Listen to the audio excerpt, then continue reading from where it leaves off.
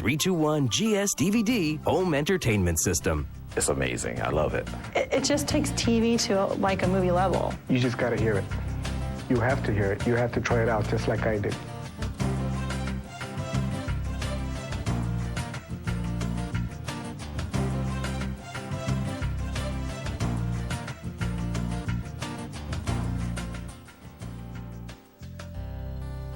The preceding was a paid presentation for Bose, the most respected name in... Great products for man's best friend at Menards. Save big on Master Helco freestanding dog kennels. They're easy to assemble and have limitless design possibilities. A 6x6 foot size is just $139 after rebate. A 6x12 foot is only $188 after rebate. Keep your dog happy with Purina Dog Chow. A 37.5-pound bag of Purina Dog Chow is just $14.99. Great products for every member of your family at low prices. Menards. Save big money at Menards.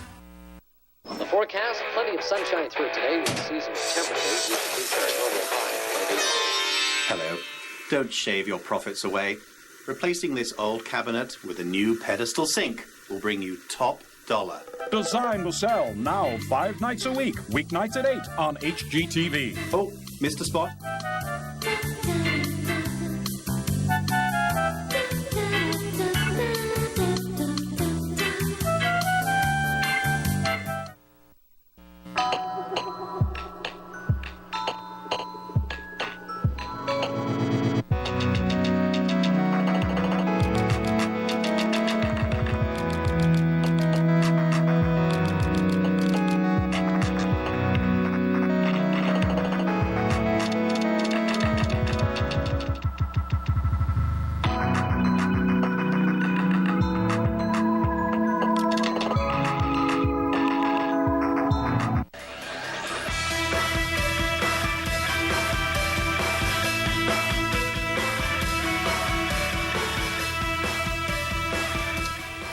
There she is, Wrigley Field, home of the hottest team in the National League, as the Cubs host the Washington Nationals and look for their first 4-game winning streak of the season.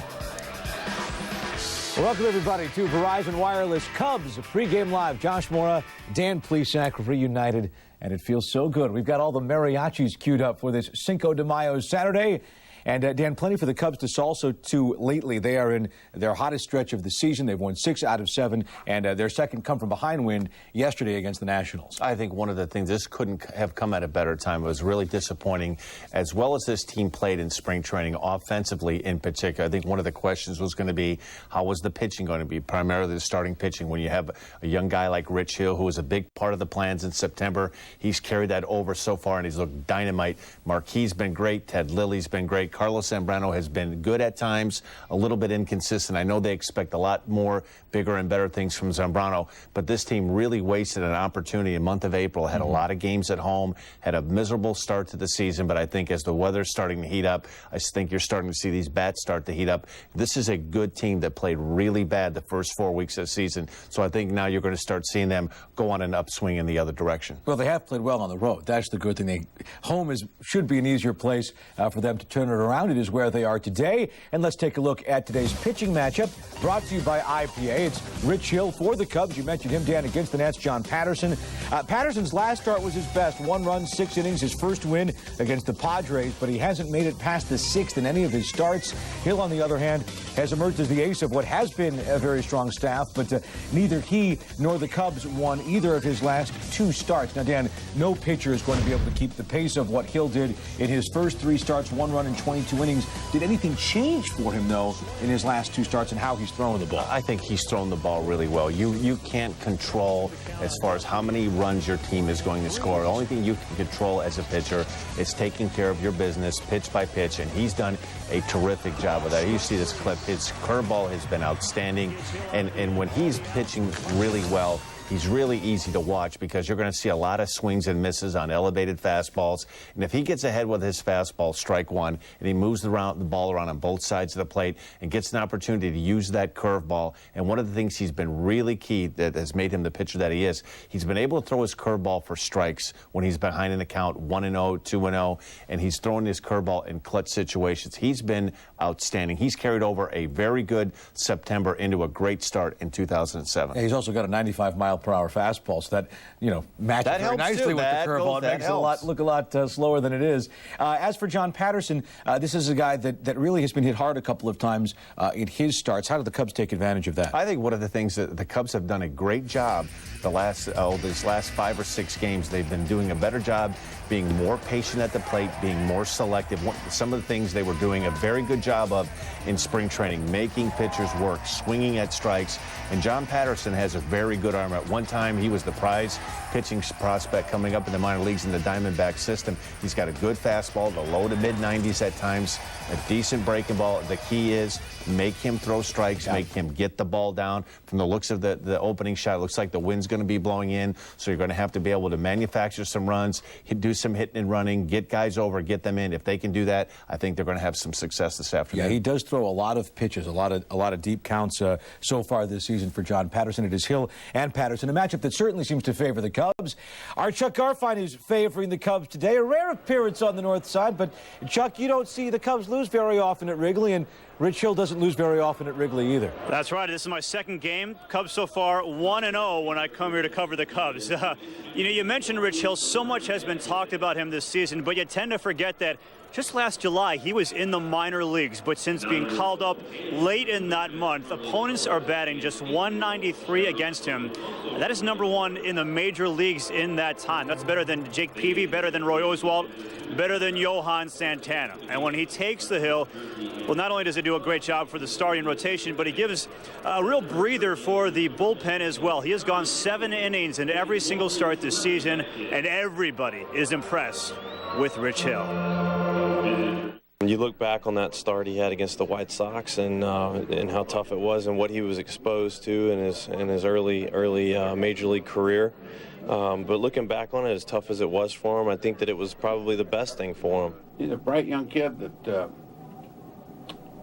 that competes very well, wants to get better, and has got pretty good stuff to go along with it.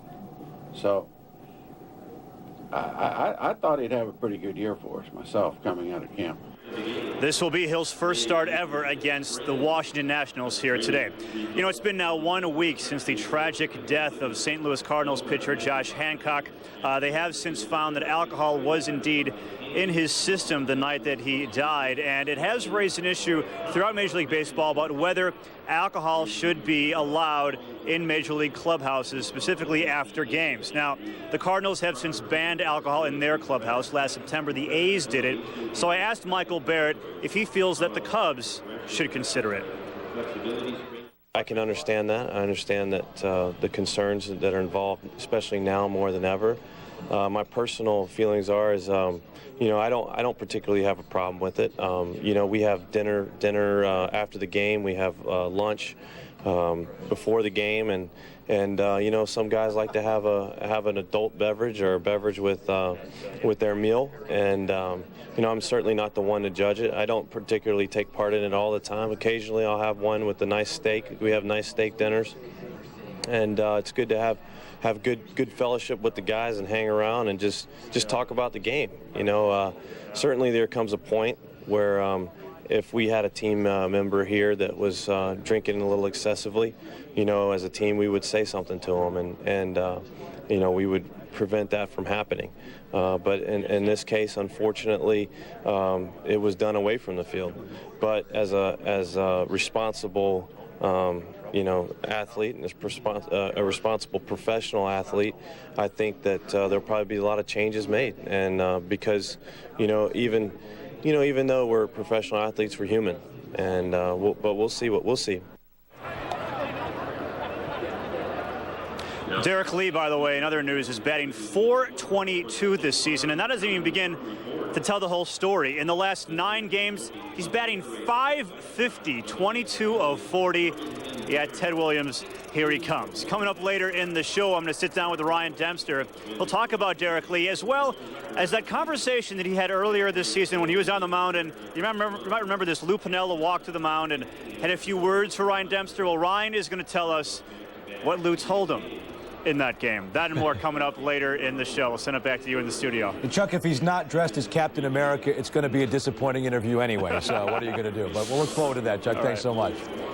Okay, let's talk a little bit about yesterday's win for the Cubs because it was such a good one. It was a 6-4 win over the Washington Nationals, one in which they earned their second come-from-behind win of the season, and it was one where they had to come from behind, Dan, because Carlos Zambrano really struggled again in the first inning. We saw a lot of good and a lot of bad from him, but he continues to struggle early in games. What do you see in his delivery that is causing that to happen? Well, one of the things that Carlos has done that's a little bit different from last year to this year, he's dropping his arm angle down a little bit more, and I think what happens every once in a while, a pitcher will have some success dropping your arm down, and you're trying to create movement on your pitch. You're trying to get the ball to sink down into a right-hander or away to a left-hander. And what happens is you start to become comfortable with doing that, and you lose your natural arm slot, and you have a tendency to get into bad habits. And you see a fastball that he works underneath. His arm angle, I guess, the easiest way to describe it, he's more of a three-quarter type arm angle, and he's almost dropping down almost, you couldn't classify it as sidearm, but his arm angle, his normal arm angle is at about this point right here, and he gets to a point where he starts throwing the ball from down here, and he starts pushing the ball, and what that does, it makes all of your pitches flat, particularly your breaking pitches. If you're not staying up on top and staying on top of the ball and throwing the ball on a downhill plane, instead of having a slider that comes in and has this type of motion, it tends to be flat, and you often hear in pitching lingo having the ball change planes. It's hard to hit a ball that's coming straight and dropping straight down. But if a ball is flat and moving, it's easy for a hitter to gauge the level that the ball is coming in on. So when he corrects it, as he did for the final 5 innings of his outing yesterday, he went 6. Is that what he does? Is he correcting that and getting that arm slot back up? It's really a matter of there's such a fine line pitching as far as being in the correct arm slot, and also what it enables to do when you're throwing the ball on a downhill plane. Not only as a hitter do you have to gauge the velocity of the pitch, you have to gauge where you want to make contact with that pitch. And when you start dropping your arm down, everything comes down on a flat arm angle. If you were to take something and throw something at somebody and stand at it and throw it straight off, after a couple of throws, it's real easy to gauge where the particular object you're going to throw it. If you would throw something at somebody from this arm angle, it's pretty much right on your eye angle. But if you would throw something on a downhill plane, you have to gauge how fast it's coming and where is it going to land. Where are you going to try to make contact with that ball as it's coming towards home plate? There's really a fine line, and you often hear this about arm angles, and so much of pitching is arm angles and deception, and one of the best at it is Greg Maddux. You always watch him pitch, and everything is coming on a downhill plane. His sinker, his changeup, everything is coming down and breaking. It's not flat and tailing. Well, the one thing we can certainly say about Zambrano is he's battling. I mean, to be able to come back from one of the things he does do, he competes, and I'll tell you what, as good as any pitcher in baseball, when he takes them out, it's certainly not from a lack of effort. I think at times his stuff is so good, and I think what you see sometimes, he's trying to create a little bit more movement than he really needs, and all it takes is 1 or 2 pitches to see that movement, to drop your arm angle down, and you see a swing and a miss, and you think, boy, I want to throw that again, and the next thing you know, you start repeating that, and you get away from your natural delivery. You know, even without his good stuff, he has 3 wins on the year already, so that's on his way towards a winning season if he can harness his stuff and continue to pitch well as May continues here. One amusing moment from the game, it occurred in the 3rd inning. The Cubs got their 3rd run on this Ryan Zimmerman throwing error. Now, Aramis Ramirez had been at second base. He rounds 3rd, accelerated into 4th gear to score, but the problem was that third base coach Mike Quade was already in the intersection, and bang! Well, you know, that's the case there. I'm not sure if that... Probably the only one that hasn't seen it so far, so I lived it. I don't need to see it again, so. How many phone calls have you gotten? Lots. And I'm not a phone call guy, so way too many.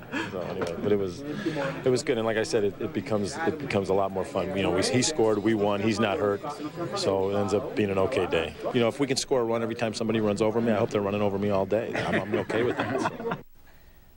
It's a funny situation. The only thing I will say, if he was taking a charging foul there, he got his self-planted correct. The only thing he didn't do, you want to teach your basketball players to keep your hands inside your body. He had his hands out this way. It was a charging foul, so no basket, 2 free throws. Well, Lupinella said it was a good thing. Because Rami was going to score. He isn't sure that Quade would have if he'd been the runner. So that was an amusing moment from the game, and one everybody could laugh at because everyone was okay and because the Cubs won.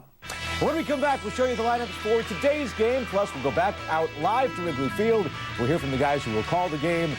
We are about 21 minutes or so to the first pitch. The Cubs and the Nationals. Ted Lilly signing autographs. More Verizon Wireless pregame live coming up after this.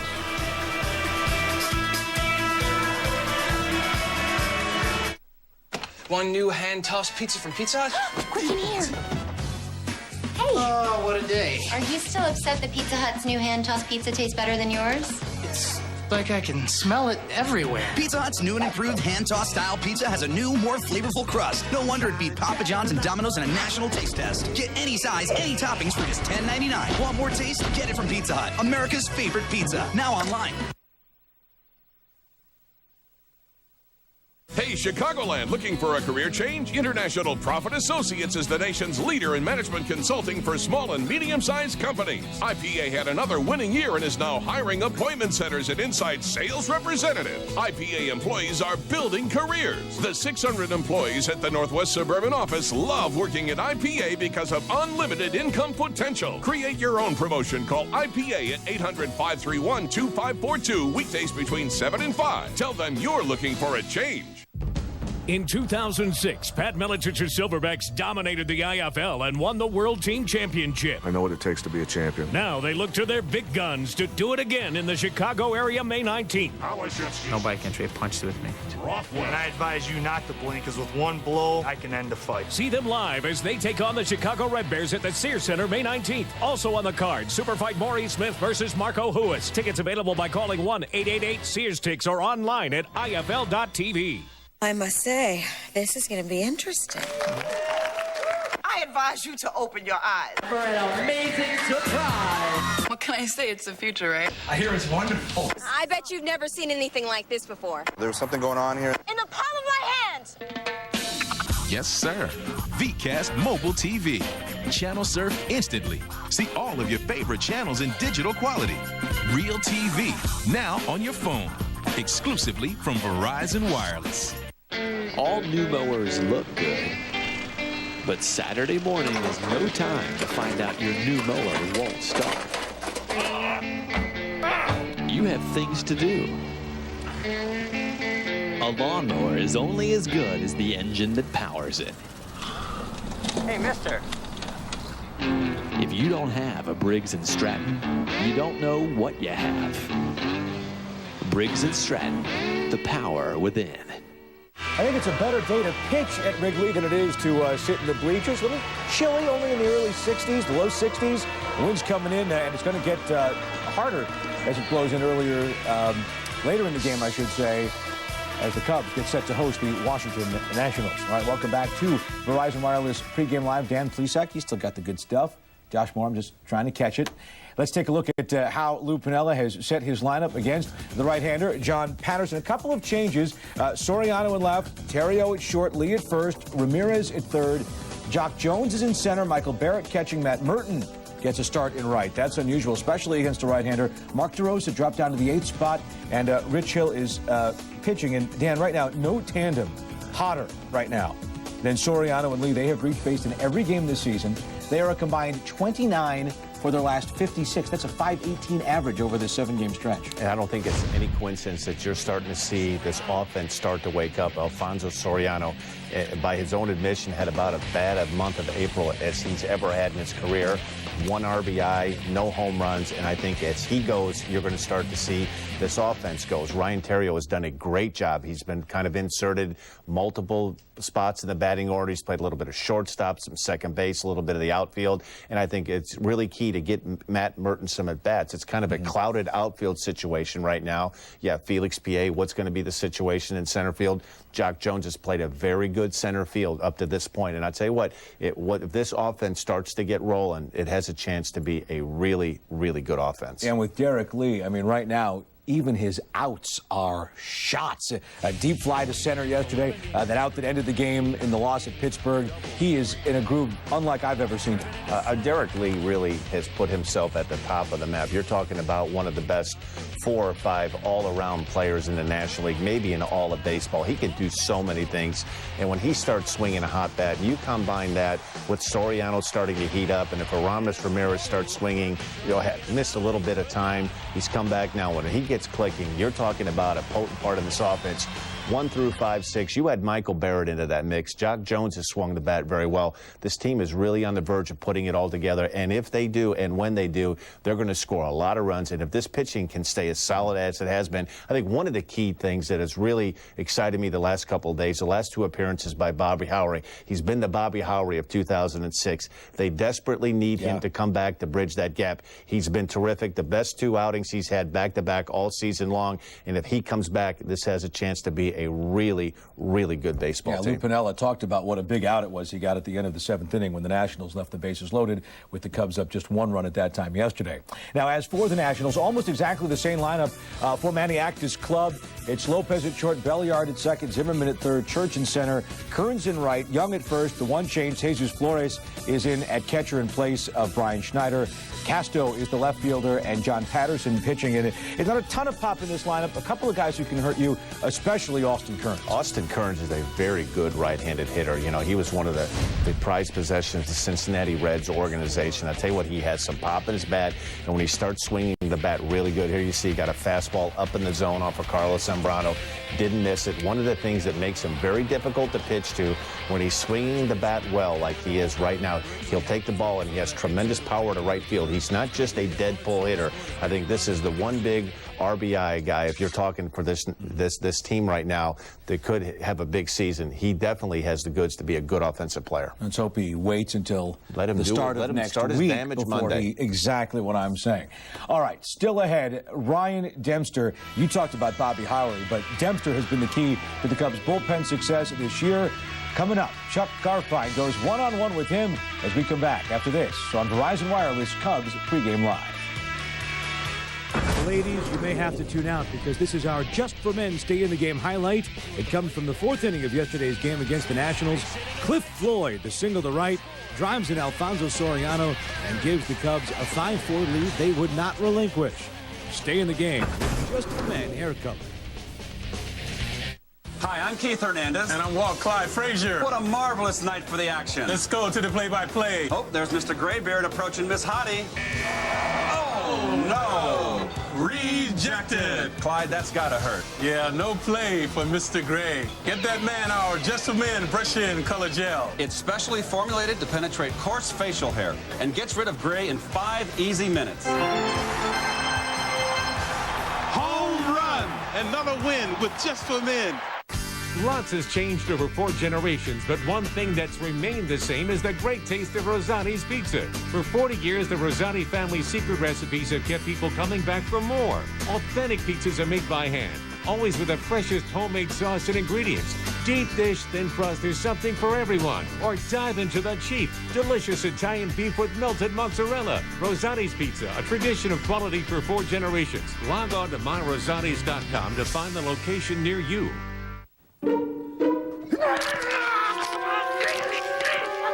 You don't have to be stuck with your old windows all summer. Hand me the phone. Call 866-4FEL. DCO. Right now, Feldco can save you thousands with no interest or payments till next year. Our polite, hard-working professionals will take care of it all, starting with a free estimate. Savings add up quick. Call now. What was that number again? For quality windows, siding, and doors, call 866-4Feldco. All month long, That is a lot. you can see a bona fide outer space alien in a brand new episode of an out-of-this-world Cartoon Network original show. Starting with Foster's Home for Imaginary Friends. And Ed and Eddie. My gym partner's a monkey. Camp Laszlo after that. Then the grim adventures of Billy and Mandy. All during the month of May. It's a new alienated episode each week, all leading up to all 5 shows back-to-back in one out-of-this-world miniseries only on Cartoon Network. At Reynolds Ford, we'll get you into a new or used vehicle with no hassle or embarrassment. I recently started a new job and needed reliable transportation. Faced with previous poor credit and rejected for loans at other dealerships, I called the Reynolds Ford 800 credit line. A salesperson called me, picked me up at my house. That day, I was driving the truck of my dreams. Just fulfill these 3 objectives, then call this number. Reynolds Ford, home of the deal makers. The Bulls, Blackhawks, Cubs, and White Sox. Comcast Sportsnet.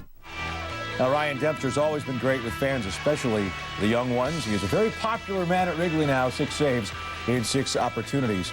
You know, otherwise, Dempster hardly looks like the same guy as he was a year ago. He's in great shape. His uniform is like an Afghan around him. He's so thin, and he's pitching lights out.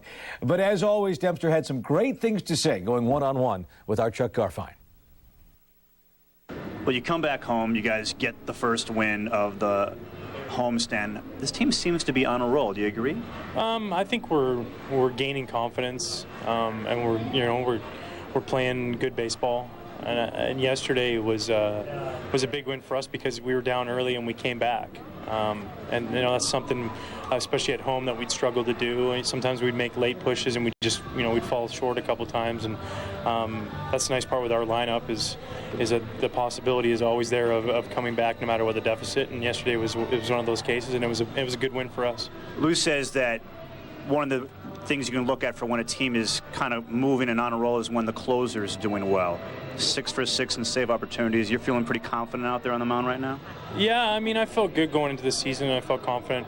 I just try to go out there every day and just get my work in and be prepared so that when they do call down that I can go in and do the best I can. And things have been going well for me, but that's also a case of the guys in front of me doing a good job, and our starters have been going deep into ball games, and so that's allowed everybody down the bullpen to kind of fill their roles and do their job, and it's kind of been a whole team effort, which has been really nice. When you're on the mound and you've had a bad outing and he comes out, what's that like, seeing him make that walk? I don't know, my first outing of the year he came out and he told me the spread was getting cold, so hurry up and get it over with. No, I mean, he's a very passionate guy, and he wants to win, and that's good. And so do all of us, and we want to win for him, we want to win for ourselves, and we want to win for the fans, and that's important. Hey, good luck today, all right? Thank you. Hopefully another Cubs victory. We'll send it back to you. All right, guys, thanks very much. Glad to know. Now we know exactly what Lou said in that conversation in Cincinnati. After his loss to St. Louis, he gave up the home run to Pujols. A bunch of the Sharpies in the press box complained Dempster can never be a true closer because he's not a strikeout guy. Do you agree with any part of that premise, that he isn't a strikeout guy, or that you have to be a strikeout guy to be an effective closer? There's something to that. It helps to be a strikeout type of pitcher because you're going to be brought in some tough situations. You'll need to be first and third and one out if you're not a ground ball pitcher to try to get a strikeout. But Ryan Dempster can be a strikeout pitcher. I think at times he's his own worst enemy. When he's throwing strikes and he's aggressive in the strike zone, getting ahead, strike one, he has a couple of options to strike people out. He's got a terrific split finger, and he's got a very good slider. The key for him in all the games that he has struggled, particularly you go back to last year, a lot of the problems he brought on to himself. Ball one, ball two, pitching himself into counts where he has to throw fastballs, or if you're going to throw breaking balls 2-1, 3-1, you can't throw strikeout breaking balls and bounce them. And then you have to throw breaking balls in the strike zone, and then those tend to get hit. And I think if he's able to get strike one and use his fastball, I think a lot of times, not only Ryan Dempster, but most pitchers don't give themselves enough credit for their fastball. He has a very good fastball, a lively fastball, and when he's aggressive with that strike one, gives himself a lot more options. Yeah, in his first 9 pitches yesterday, it was 1 ball and 8 strikes, leading to what was a pretty routine save for him. Now time for Dan Plesac's Lexus keys to the game, so I'm going to just hand you the wheel and let you drive him home. I think one of the big keys, this game with the wind blowing in, is going to be probably much dominated by pitching. The Cubs, hopefully going into this, Rich Hill will continue to be the Rich Hill that he's been the second half of the season, primarily the month of September. Got off to a great start so far this season. He looks like he has a chance to be one of the better left-handed pitchers in the National League. He's been terrific, and I think one of the big keys this Cub offense to continue to be selective, swing at strikes. They've done a good job of this the last 4 or 5 games. If they do that, much more important. Yeah, and they're really hitting the ball well right now. We'll see if they can continue it against John Patterson. We're going to have sports updates throughout the game, and we're also going to put a bow on the ball game with post-game live afterwards. But we've got baseball ahead. Len Casper and Bob Brenly the call of the Cubs and the Washington Nationals live from Wrigley Field next on Comcast Sportsnet.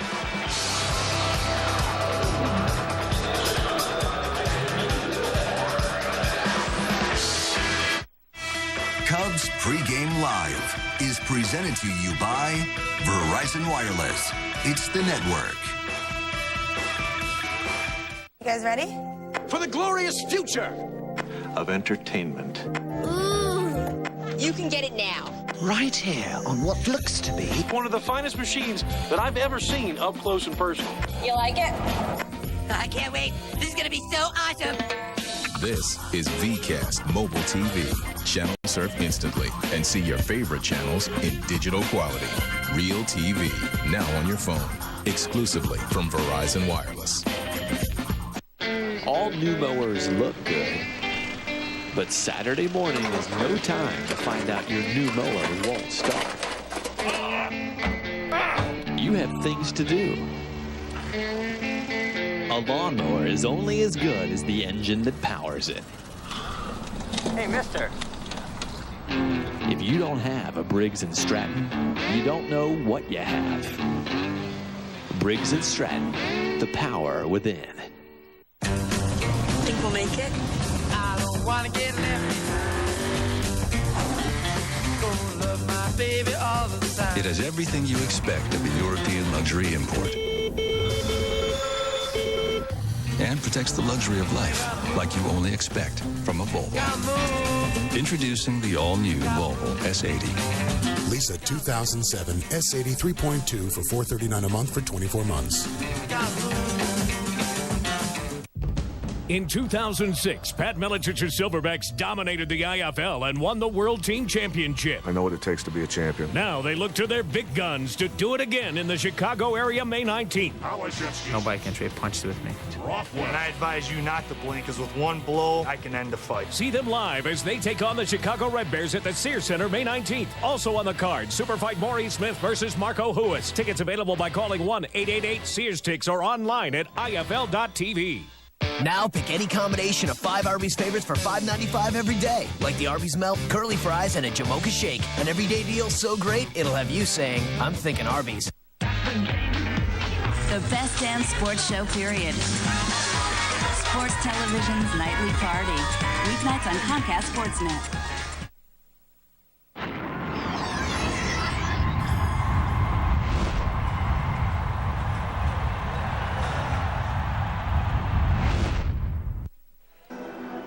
Rich Hill takes the mound this afternoon, and the southpaw has been great for the bullpen, pitching into the 7th in each of his first 5 starts. The Cubs look to make it 4 in a row as they take on the Washington Nationals. Next.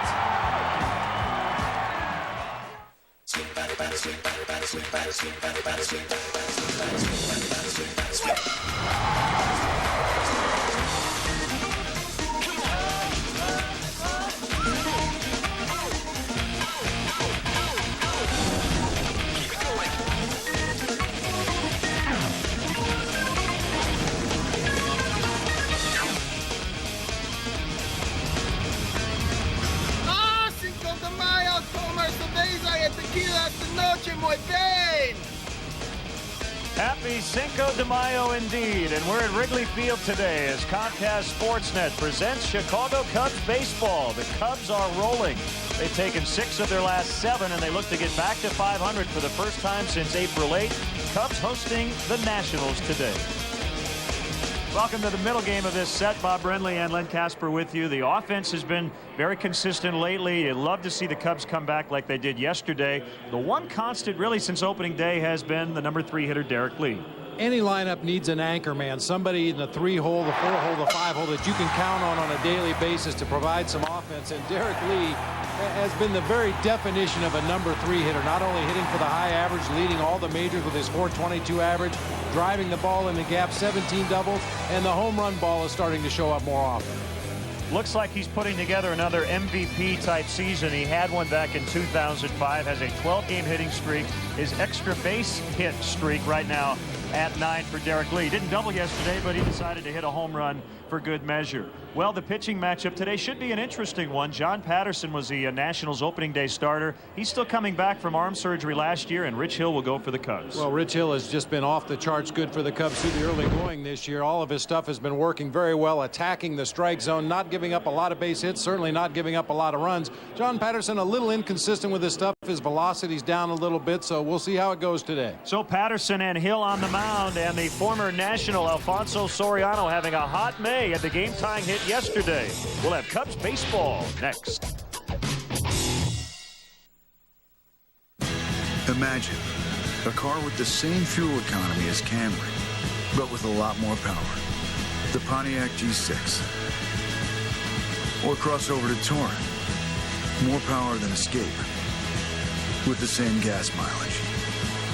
The new Pontiac, designed for action. Every 2007 G6 comes with the best coverage in America and a great starting at price, too. For more information, visit PontiacDrive.com. Lucky you. Your local True Value has everything you need to take care of life's little surprises, and you'll get in and out fast. True Value. Help is just around the corner. Replace it, repair it, restore it, enjoy it at K&K True Value Hardware, 18th and Grant Street in Bettendorf.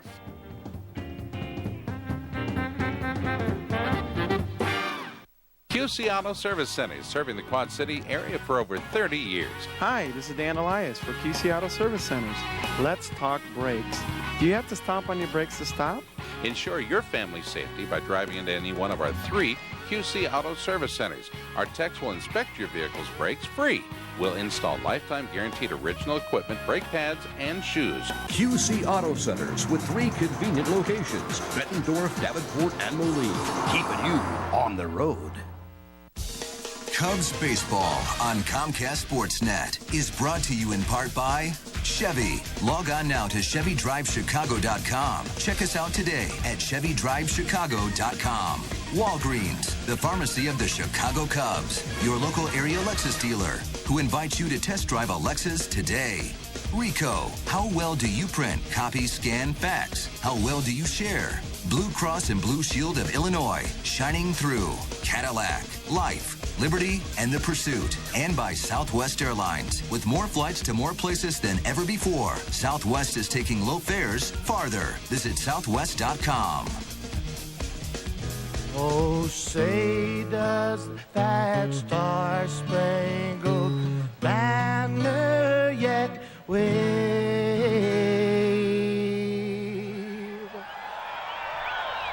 o'er the land of the free and the home of the brave.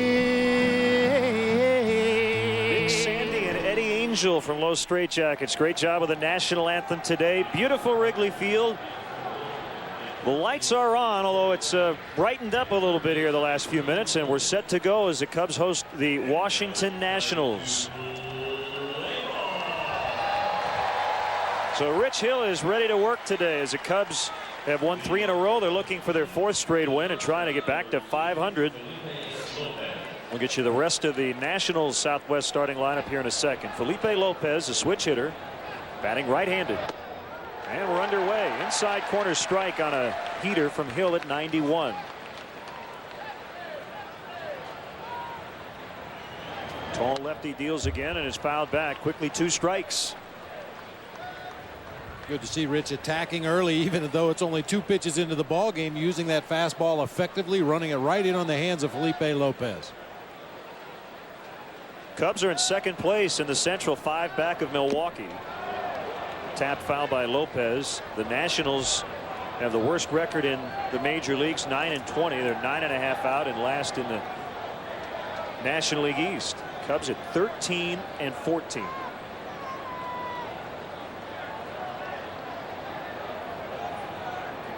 Another 0-2 is on the way. High chopper to second base. Handled by Mark DeRosa, and that's the first out. Now the rest of the Nationals lineup is written out by Manny Acta, their first-year manager. Belliard at second, Zimmerman, Church, Kearns, Dimitri Young at first, Jesus Flores is the catcher. Casto and Patterson round out their Southwest starting lineup.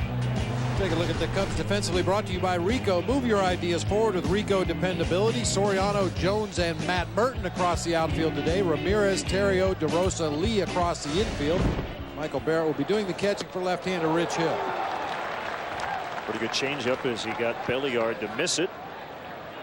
And Rich looking for a better first inning than Zambrano had yesterday. Carlos settled down and went 5 scoreless innings after giving up 4 in the first. The Cubs would go on to score 6 unanswered runs with the comeback win. In the hole, Terrio with a long throw, got rid of it quickly, and gets Belliard by a couple steps.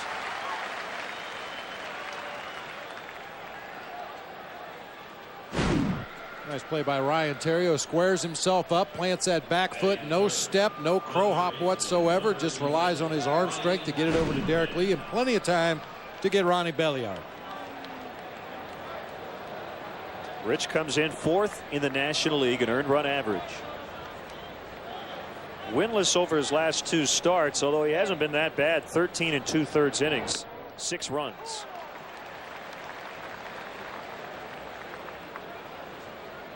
And he's looking for his first career win in the month of May. Last year was a disaster in May.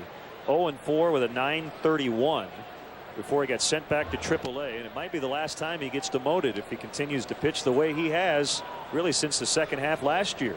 It's hard to believe, going back to, as you said, to the second half last year and the first month of this season, that this guy's ever going to pitch anywhere but the big leagues. Curveball a little bit outside on Zimmerman. And the count is now 2-1. Carlos got the win. Great work by the bullpen, in particular Bob Howry. And then Ryan Dempster closed him out with a scoreless 9th. I thought it was really good to see Carlos make some adjustments during the course of the ball game. You see he gave up 6 hits, 3 of those in the first inning when he gave up 4 runs. First base runner of the day is Zimmerman with a 2-out single. I'll tell you, as the offense starts to heat up more and more and bounce back from deficits in ball games, that can only help the pitching staff. They understand they don't have to be perfect. They can give up a couple of runs here and there, and their offense is going to find a way to get back in the ball game. I mean, that had all the earmarks of a terrible outing for Carlos Zambrano yesterday after giving up the 4 first-run innings, but managed to right the ship, keep his team in the ball game, and the offense came back and made it pay.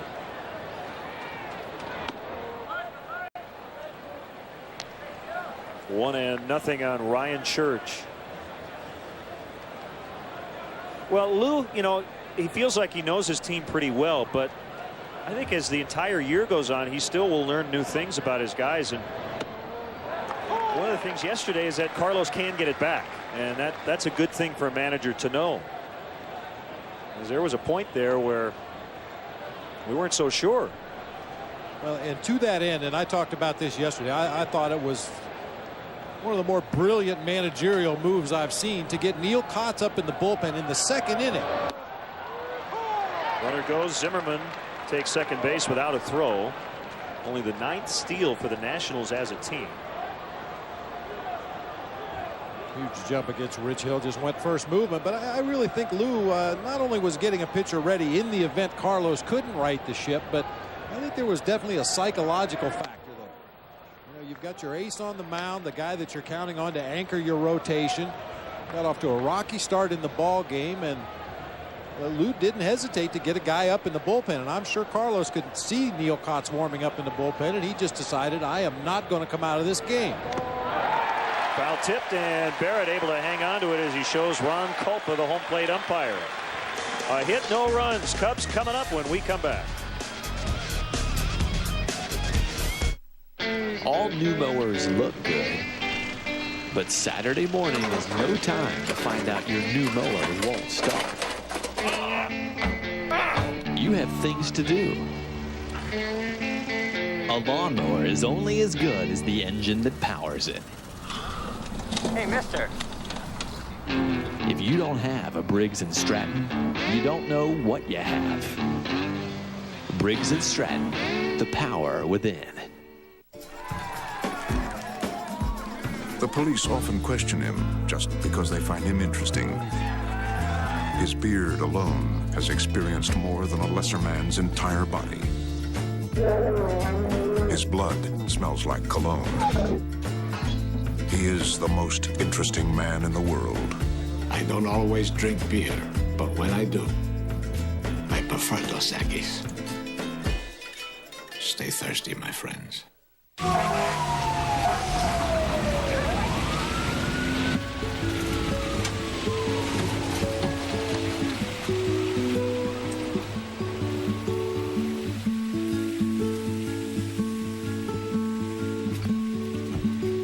The safest accident is the one that never happens. The 2008 Lexus RX with 14 actively safe features. Learn more at activelysafe.com. Now ready for the Cubs Southwest starting lineup is written out by Lou Piniella. Alfonso Soriano up to 315. Ryan Theriot 324. Look at Derek Lee leading the world at 422. Ramirez, Jones, and Barrett in the middle. Merton, DeRosa, and Hill at the bottom. Take a look at the Nationals defensively. Corey Casto in left, Ryan Church in center, Austin Kearns over in right field, Zimmerman, Lopez, Belliard, Dimitri Young across the infield. Long line of Flores catching today for right-hander John Patterson. John Patterson, the former Arizona Diamondback, was a very hard thrower in the early stages of his career, mid to upper 90s. Now throws in the high 80s, has a big over-the-top curveball, a slider that he'll use on righties and lefties. Doesn't really throw a straight changeup. And the game conditions 53 degrees. Winds out of the northeast at 7. Let's hope we stay away from the showers until later. Cubs will try to send John Patterson to the showers early. And he misses ball 1 on Soriano.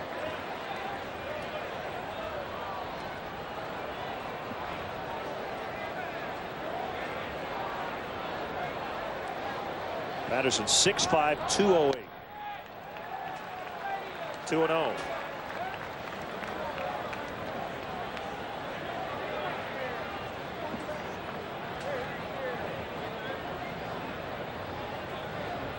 Feeling pretty good about the way his ball club is playing. Good rip. He fouled it back. Well, I think that's the biggest difference, Len, over the last 5 or 6 ball games. The hitters are being much more patient. They're getting better pitches to hit, not chasing those borderline pitchers' pitches and making some easy outs. Getting themselves in good counts like Soriano did here and really letting the bat go on the 2-0 swing. A wind and the pitch. Ground ball to third. Gobbled up by Ryan Zimmerman. Not a great throw, but Young was able to tag Soriano. Zimmerman with an error yesterday, leading to an unearned run. He's made 7 on the year. And the Nationals with 27, the most in the majors.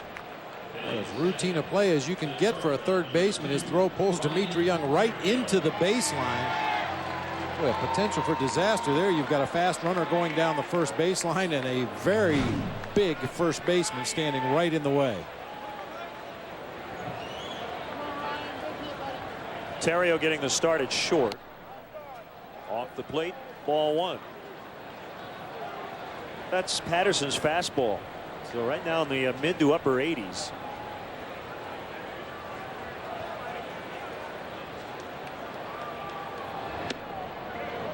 Missed again, and his body language would tell you that he wanted that pitch, but he didn't get it. That's kind of been a trademark of John Patterson throughout his career in the minor leagues and the major leagues. Adversity tends to show in his body language out there on the mound. When he's throwing well, he gets the ball back from the catcher, gets back up on the rubber quickly. When he's not, he'll do what he's doing right now. Shake his head, slump his shoulders, look around.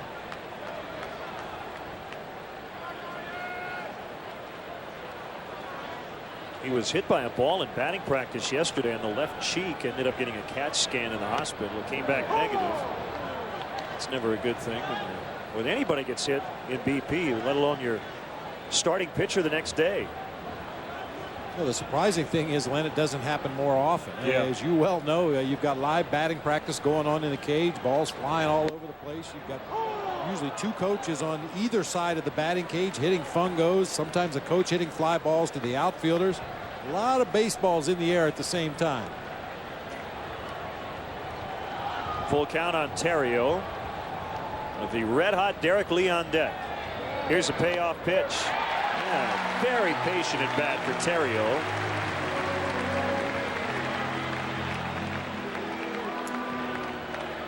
He's been getting a chance to be the guy at shortstop. We've seen his tourists a little bit this past week.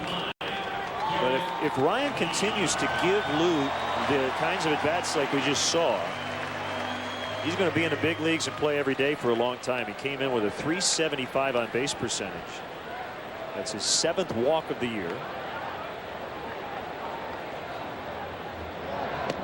Well, we've talked about it before, Bob. You give up a little bit defensively, but Ryan Terrio is the kind of guy you want in your offensive lineup. And I don't really think we give up that much defensively. He's not as smooth and as silky as Cesar Torres or other everyday shortstops in the major leagues, but more of a grinder in the David Eckstein mode. Next time. The tag is in time. Belliard with a quick snap tag. Ontario saying, I got in there, but Flores guns him down. Second time Ryan's been caught. It's a decent jump over there at first base. Patterson got rid of the ball fairly quick for a big tall guy. It looked like Ryan got the foot in there on the bag. Our low jack caught stealing. Jesus Flores with a laser beam right on the bag. You see Belliard came up with the glove. When he went back to slap the tag, it looked like he went right over the foot of Ryan Terrio before tagging him up higher on the calf. It's one of those calls at second base where if the ball beats you, they're going to call you out.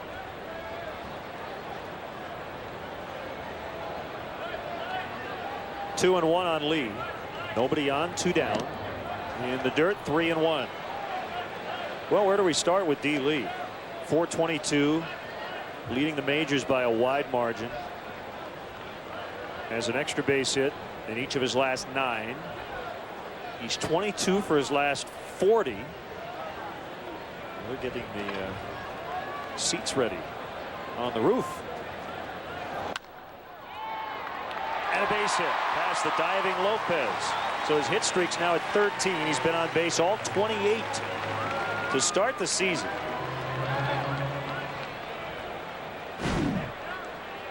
Hard ground ball through the left side. You know, you ask where do you start with Derek Lee. I go back to the series in Pittsburgh, Len, when he was thrown out trying to advance from second to third base. If there was ever a player in the major leagues that should be content with his performance, it's Derek Lee. He is absolutely tearing this league apart. But he was upset with himself because he got thrown out at third base trying to advance on a wild pitch, slammed his helmet down on the ground, and that shows me what's important to Derek Lee. Playing the game the right way, doing the right thing. Another base hit. And Lee will put on the brakes at second. So Ramirez with his second knock of the series. And 2 down for Jock Jones, who had a terrific day all around yesterday. Nice piece of hitting by Aramis Ramirez. Takes a hanging breaking ball up and out over the plate. Just shoots it into the opposite field. I mentioned Patterson with his fastball that we've seen in the mid to upper 80s at this point.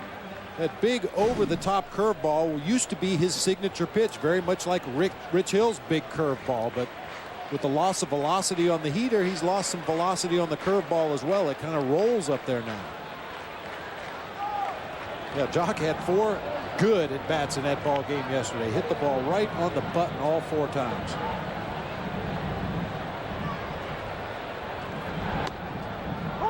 The surgery Patterson had last year in the forearm/elbow area. I don't know if you read the description of it. The Lacertus fibrosis was released and the median nerve was explored and decompressed. It doesn't end there, though. Several areas of constriction within the nerve were released. Are you writing this down? I'm memorizing. Thus leaving the nerve healthy and free of compression. Nothing worse than a compressed nerve or a depressed nerve.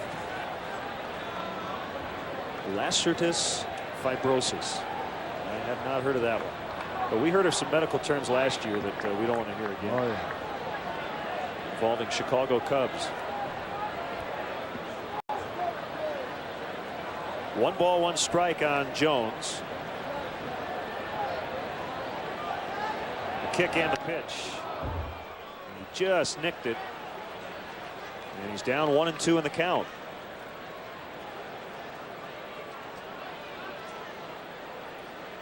A cool day, but a spring-like afternoon. And the wind blowing in once again.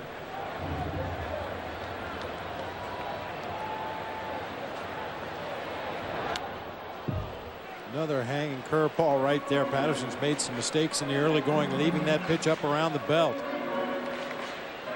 You know, every team has an offensive game plan going in against an opposing pitcher. What is he likely to throw first pitch? What does he like to throw when he's ahead in the count? What does he like to throw when he's behind in the count?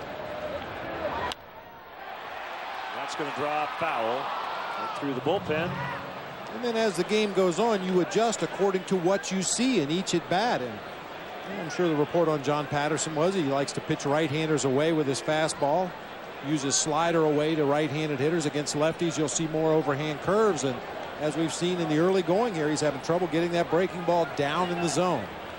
So maybe you make an adjustment your second time through.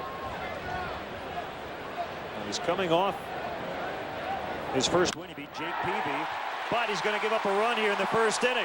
Derek Lee coming around. He'll score.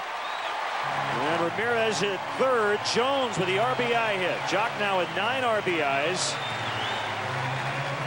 You love to see all this with 2 outs, and after that caught stealing of Terrio, the Cubs said, hey, we'll get a run anyway. And they're not done yet. Another breaking ball that hangs up there for Jock Jones. Just smacks that ball into the gap in right center. Good base running by Aramis Ramirez. He didn't even hesitate around second base. Easily goes from first to third. Now you're right. You know, Terrio gets thrown out, and there was a time earlier this season when you could almost feel the deflating effect that would have on the offense. That has not been the case over the last 5 or 6 ball games. The Cubs seem to be able to overcome the mistakes that they make over the course of a game. Now Michael trying to get it going here. 0 for his last 13, 1 for his last 21. Average down in the 230s. And he hits it in the air to right, bringing Kearns in. And Kearns will keep on heading toward the Nationals dugout, but the Cubs get a run on 3 hits. It's 1-0 after 1.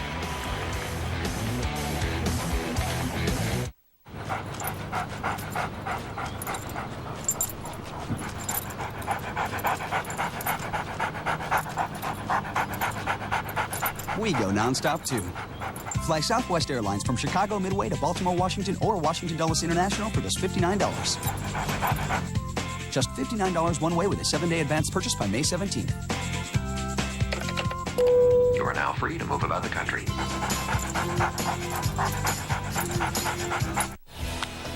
Experience a Cubs game at historic Wrigley Field. Individual tickets are available for upcoming games. Get your tickets now by calling 1-800-THE-CUBS, visiting the Wrigley Field box office, or by logging on to Cubs.com. See you at beautiful Wrigley Field. You like the neighborhood so far? Oh, it's great. But I was wondering what pharmacy you use. Oh, let me show you. There's one right around the corner. Here's the one near my office. This is the pharmacy near my in-laws. If only everyone knew that every Walgreens is their Walgreens. I'll show you the one people use on vacation. Fortunately, if you have a prescription at one Walgreens, you can easily pick up your refill at any location and change locations whenever you like. Wednesday, the Cubs take the field on Comcast Sportsnet. Derek Lee and the Cubs are primed for victory when they host the Pirates in HD, followed by Cubs postgame live. Cubs Pirates Wednesday at 7 on Comcast Sportsnet. Fans' best friend. After every playoff game, don't miss Toyota Bulls postgame live on Comcast Sportsnet. Mark Shanowski, Norm Van Leer, and Kendall Gill break down all the action and bring you instant postgame reaction. Toyota Bulls postgame live tonight only on Comcast Sportsnet. Today's Walgreens Celebrity Bat Kids getting an autograph from Matt Merton. Anthony Kubicek, age 9 from Lake Forest. Charlie Cronin, age 8 from Lake Forest as well. To be a Walgreens Celebrity Bat Kid, send your name, age, address, phone number, and gender. Also parent or guardian signature to WGN Radio. Good luck. Happy Cinco de Mayo. Here's a look. May 5th, 2007.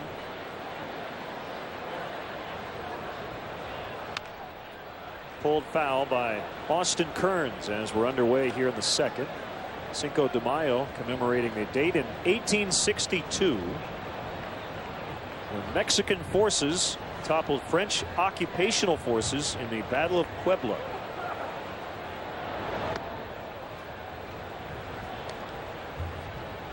The French actually fought somebody? Yeah. What a shot. That was 145 years ago today. On this date. It's caught by Matt Merton. And just 14 years later, the Chicago National League franchise was born.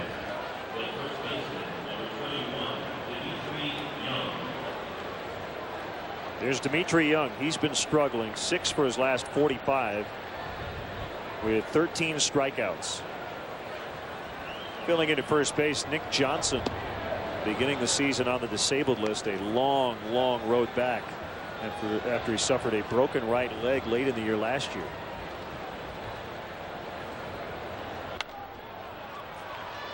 Slicing toward the seats and back out of play.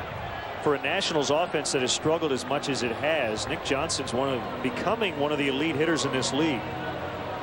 That's a big loss for them.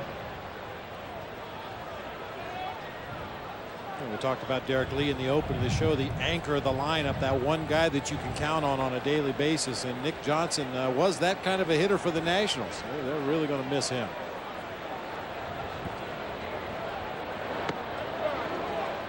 Inside, 2 balls and a strike on the veteran Dimitri Young.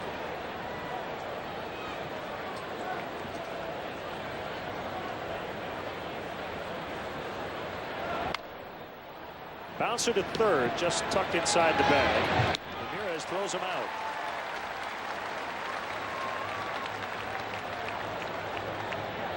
Bob, Rich has been so good against everybody, but this is the first time the Nationals have ever seen him. You would think he has even more of an advantage. Absolutely. There's only so much you can glean from watching videotape and reading the scouting reports. You actually need to stand in that batter's box and see where a guy's release point is. How quickly can you pick up the ball? And that's one thing we've heard consistently around the National League. When teams face Rich Hill, they just don't get a real good look at him. When you watch his delivery, gives you the big leg kick. You see the right elbow going high in the air, leading with that glove. And then suddenly the throwing arm comes through behind it, and hitters just don't get a real good look at Rich Hill. Only 3 hitters in this lineup had previous at bats against him with other teams. It's the big curve ball.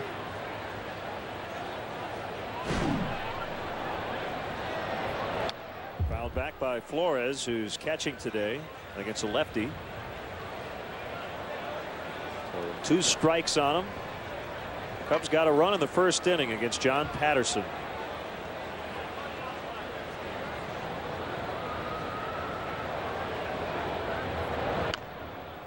Another foul. This one over the Cubs dugout.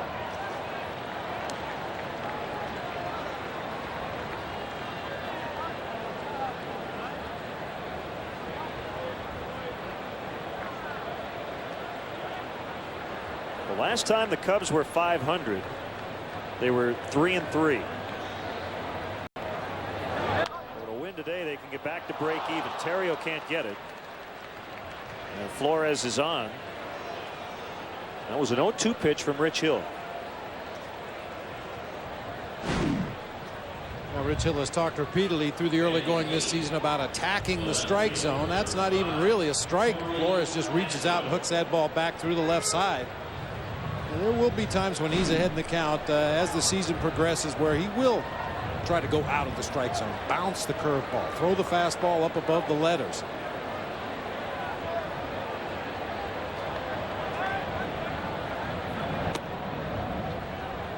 Outside on a fastball on Casto.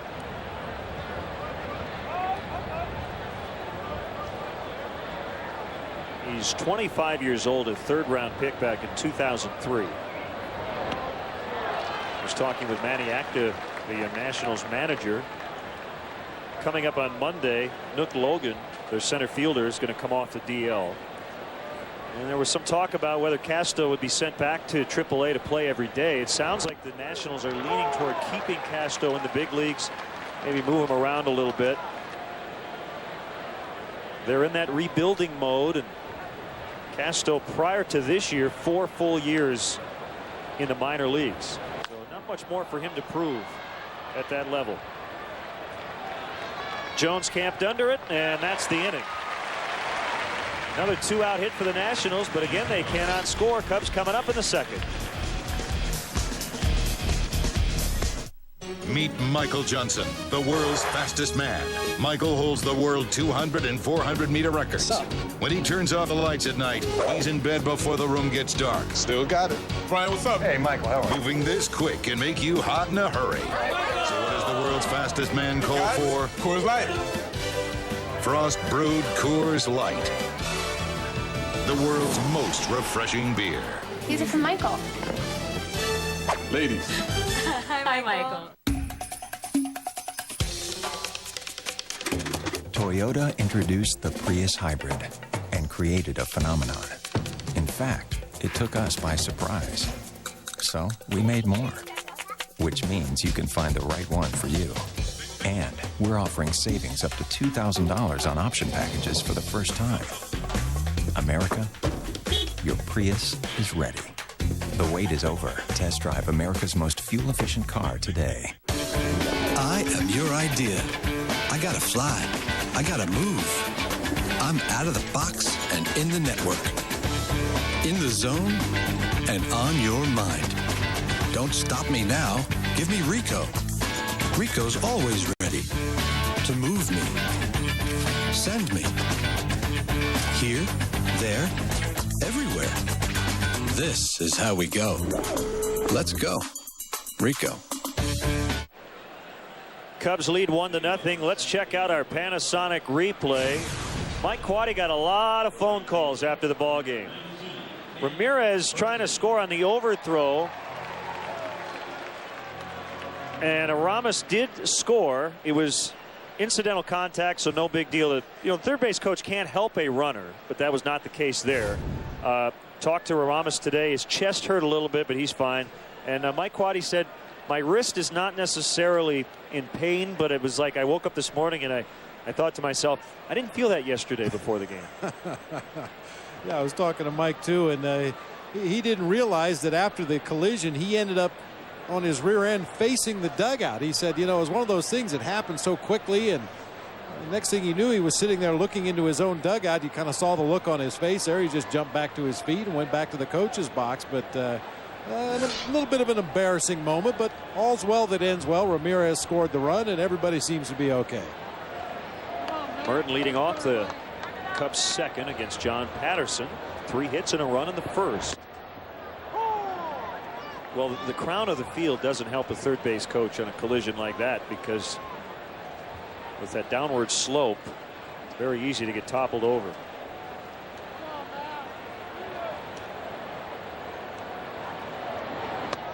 That's high. 1-1. Well, there's no doubt it was an offensive foul. Mike had his feet planted. He wasn't moving. Took the charge.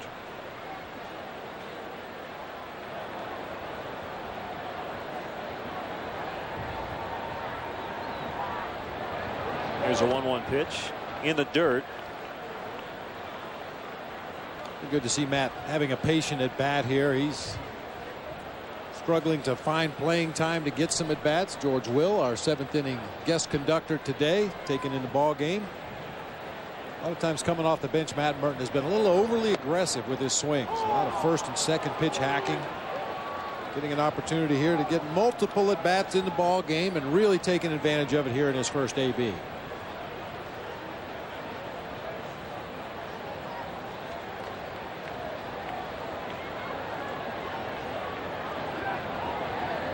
The 2-2 from Patterson. Ground ball toward the shortstop. Lopez. And he airmailed it. Look out. That went over everything. And a barehanded play by a fan right behind the first section. So Merton will head to second on the overthrow by Lopez. Once again, about as routine a play as you can imagine. Lopez just gets underneath the ball and airmails it over the dugout. Deflected off somebody in the front row. Now watch this guy. Didn't catch it. He caught it. Oh, going down. Fortunately, he's okay. Unfortunately, Dorothy's okay too. Yeah, Dorothy's a regular. She sits in that seat every day. She was yelling at the Nationals, tell your shortstop to get it down a little bit. Oh, I'm sure she didn't mind that it helped the Cubs. Checking out her glasses. Yeah.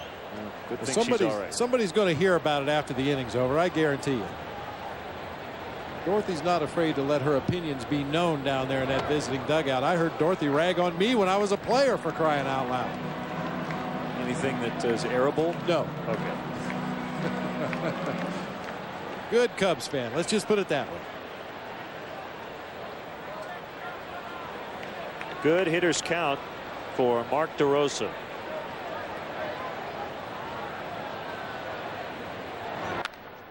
And a base hit. Merton originally was going back to the second base bag. He'll end up at third. With that ball in front of him, his initial reaction was to retreat, but it got through. And the Cubs are in business. Now Merton reacts to a ground ball hit to his right. The rule of thumb is freeze until you see that ball get through, and that's what Merton does. Advances now on to third base. I'm talking to Mark DeRosa before the ball game today. He said his first at bat yesterday when he struck out was the worst at bat of his career. I said that's pretty tough on yourself. He said no, it was awful. He said I didn't know where the strike zone was. Mechanically, he had gotten into some bad habits. And that's where video really helps a hitter. Bunted by Hill. Merton holding at third, and Rich just trying to move that runner to second, which he does. Nice job by Rich. Hill puts down the sac bunt to put two runners into scoring position. But DeRosa looked at some videotape, and mostly to check the pitches. He thought maybe the umpire missed some pitches on him, but when he went back to look at the videotapers, you get another look at Rich Hill perfectly executing the sac bunt. Mark DeRosa found that mechanically he was in a different spot in the batter's box, and that changes your complete view of the strike zone. So made some minor adjustments this morning, and good results right away. Gets a base hit his first at bat. And has a chance to score. He's at second. Merton ahead of him at third. Young playing in at first base. Zimmerman in maybe a step or two at third. They're back up the middle.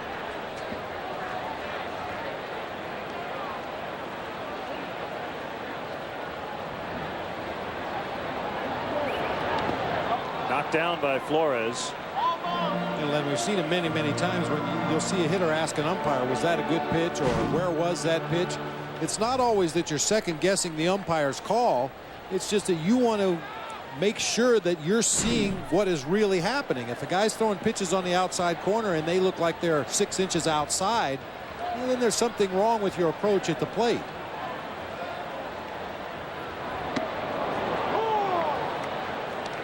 Depending on the answer you get, would a guy maybe move in the batter's box? I've seen it happen before, yeah. Especially if an umpire is consistently calling, maybe an inch or so off the outside corner, and rather than ask him, is that a strike, you say, was that on the corner? Was that on the white part of the plate? You try to establish exactly where the pitch was, and if the umpire is truthful, then you might have to make an adjustment. Swing and a miss by Alfonso. 1 ball, 2 strikes.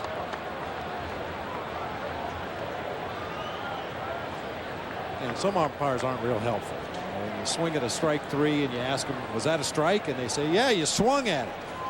Well, I mean, would that have been a called strike? It doesn't matter. You swung at it. All right. I guess I'll check the videotape. Not into hypotheticals.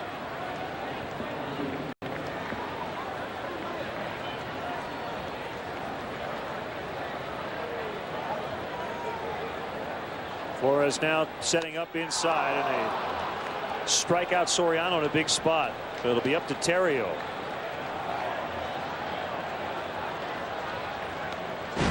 That's kind of been the book on Soriano.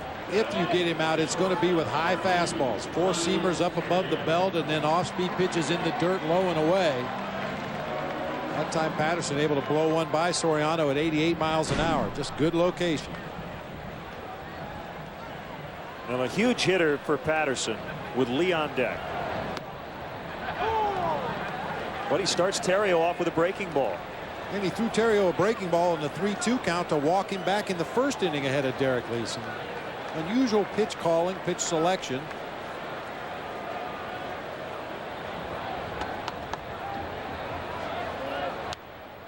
Fouled away, 2 strikes.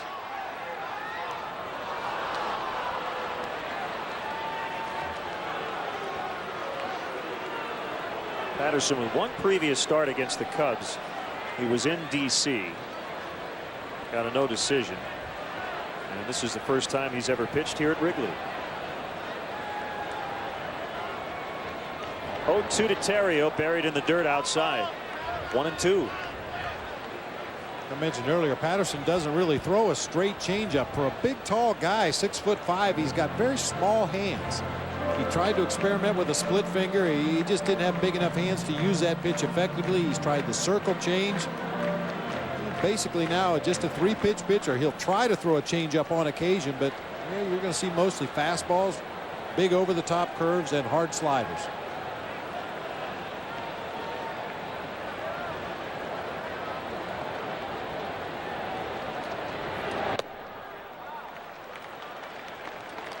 Two and two. That was a pitch they got Soriano to miss. A fastball up and in.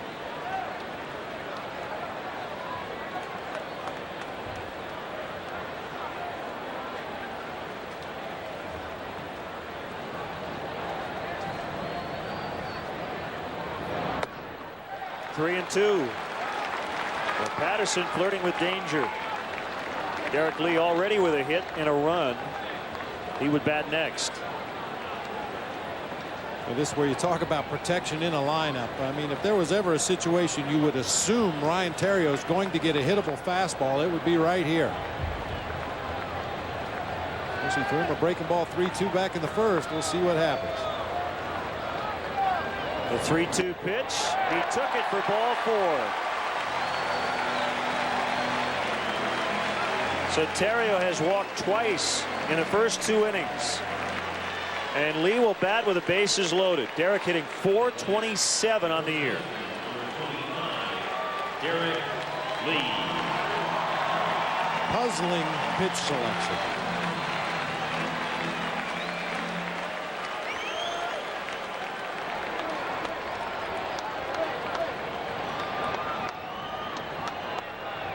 The offering to Lee. And a curveball a little bit up. It's that body language I was talking about earlier.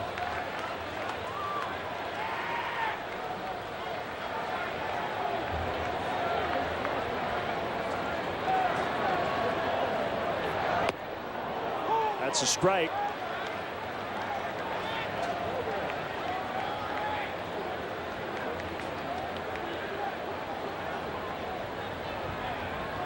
Bases loaded. Merton at third, DeRosa the runner at second, Terrios at first. Ground ball, Zimmerman is going to throw to first, and the Cubs leave them loaded. They've stranded 5 in the first 2 innings, but they lead the Nationals 1-0.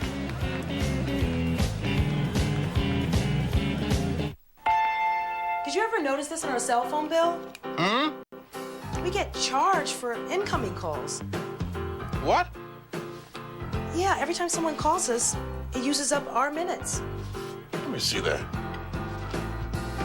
Most wireless companies charge you for calls you don't make. With U.S. Cellular, you get unlimited Call Me minutes, so all incoming calls are free. U.S. Cellular is wireless where you matter most. U.S. Cellular. We connect with you. This copyrighted telecast is presented by authority of the Chicago Cubs and may not be reproduced or retransmitted in any form. and the accounts and descriptions of this game may not be disseminated without the express written consent of the Chicago Cubs. Everyone has friends. There's online friends. Friends to go out with on a Saturday night. Friends to hang out with and do nothing. Friends who show up on moving day. And then there are the friends who'll be there if someone is dealing with a mental illness. Are you one of those friends?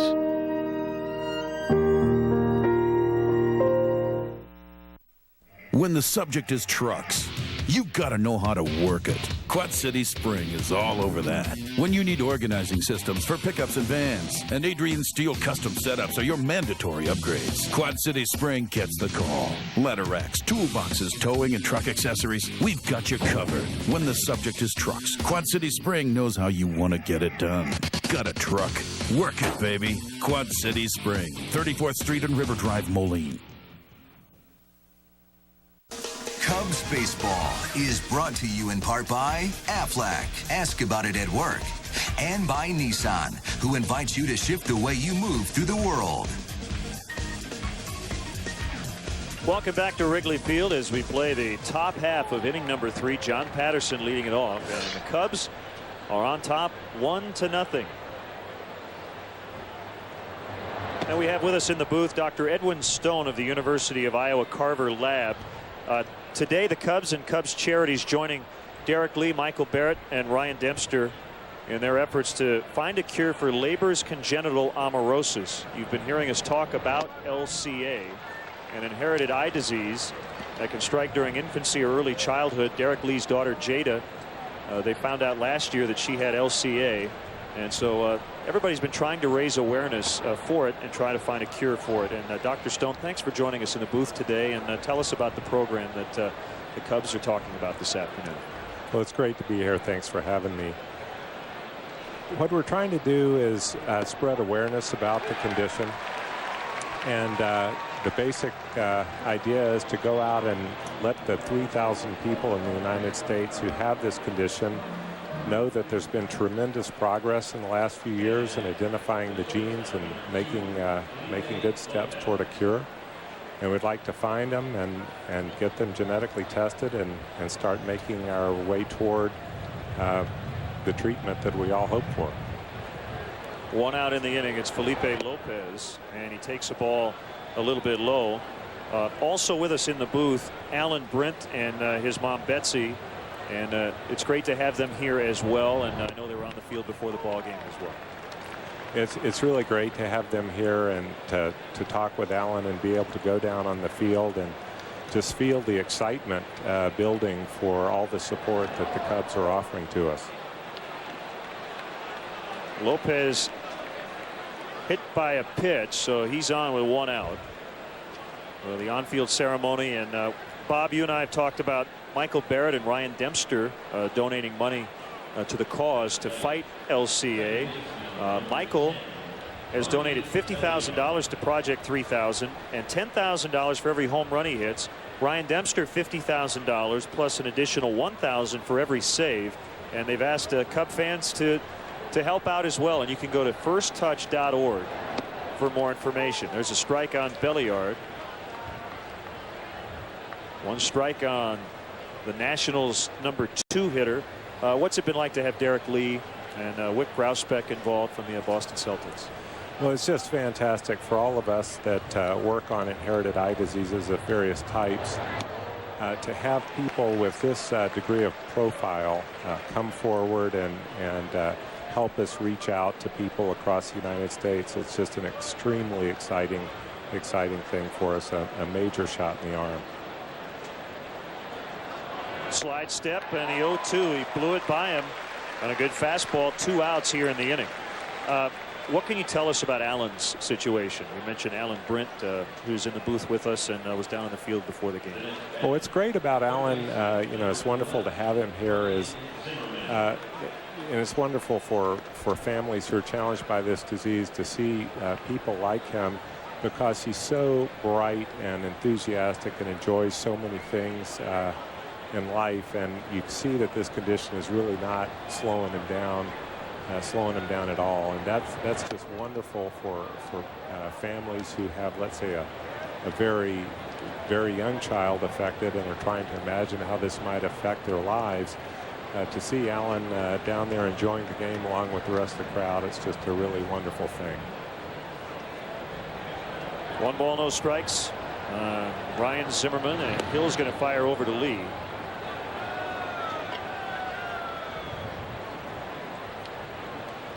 And talking with Derek throughout this process, it sounds like a lot of the money that gets donated, you get more manpower, correct, to kind of attack the problem? Yeah, it's absolutely that. But the great thing about this sort of philanthropic effort, this grassroots philanthropic effort, is I think it's true that every few dollars we bring in through this channel probably brings in 10 or more in other channels. You know, there's federal funding for research and so forth, and what this kind of support does is let us get right out there on the cutting edge and do things that would be difficult to fund through more conventional mechanisms. And the other thing that somebody was asking me today about how Derek first responded to the information about his family being affected with this condition, and he listened to all the information, asked a few questions, and then first thing he said was, "How can I help?" I mean, just how can I help? Day one. Well, we've known for a long time what a great human being Derek is. Everybody knows about his exploits on the baseball field, but he's even a better human being, as it's hit foul by Zimmerman as Hill picked it up in foul territory. And we get updates every once in a on Jada, and Derek says she's doing very well, recently turned 4. Yeah, she seems to be doing great, and wonderful little girl. It's a pleasure to be able to know her. We're chatting with Dr. Edwin Stone, again, firsttouch.org. You've heard about Project 3000. Please go online and check out how you can become involved. Play for LCA, and a big drive here at Wrigley Field today. So there it is on your screen, 1sttouch.org. I know Derek also has made wristbands available for people to wear. We all have them. Yes, believe the unseen.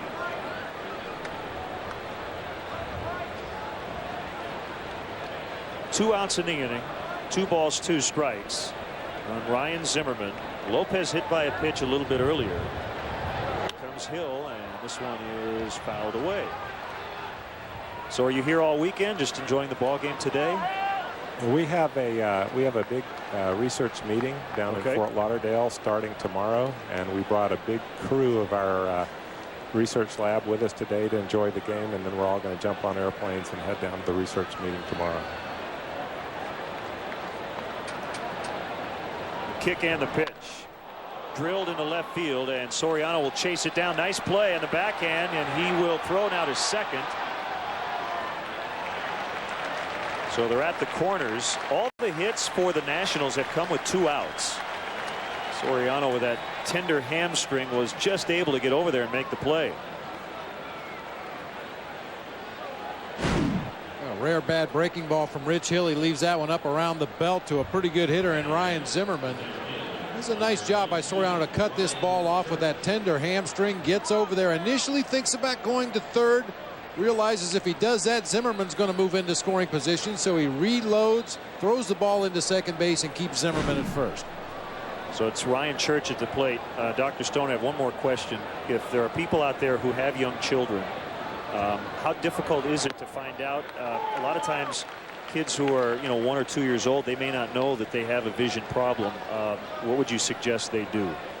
Well, this the condition LCA that we're studying really isn't something that you would generally not know was present. Okay. That is rarely the case as it was in Jada, but I think the main thing is that if someone thinks that their child's vision is affected, they should see an ophthalmologist and get professional advice about it. And if they believe that this condition might be involved, then there are specialists that really work in this area that can help them. Hill and Barrett chatting. 2 strikes as they try to put away Ryan Church. Tying run is at third base. Cubs out hitting the Nationals 4-3, but it's only 1-0.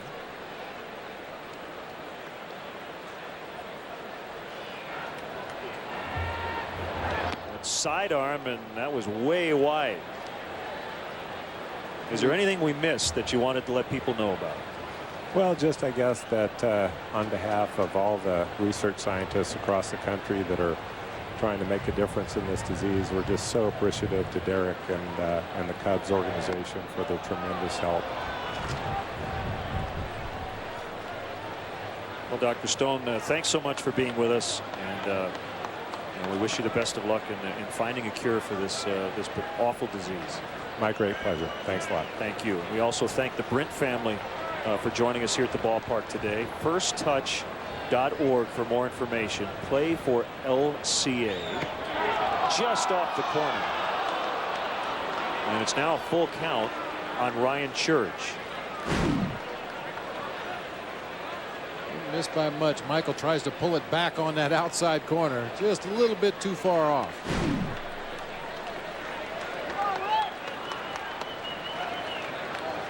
Zimmerman goes on the 3-2, and there's ball 4, and all of a sudden the bases are loaded. So while Patterson got out of a big jam, Rich Hill in a 2-out situation here with 3 men on. Only 1 hit in the inning, but a hit batter, and the latest a walk, and here comes Lester Strode out to the mound. No, I did not hear about Larry Rothschild not being here today, but apparently he is unavailable, so the Cubs bullpen coach out to the mound today. Well, I did know that Tim Buss, the strength and conditioning coach, was going to be the acting bullpen coach today, but I didn't realize that that Lester was going to take over as the pitching coach.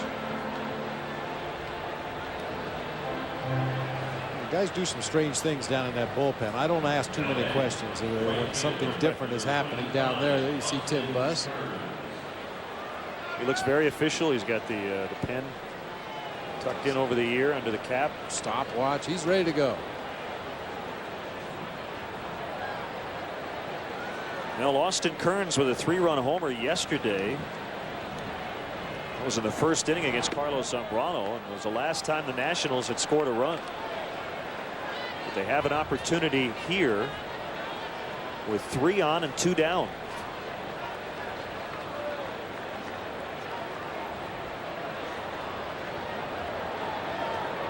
Here comes Hill.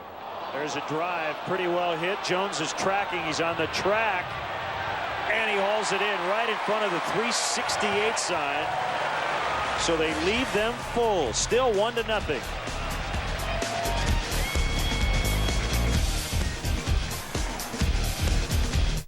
Now pick any combination of 5 Arby's favorites for $5.95 every day. Like the Arby's Melt, curly fries, and a Jamocha shake. An everyday deal so great, it'll have you saying, I'm thinking Arby's. 20 bags of Grassy. 15 gallons of Weed Killer. 48,000 feet of lime. You probably don't need all that for your lawn, but you do need Tractor Supply. Play ball! Stop! Where should we sit? Right at first base. Wait, how about along the third baseline? Wow, this is great. Just like having season tickets. Looking for great seats? Buy tickets from other fans. Have extra tickets? Sell them to other fans. Go to StubHub.com today for tickets to the hottest sports, concert, and theater events, even if they're sold out. Peanuts. Hey, there's still tickets right behind home plate. Let's go for it. StubHub, your choice, your ticket, your experience. StubHub! Thank you, I love your curls.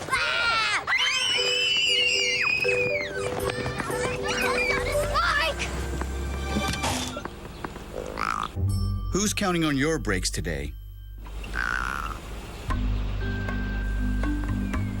Your brakes are too important to trust to just anyone. That's why you should come to Midas now.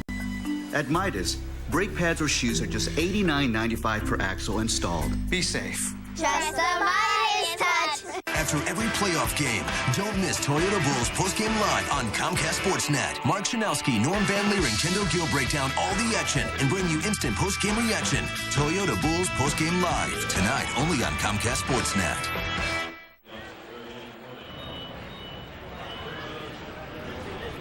Today was Michael Barrett autograph ball giveaway day. Lucky winners scratching off their cards to see who gets to go home with a Michael Barrett autograph baseball. 500 lucky winners. That kept Michael busy for the better part of a couple of days signing all those baseballs, but a lot of fans going to go home happy today. Tickets are still available for Cubs home games on weekdays in May, even in the Bud Light bleachers. To purchase tickets, visit Cubs.com, call 1-800-THE-CUBS, or visit the Wrigley Field box office. There's a strike on Aramis Ramirez as the Cubs offense goes back to work. Kind of a scary moment as Austin Kearns gave it a ride, but the wind helping the pitchers today, and that ball died on the warning track.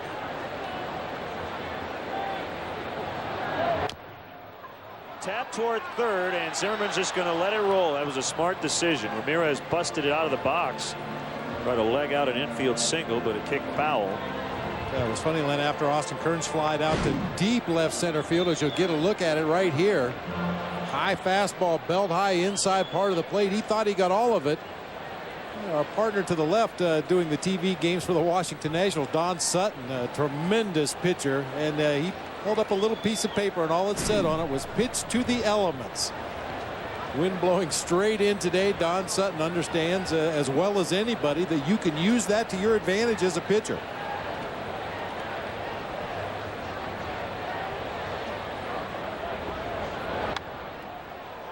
Patterson runs the 0-2 pitch in on the hands of Aramis Ramirez. A little bit of an emergency swing to just fight it off and stay alive. By the way, Larry Rothschild attending a first communion today, so that's good news. That's why he is not here. A little bit outside.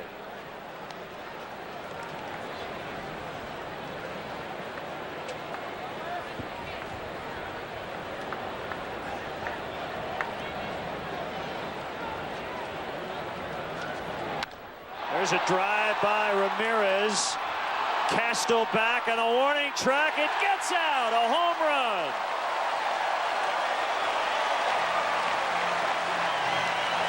Number 6 for Aramis, and it's 2-0. Watch for Mike Quaddy. Be careful.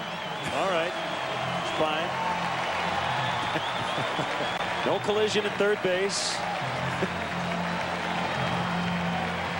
Boy, John Patterson just looked up and shrugged his shoulders like, why didn't that one stay in? Yeah, he says Austin Kearns' ball didn't get out of here. Ramirez got a little more of this one, though. Just a beautiful, quick swing, generates a lot of power. Got the backspin necessary for that ball to carry through the wind into the basket in left center field. Watch out.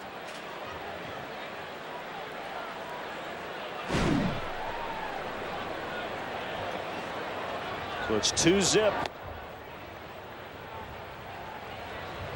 Well, that's an example right there of a take, a good take. Jock Jones probably 2 weeks ago would have hacked at that pitch, hit an easy fly ball somewhere, but takes it up high out of the strike zone, still in a great hitter's count here at 2-0. We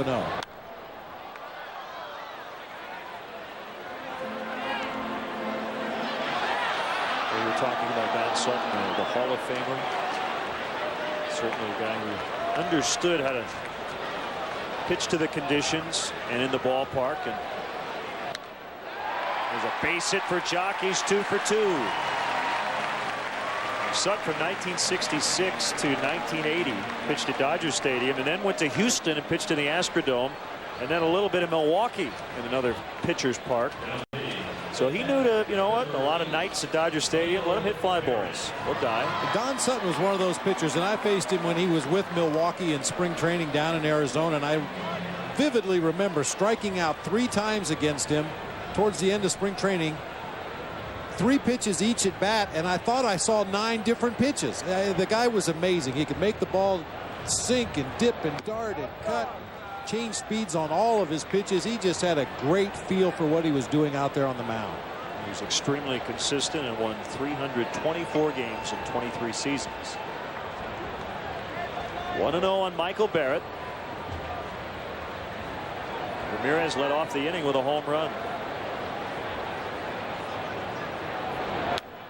Fouled away.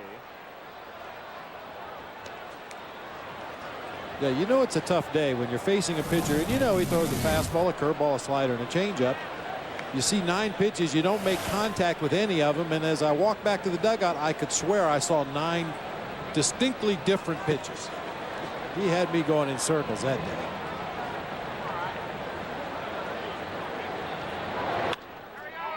Ground ball in the hole, and it gets through. So Michael's luck is changing.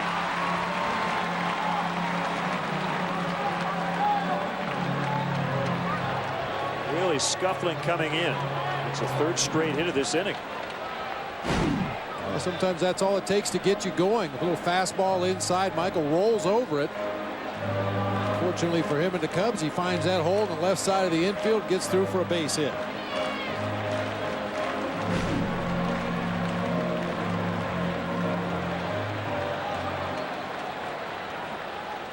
These are subtle things, and I don't know how it really plays out or if it matters, but when you are rolling, the deep fly ball hit by Austin Kearns, it's caught.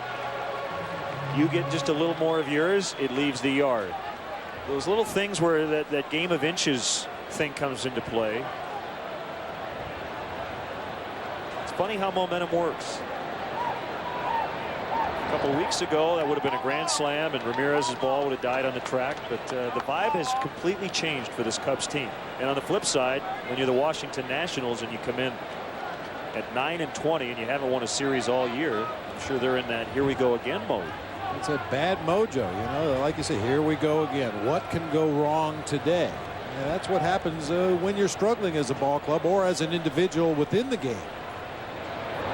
When things are going good, you know, you show up at the clubhouse wondering who's going to be the hero today. Somebody's going to do something amazing, or several somebodies are going to do something good today to help us win a ball game. We'll find a way to win. You much prefer that good mojo. That's when it's fun to come to the ballpark. You know you're going to be part of something fun every day.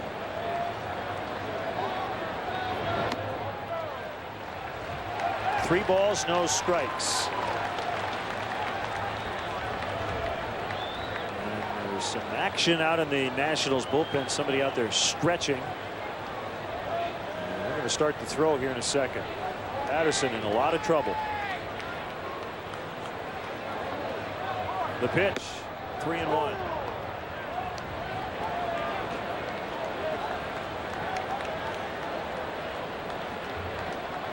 Looks like Patterson might have done something on that last pitch after getting the throw back from Jesus Flores behind the plate. He took off his glove and walked behind the mound, shaking that throwing arm. Val Spigner is throwing, and they're going to bring the trainer out along with Manny Acta. Didn't really see anything in particular on the pitch. It was after he threw the ball, got the throw back from the catcher, that he turns around, walks off the back of the mound. You'll see him take his glove off, kind of cranking that right arm around a little bit, went behind the mound, tried to shake it out.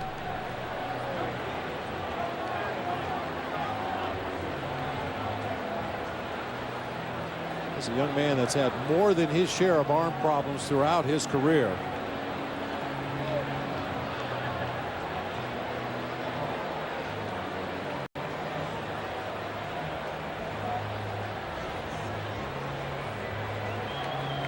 He's done. Hands the ball to his catcher, Flores. And Spigner will get as much time as he needs. So Patterson exits. We'll take a break. We'll be back in a moment.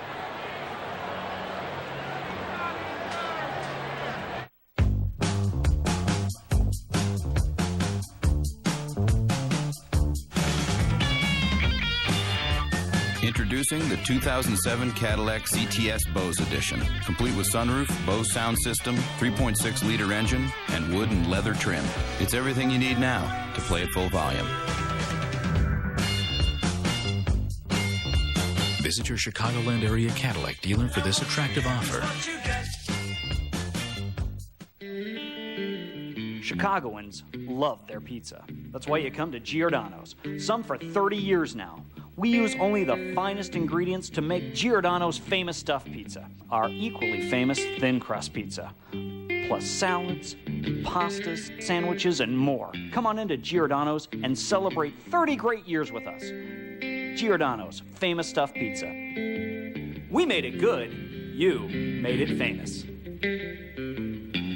It seems that no matter where we go or what we do, we always take my Land Rover LR3. Like when my daughter had to transport her ambitious yet prize-winning science project, it was, let's take mine. When the wife's 6 extra-tall relatives made a surprise visit, I took them to her sisters. In mine. Took mine. Took mine. When we went on a supposedly sun-filled vacation, we just had to take mine. And when the clouds finally parted, I'm glad we had mine. LandRoverIllinois.com, proud sponsor and official pace car of the 2007 Why-Me Race to Empower. Tomorrow, the road trip continues for Paul Konerko and the White Sox when they wrap up their weekend set with the Angels. Coverage begins with Felco White Sox pregame live. White Sox Angels tomorrow at 2 right here on Comcast Sportsnet. Fans' best friend. And the 6th annual Meet the Team Have a Ball is Tuesday, May 29th at 2:30. This is your chance to walk on the outfield grass at Wrigley Field and to meet the 2007 Chicago Cubs. Tickets are $300 each. All proceeds benefit Cubs Care. To purchase tickets, visit Cubs.com or call 773-404-CUBS. So John Patterson is out, an apparent arm injury. And Laval Spigner is on for the 2nd straight day. A scoreless inning in the ball game yesterday, and the Nationals hoping that John Patterson is essentially fine and taking him out for precautionary measures. Felt something on that last pitch, a strike on Merton. So Spigner takes over. It's 3-1. Now 3-2. We're talking about coming into a tough situation. A 3-1 count on the hitter. Runners on base already. As you mentioned, Spigner pitched in the ball game yesterday. Did walk Derek Lee, but got 3 fly ball outs to have a scoreless inning.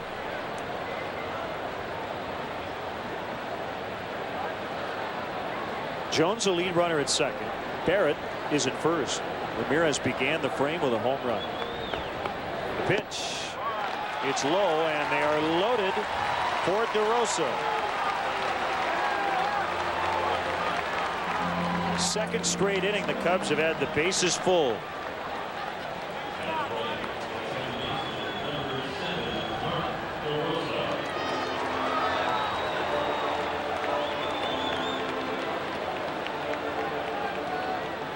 So Merton just reached. That pushed Barrett to second and Jones to third.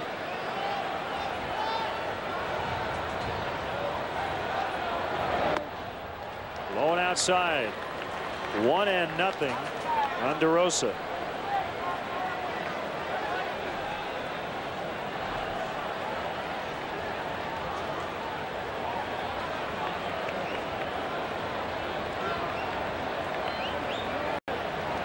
Spigner again. 2-0. Well, Len, sometimes it's an organizational philosophy how you want to attack opposing hitters. Throw breaking balls for strike early in the count. Use your fastball inside when you're ahead in the count. Use off-speed pitches when you're behind in the count. Whatever the case may be, but it looks like the Nationals really relying on a lot of breaking balls early in the sequence, which is fine if you have a pitching staff who can throw breaking balls for strikes. Unfortunately for the Nationals, those breaking balls are putting their pitchers in some really tough holes. Missed again, 3-0. The last walk was charged to Patterson. It was 3-1 when Spigner came in. But this one is all Spigner's. And he forced in a run. DeRosa gets an RBI. And you love the patient at bats for the Cubs today. Once again. You know, recently Lou talked to his offense about a better approach, hitting your pitch, not swinging at bad pitches, and the Cubs really have taken to that advice. And run is charged to Patterson. And it's 3-0. Now, there will be days you want to be aggressive as an offensive ball club if you've got a pitcher on the mound that's throwing a lot of strikes early in the sequence. But for the most part, pitchers are going to make mistakes. They're going to miss the zone. They're going to fall behind in the count, and that's when you can really take some aggressive swings. And that's what we've seen from the Cubs offensively over the last week or so. Randy St. Clair is going to go out and chat with Spigner. Well, you give Gerald Perry a lot of credit. He has worked very hard with his hitters. The Cubs take a lot of extra hitting. But before a night game to start a series, they've been out there pretty much every time that opportunity has presented itself. He has espoused patience. The Cubs came in 6th in the league in runs, and they really are getting the job done.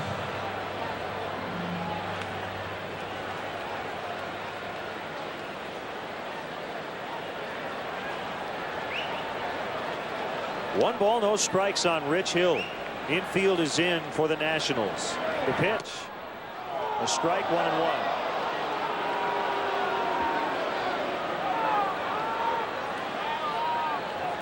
Rich with one hit on the year. It was a double. Ooh. Nationals get the benefit of the doubt on one there. At that time it was low, 2-1. But given the struggles of Spigner since he's come into this ball game, I think Rich Hill ought to be in a take till you get 3 strikes at bat right here. The worst thing that can happen is to hit into a double play, even though it would probably score a run, depending on how they turn the double play. Just keep taking until he throws you 2 more strikes. I don't know if he can do it. And one of the things Randy St. Clair might have told Spigner is, you have to get through this inning. There is nobody up in their bullpen. And if he doesn't get Hill, then he's back to the top of the order. Well, he'll be there anyway with nobody out. The 3-1 pitch. Hill gets an RBI. The first career RBI of Rich Hill of his major league career. He knocks in a run with a bases loaded walk. It's 4-0.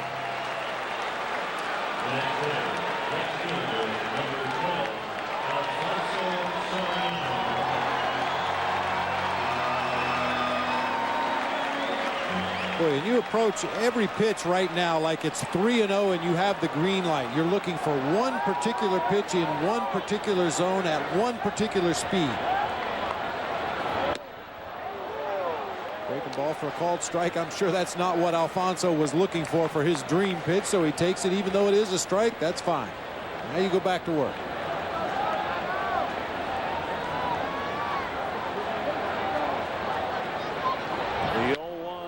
Bouncer foul. Nice barehanded play by Mike Quaddy. Cubs have scored 3 times in the inning. A home run, a single, another single, and 3 consecutive walks. The last 2 with the bases loaded. They're still all occupied for Soriano.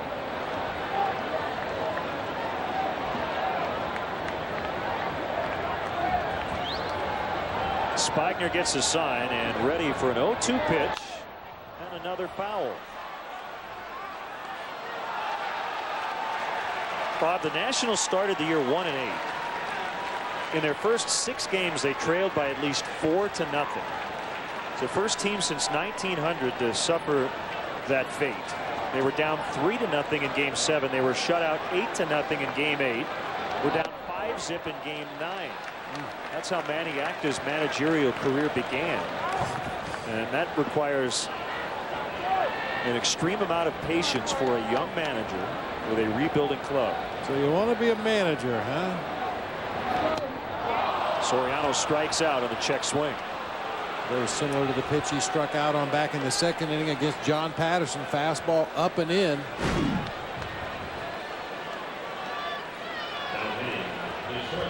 Ball's up above the letters. We talked about Soriano using probably the heaviest bat in the major leagues, and once you get it started, it's tough to stop that barrel.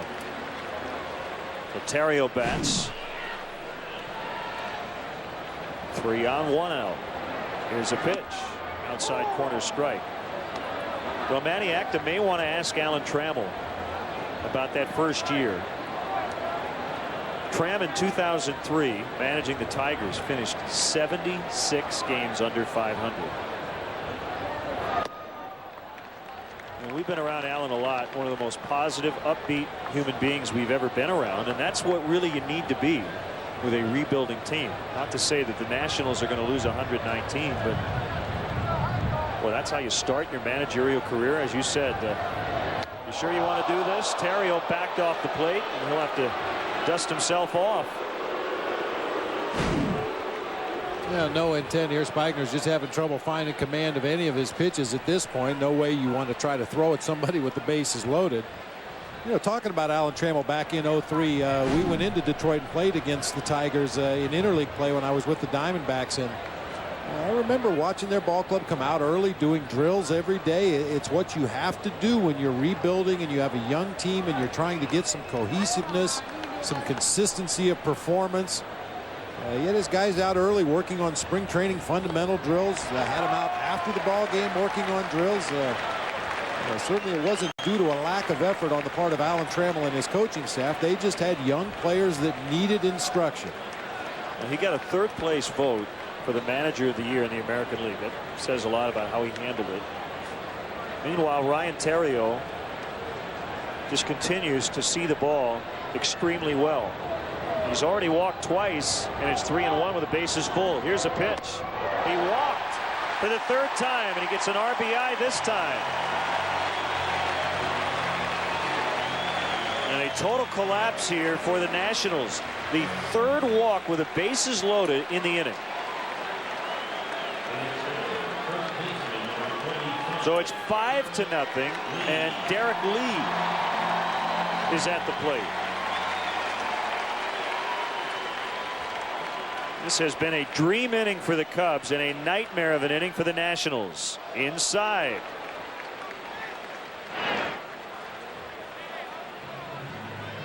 They're having a real hard time finding the strike zone since coming into the ball game after the John Patterson injury. Lee, the ninth batter of the inning. Outside, 2-0. Saul Rivera is throwing.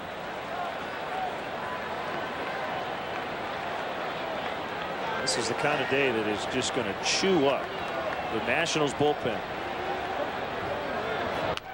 Ground ball to third. They'll get an out at second and another one at first, and Derek not happy as he grounds into the inning-ending 5-4-3 double play. But a huge inning for the Cubs. They add 4 and now lead 5-0.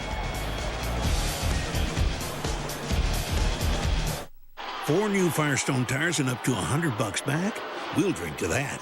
Get up to a $100 Visa prepaid card when you buy 4 select Firestone tires through June 2nd. Grubs. Their mission? Destroy your lawn. Now there's Bear Advanced Season-Long Grub Control with Merit. Its exclusive 2-in-1 formula stops grubs all season. Plus, it revitalizes your lawn, guaranteed. Bear Advanced.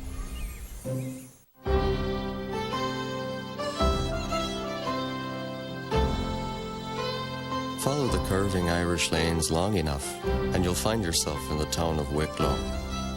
And if you arrive on that most special day in Ireland, you'll find the town celebrating their favorite holiday in traditional fashion. Hey, John, happy Cinco de Mayo!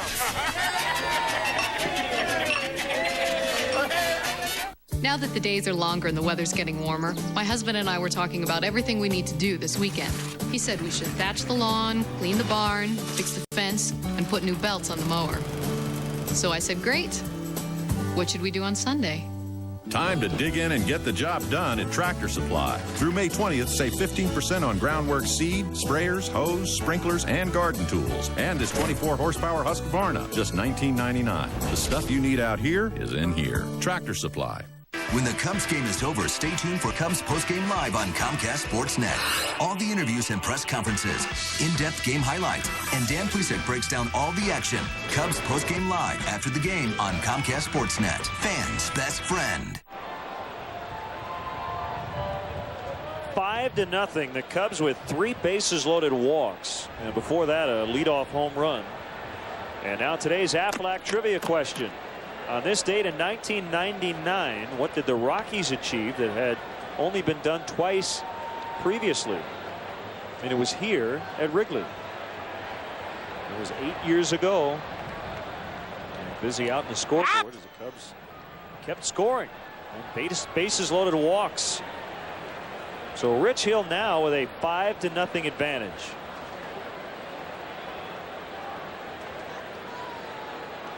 And he faces Dimitri Young.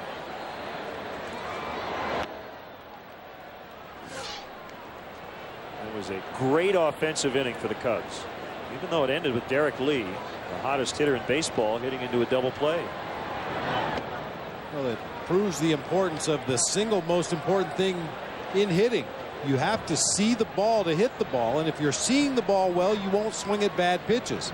That turned into a big offensive inning just because the Cubs were really eyeballing the deliveries from the Nationals pitchers. Well, the Cubs hope to be on their way to a 4-game win streak, which would be a new season high. It would be their first since mid-August of last year. Still a long way to go today. Cubs trying to get back to 500. Well, that's a big step too. Way up in the air off the bat of Young. Middle of the diamond, and now coming in is DeRosa, and Terrio, and Ryan caught it. It popped out of somebody's mitt, and Terrio made the catch. The wind playing tricks with it, blowing a lot harder now than it was when we started. Good presence of mind there by Ryan Terrio. It looked like DeRosa had the best beat on it and appeared he was calling for it, but Terrio, as a shortstop, knows that that's kind of his responsibility to take that ball if he can get to it. He got a late start, but oh my goodness. Does DeRosa get an assist for that? I guess not. Alan Spear, the official scorer, just made the announcement. It's a pop out to the shortstop. I'm writing it in red, though. Yeah, it gets back to the pop-up priority drills you do every spring training. Usually you either have a coach who's very handy with the fungo bat, or you set up a pitching machine at home plate and you fire pop-ups to various locations on the field and always figure out who takes which ball. Burton couldn't get it. He kept the ball in front of him. Keeps Flores to a single. Jesus Flores is 2 for 2.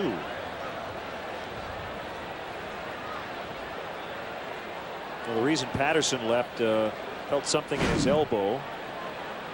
Some discomfort, so John Patterson had to leave after 2 innings plus today. He was charged with 5 runs. Nice job by Merton just to keep that ball in front. Looked like he had a chance to catch it initially, a little floater. The wind just continued to push that ball back toward the infield. By the time Merton could get in there, all he could do was knock it down.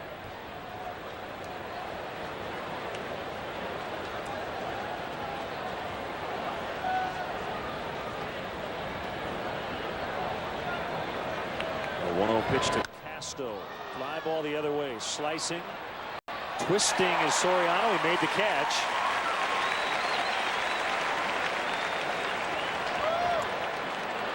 It was challenging for Alfonso.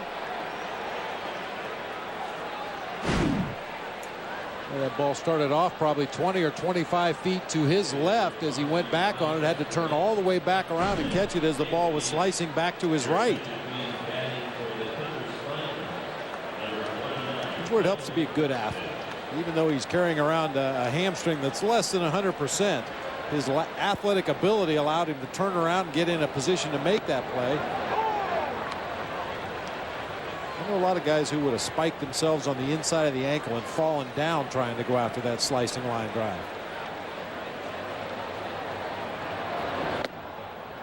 So Michael Restovich batting for Spigner.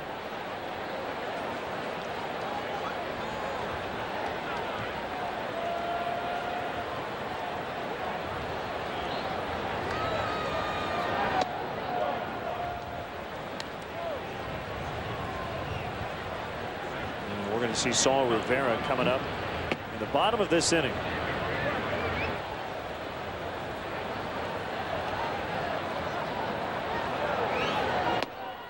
Swing and a miss, 2-2 the count. Well, the Nationals have to be very concerned about John Patterson, who had surgery last year and felt something in his elbow today. Some tenderness, and they hope that's all it is. Called strike 3. A curveball gets Restovich. It also gets Hill out of the inning. 5-0.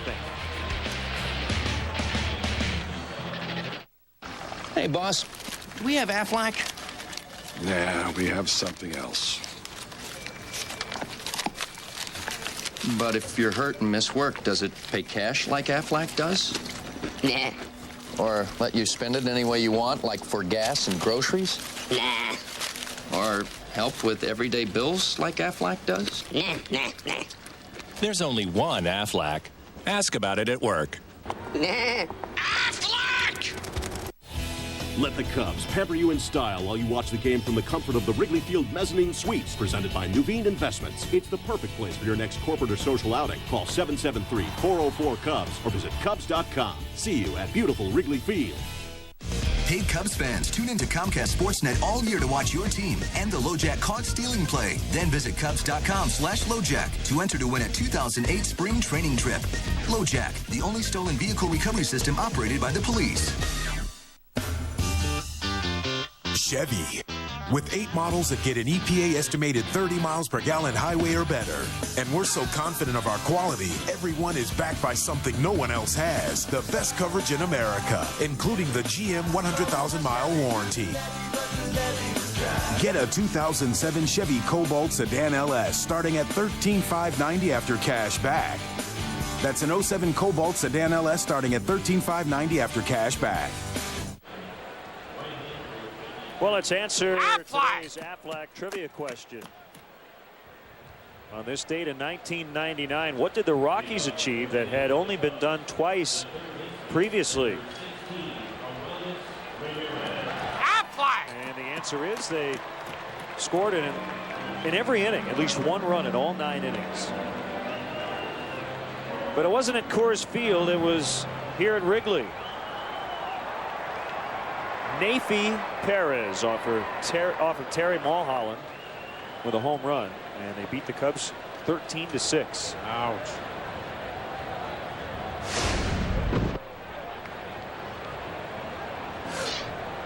Every inning. Are you surprised it hasn't been done more often than that? That's hard to do, though. It is hard to do, yeah. You have to get the leadoff man on, or it seems like it would make it a lot easier if you got the leadoff man on every inning. As you get a look at Rivera's numbers, we saw him in the ball game last night, pitched 2/3 of an inning, recorded a strikeout of Alfonso Soriano.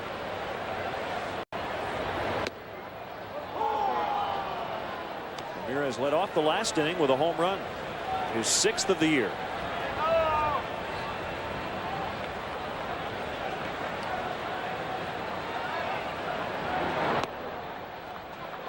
One and 2 the count. Angel Guzman tomorrow will face Sean Hill. He's been really good for Washington. Guzman pitched well in relief before getting sent out. Did not pitch well as a starter at AAA as Ramirez called out on a check swing. Dale Scott from first base made the call.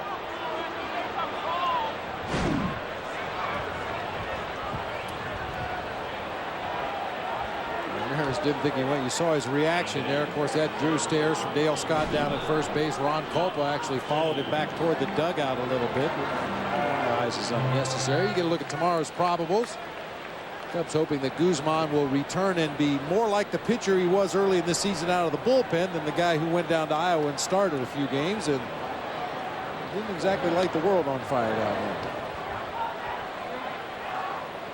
Jock has 2 hits, an RBI, and a run. He came in at 287, right now resting comfortably at 302, although he'd love to keep going up.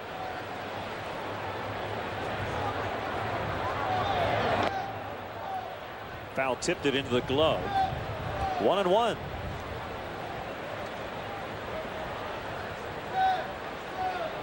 Well, if you're playing poker, 5 aces.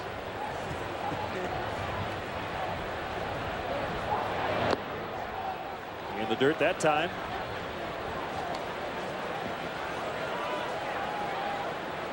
If you have 5 aces in a poker game, you got some explaining to do.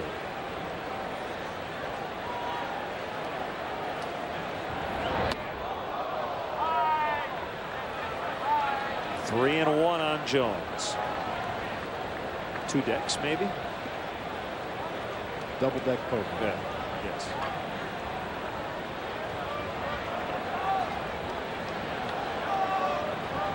The 3-1 to Jones. He missed it 3-2. Another one of the Cubs coaches, hitting coach Gerald Perry, off today on a family visit, a graduation in the family. So first communion in the Rothschild family. And graduation for the Perrys.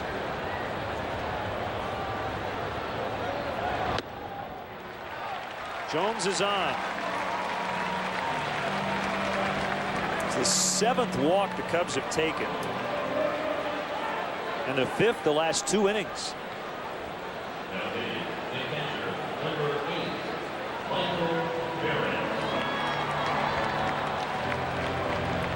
Michael with a single and a run in the 3rd. The Cubs scored 4 times.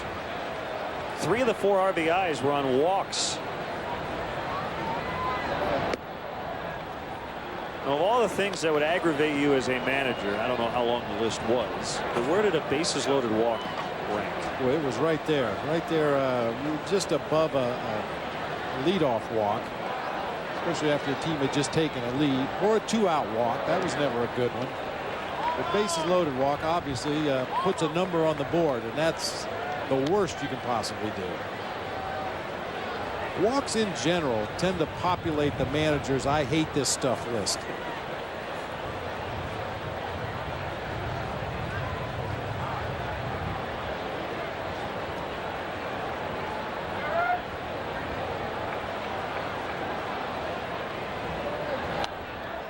Good cut. He found it back our way. There's a gentleman right in front of us with nachos, a lot of cheese, the whole thing, and he made the play, and his nachos were intact. Well, you tend to focus and concentrate a little harder when you risk losing your lunch. You know, you got to catch that ball and make sure you hang on to those nachos. Those guys down there in the dugout had nothing to keep an eye on, and they all booted it. Too many hands going after that baseball.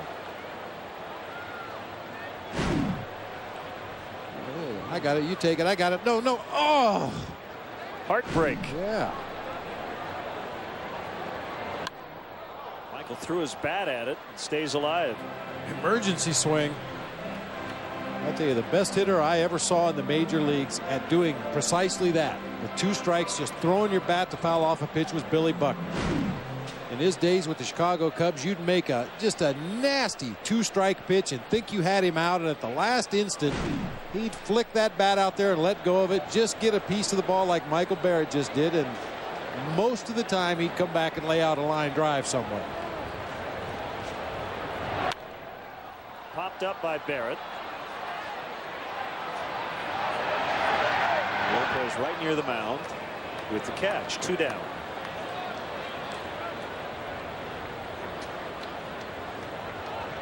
That'll bring up Matt Merton. Got on via the error by Lopez in the 2nd. Walked and scored in the 3rd. I wish a happy 40th to Jim Welch, big Cub fan.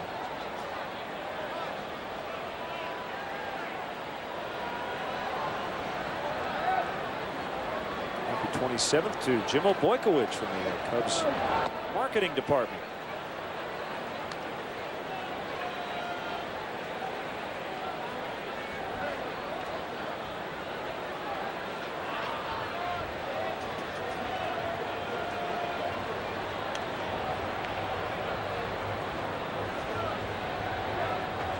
Two down, a runner at first. The Cubs on top 5-0. Here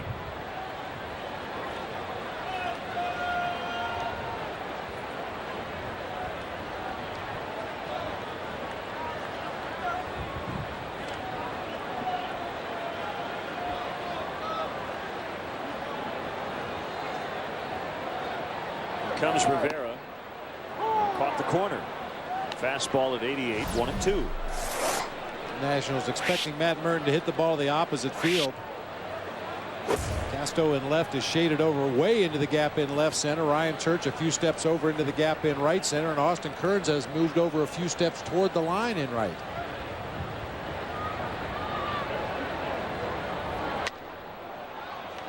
Belliard in front of it, and he'll throw on to Young.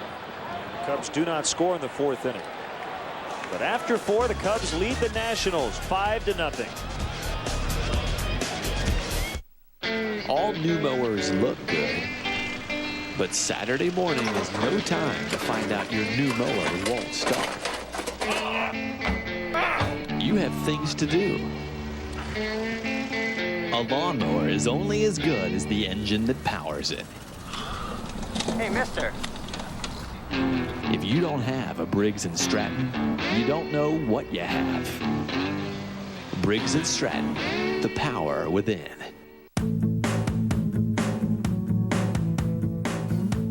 So, you're a green person, but which shade? Confusing, isn't it? Well, True Value's Color Made Simple can help. With exclusive tools, trained professionals, and expert advice, finding your color will always be simple. Now let's talk purple. True Value's Color Made Simple. Meeting the challenge since 1940.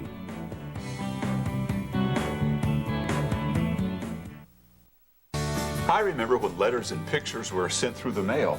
That was then. Now there's Mediacom Online, with download speeds up to 6 times faster than DSL. We get videos and pictures of the kids almost instantly. And Mediacom makes us feel safer with firewall and antivirus protection. Call 1-800-CABLE-TV and get Mediacom Online for just $29.95 a month for 12 months. Call 1-800-CABLE-TV. Oh, now isn't he cute? Bulls, Blackhawks, Cubs, and White Sox. Comcast Sportsnet.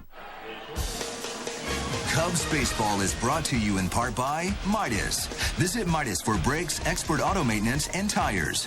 And by the all-new full-size 2007 Toyota Tundra. Let's check in on today's Comcast Sportsnet poll question. Who do you think has been the best Cubs starting pitcher so far? 1 for Zambrano. 2 for Lilly, 3 for Marquis, 4 for Hill. So Carlos would be 1, Ted Lilly 2, Jason Marquis 3. Text 4 for Rich Hill. And you can text us at 65295. Well, Felipe Lopez has been hit twice in his last 2 plate appearances.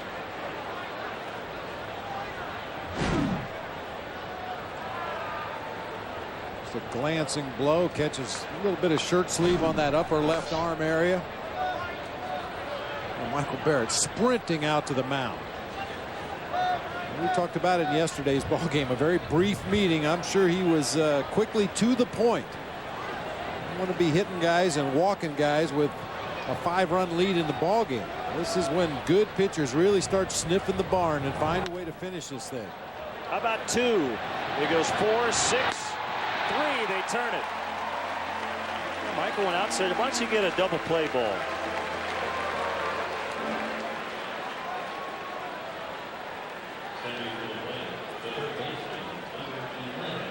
When pitchers hit their spots, they get pretty much the desired result. That's a fastball a little bit off the outside corner. If that ball's put into play by a right-handed hitter, most of the time it's going to be a ground ball right at the second baseman, and that's exactly what happens. It even hits the side of the mound and deflects a little bit right to Mark DeRosa for an easy double play. I love our poll question today because I don't know what most people will say, and that's a good thing. Zambrano has gotten off to a slow start, even though he has pitched well and came back yesterday, got the win, won his previous start in St. Louis. Based on the earned run average, Rich Hill has been the best Cubs starter to date. But Jason Marquis won 4 in a row. He has a 2.09, and don't forget Ted Lilly. Even though he's 2-2, he has a 2.82. So you could go a few different ways on this one. Well, ideally, when you have a question like this, it ends up a 4-way tie, which means they're all doing their job.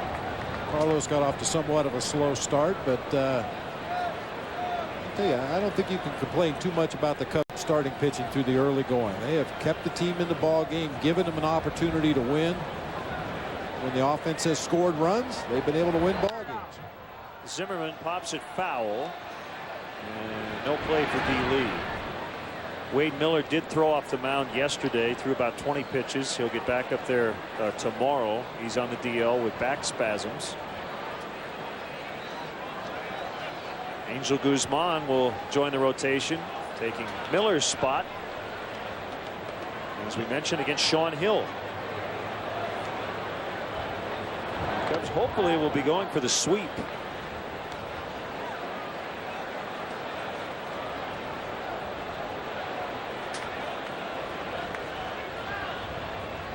I mentioned an opportunity to get back to 500 today, and what a big step that is. You know, there's certain hallmarks of a season.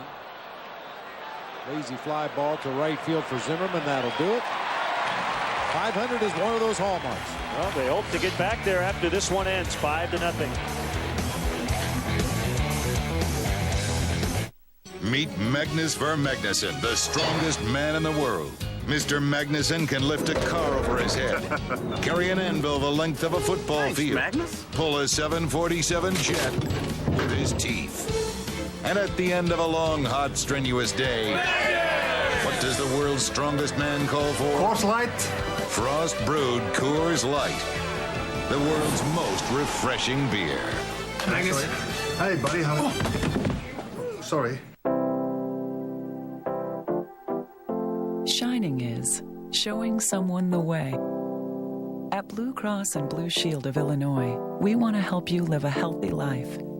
By providing wellness programs and initiatives, we keep you focused on staying well and living well.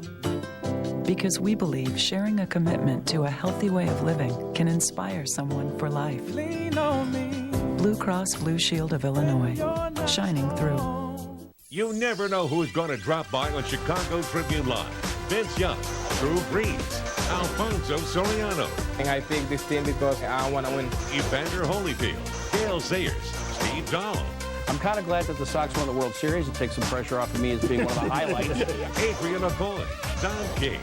I count it down. Chicago is. Chicago Tribune Live, presented by your Chicagoland and Northwest Indiana Chevy dealers. Weeknights at 5:30 on Comcast Sportsnet.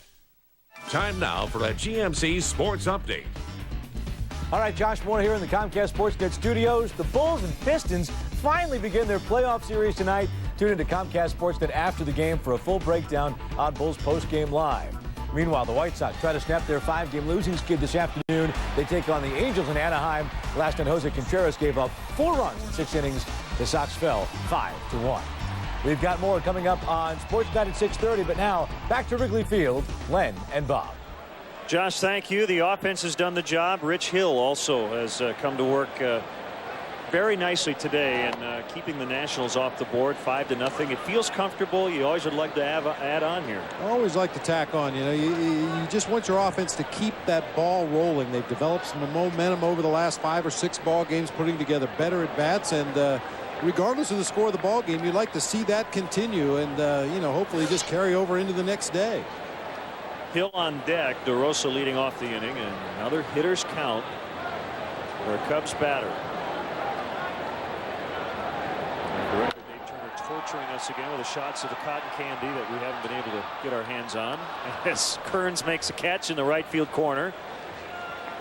I still haven't had any all year. No, not even a taste.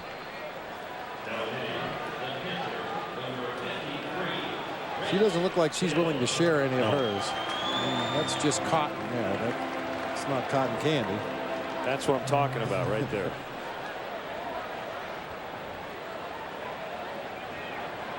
You bring up a good point about continuing to slug away, add on if you have a lead in a ball game, peck away if you're behind in a ball game, as Rich Hill taps back to the mound. Yeah, as funny as this may sound, there have been instances in the past where a ball club may score 4 or 5 runs in the first inning of a game, get completely shut down from that point on by the opposing team, and win the game, but you don't feel good about yourself going into the next day's ball game because you got shut down for the last 8 innings. You know, it's kind of an odd dichotomy there, if you will. You win a ball game, but yet you don't feel good about the way it came about. Soriano in the air to right. Kearns leaps and he caught it to end the inning. However, if you score the final 9 of a game and lose, you don't feel good about that either. It's funny how it works. 5-zip. Welcome to California. We cruise. We fly. We run. We go with the flow. we let go. And we believe one simple thing. That every day in California is your lucky day. Is your lucky day. So there's just one thing you have to ask yourself. How fast can you get here? Find yourself in California. Hurry, we've extended our internet sale. Fly Southwest Airlines from Chicago Midway to cities in California for just $129. You are now free to move about the country. The police often question him just because they find him interesting. His beard alone has experienced more than a lesser man's entire body. His blood smells like cologne. He is the most interesting man in the world. I don't always drink beer, but when I do, I prefer Dos Equis. Stay thirsty, my friends. I'm Shauna Fleming, and I started A Million Thanks. We send thank you cards to the troops. And this year, the Pontiac dealers wanted to help. So for the month of May, they offered to put my collection boxes in all of their dealerships. We're going to have the whole country behind us now. Thank you. Stop by a Pontiac showroom now through Memorial Day to drop off your thank you card. We can't thank our soldiers enough, but it doesn't mean we can't try. Wednesday, the Cubs take the field on Comcast Sportsnet. Derek Lee and the Cubs are primed for victory when they host the Pirates in HD, followed by Cubs postgame live. Cubs Pirates Wednesday at 7 on Comcast Sportsnet. Fans' best friend. Tonight, immediately following Game 1 between the Bulls and Pistons, catch Toyota Bulls post-game live on Comcast Sportsnet. Mark Shanowski, Norm Van Leer, and Kendall Gill have highlights, analysis, and all the post-game press conferences. Toyota Bulls post-game live tonight, immediately following the 6 o'clock contest, right here on Comcast Sportsnet, fans' best friend. So after the game, make sure you're on Comcast Sportsnet to get all the latest on the Bulls. And we wish Scott Skiles and company the best of luck. It's going to be I think it's going to be a long series against Detroit. That's going to be a battle.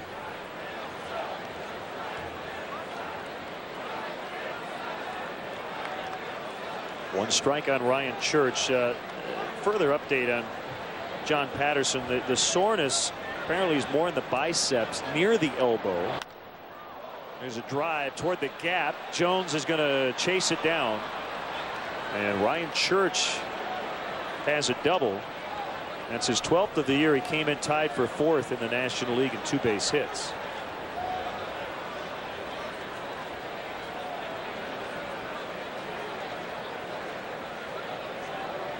And let's get the results of our Comcast Sportsnet poll question today. Who do you think has been the best Cubs starting pitcher to date? And the guy with the ball right now getting 69% of the votes. Rich Hill with a 1.55 ERA. Ted Lilly with 13%. Jason Marquis 11, and Carlos Zambrano 7. I probably would have gone with Rich Hill as well, although I might have expected Marquis would get a few more votes. You know, Marquis, I think when you pose questions like that, will always be the guy in a staff to be overlooked because he's not a big strikeout pitcher. He's pitched 38 2/3 innings this year. He's only struck out 19 batters, but he's held the opponents to a 190 batting average. And for a sinker ball pitcher who pitches to contact, that tells you that he's been hitting his spots and getting those ground balls right at his defenders. So what you're saying is Marquis may not be as flashy as some other dominating starting pitchers. But yeah, you're right. Just quietly has gone out about his business, winning 4 in a row.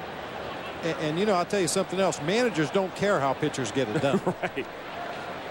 The ground ball to short for an out is just as good as a punch out. An out is an out is an out. Kearns with a base hit and a right. Church stops at third base. The throw back in from Matt Merton, a little bit up the line, but a strong throw.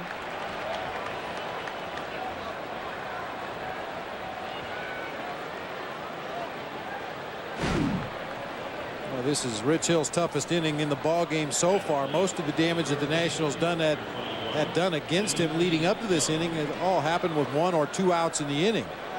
Here he finds himself with runners at the corners and nobody out. And this is going back to our conversation about 10 minutes ago. Why you want to keep adding on. Up the middle.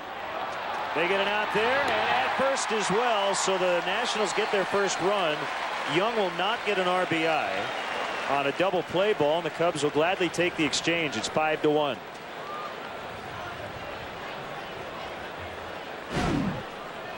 It's a high chopper hitting that hard dirt right in front of home plate over the head of Rich Hill. Just leads Terrio right to the bag.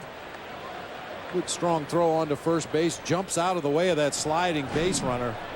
A couple of big double plays in this ball game. In the fifth, you may remember Rich Hill hit Felipe Lopez to lead off the inning. Michael Barrett with a quick trip to the mound. Immediately got a double play ball to get out of that jam and limits the damage here in the sixth after having runners at first and third. Nobody out. Big double play. Jesus Colome up for the Nationals. So they're on the board. 13 consecutive scoreless innings in between runs in this series for the visitors. Last time they had scored was in the first inning yesterday. Big blast way foul. Rocky Cherry, the right-hander. Will Oman is the southpaw.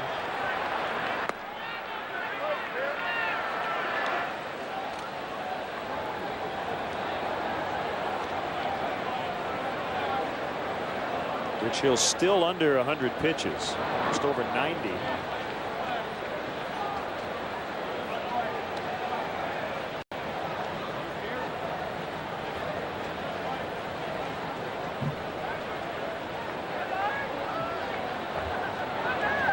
Back with a fastball and a high drive to left. Soriano with a catch. And the inning comes to an end. 2 hits, 1 run. It's now 5-1 Cubs.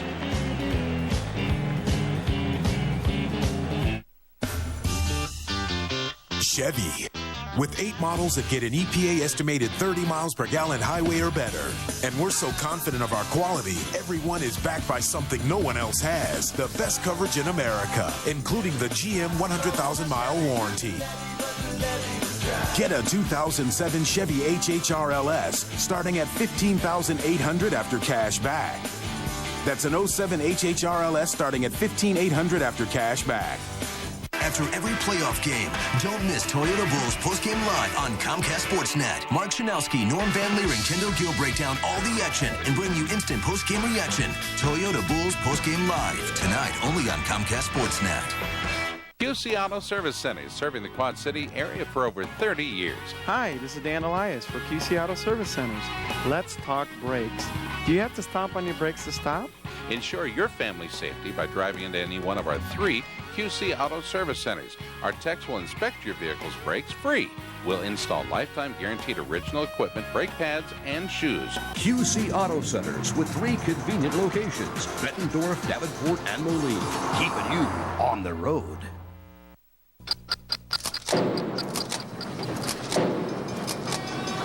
Is your life a financial nightmare? Call Structured Settlement Investments now. If you're receiving annuity payments from a malpractice, wrongful death, or other personal injury lawsuit you've won, Structured Settlements can help you turn your small annuity payments into one large lump sum. Call us to cash in now. We can even help if you have a lawsuit with no settlement yet. Call now at 800-396-1682. The Bulls, Blackhawks, Cubs, and White Sox. Comcast Sportsnet. Experience Cubs baseball from the private comfort of the Batter's Eye Lounge in center field. Offering a spectacular view and catered service for groups of 75 to 100, the Batter's Eye is a great option for entertaining in Chicago's unpredictable spring weather. The Batter's Eye Lounge is also available for non-game day functions. To book your date or for more information, visit Cubs.com or call 773-404-CUBS.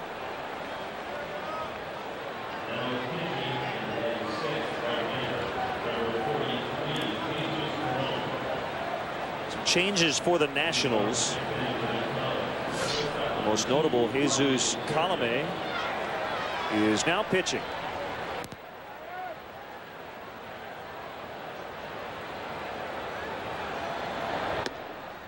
Ball 1 on Ryan Terrio. Ryan Langerhans now playing left. And Corey Casto moves to first base. Dimitri Young is out.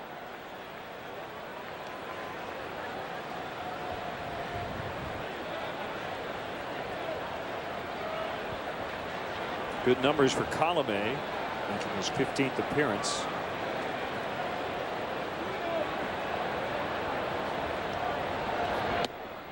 Going outside, 2-1. How about the day for Ryan Theriot? 3 walks. Got an RBI his last time. He was caught stealing in the first.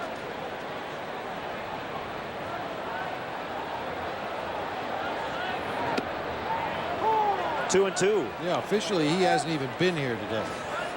3 walks in 3 plate appearances.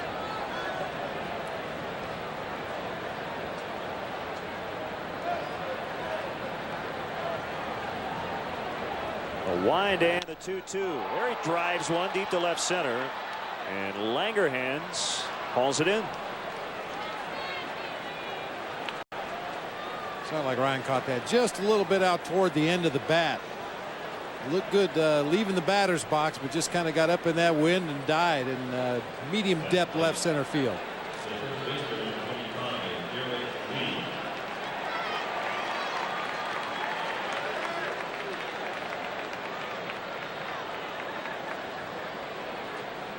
Derek Lee 1 for 3, and his average has gone down a couple of points. Started at 422, and right now at 420.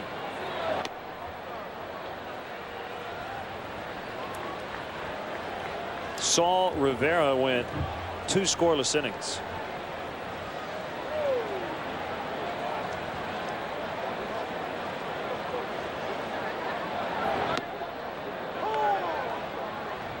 It's kind of interesting how the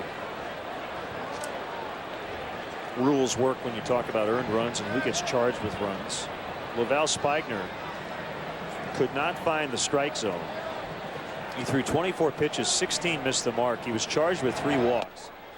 He threw ball 4 eventually to Matt Merton, but the walk was charged to the starter Patterson, who left with a 3-1 count.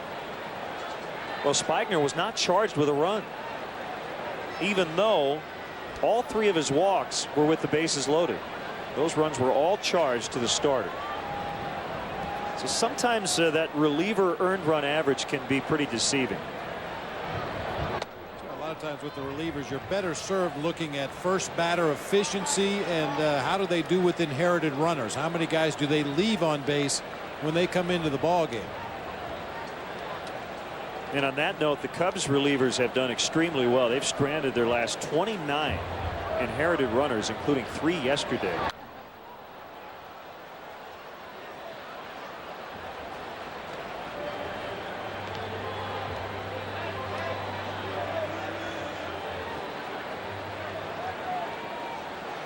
A full count on Derek Lee. 5-1 Cubs. 1 in the first, 4 more in the third. The Nationals with a run at the top of the 6th.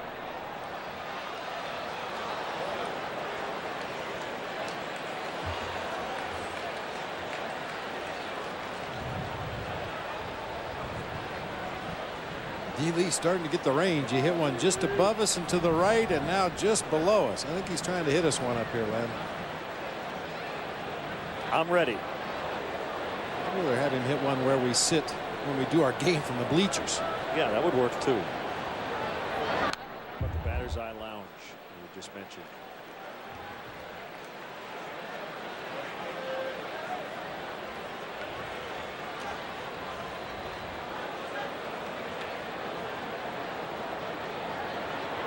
A fan probably listening to Pat and Ron today.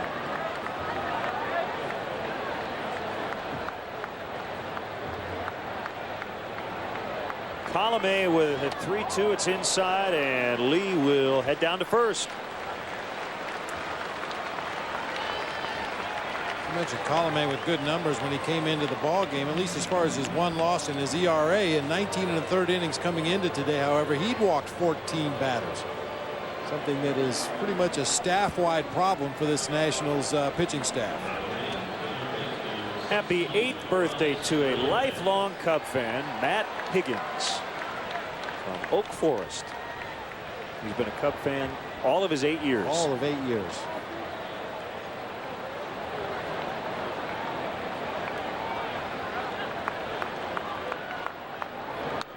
Fouled back by Ramirez.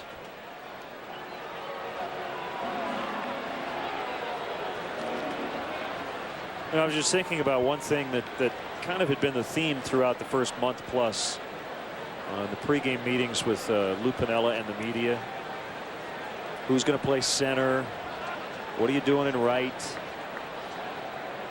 Okay, Terrio's playing today, or is Torres? What are you doing at short now? Is that long term?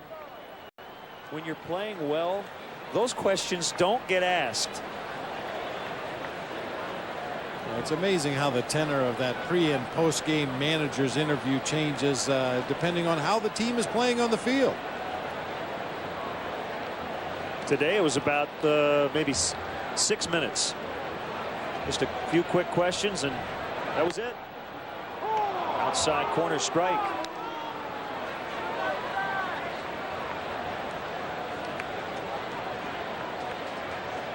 Just win.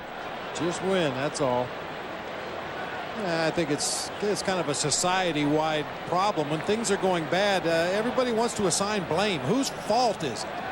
Is it the manager's fault because he's got the guys in the wrong place in the lineup, or in the wrong place defensively? Is it the player's fault? Whose fault is it? Sometimes you just don't play well. It's a crazy game.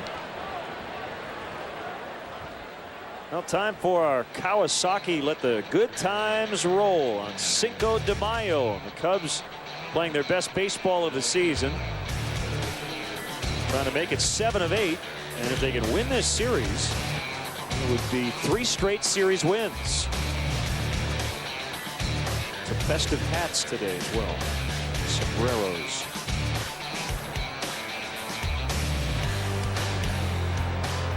Knew they shouldn't have eaten that buttered popcorn. Just couldn't handle that foul ball.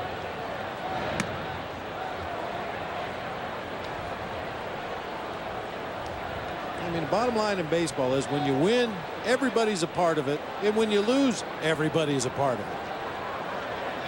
You get beat 12-10. Well, your pitcher should have done a little better. Your defense could have been a little better. Offense should have scored 3 more runs and we'd have won the ball game. You know, there's plenty of blame to be spread around and plenty of credit to be shared when things are going good.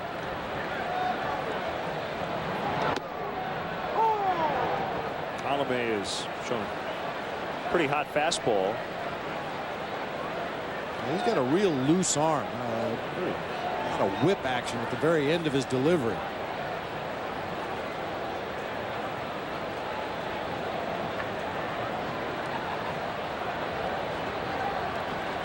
Signed originally by Oakland of the Dominican Republic in 1996.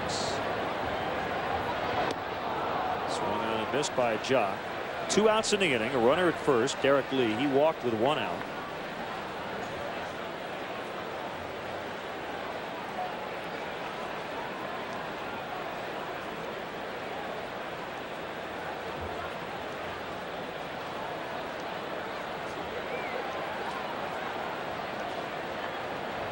Enjoying some food across the street.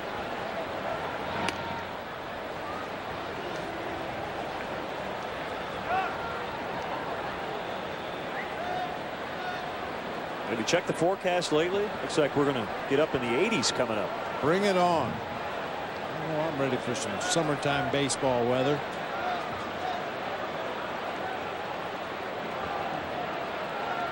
Well, now I look and it says 70s, but I guess it changes on a daily basis.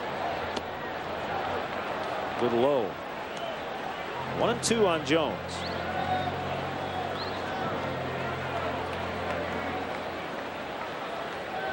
No matter what it says, we'll bring our jackets just in case.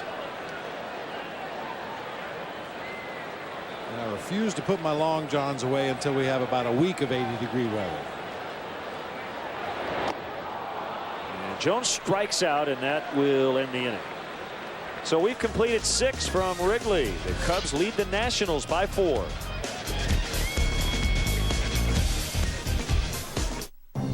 Grubs. Their mission? Destroy your lawn. Now there's Bear Advanced Season-Long Grub Control with Merit. Its exclusive 2-in-1 formula stops grubs all season. Plus, it revitalizes your lawn, guaranteed. Bear Advanced.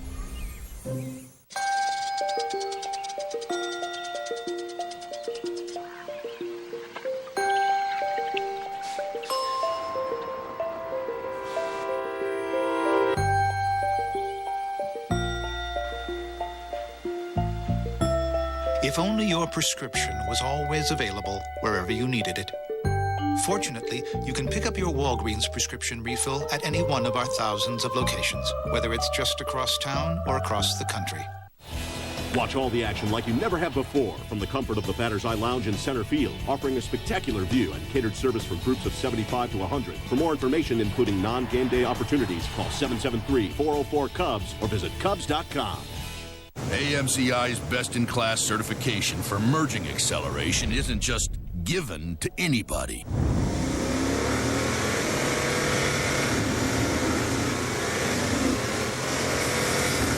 You earn it. Get 3.9 APR financing on the all-new full-size 2007 Toyota Tundra. The truck that's changing it all. Now at your Toyota dealer. They swept the chance. The baby Bulls have grown up. Now it's on to round 2 to renew a heated rivalry with the Pistons. And Comcast Sportsnet is with the Bulls every step of the way. After every game, Mark Shanowski, Norm Van Leer, and Kendall Gill analyze all the excitement and bring you live post-game press conferences on Toyota Bulls Post-Game Live. And every night, Land Rover Sports Night brings you the latest news and interviews. Bulls playoff coverage continues right here on Comcast Sportsnet.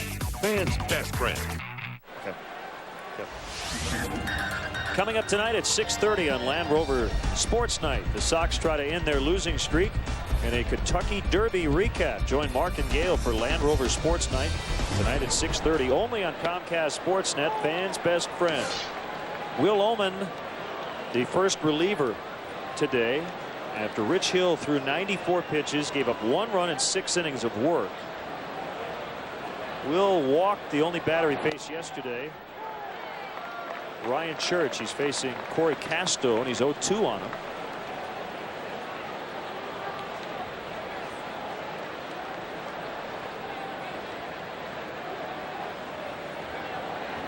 Here's a pitch. Fastball outside.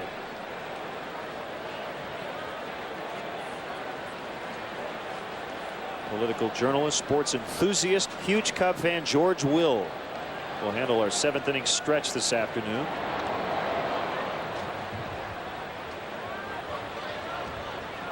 Kind of caught Michael Barrett as he got away from him. 2 balls, 2 strikes. So up to the bullpen to hold it here for Rich Hill. 6 innings, 6 hits, 1 run, 1 walk, 4 strikeouts.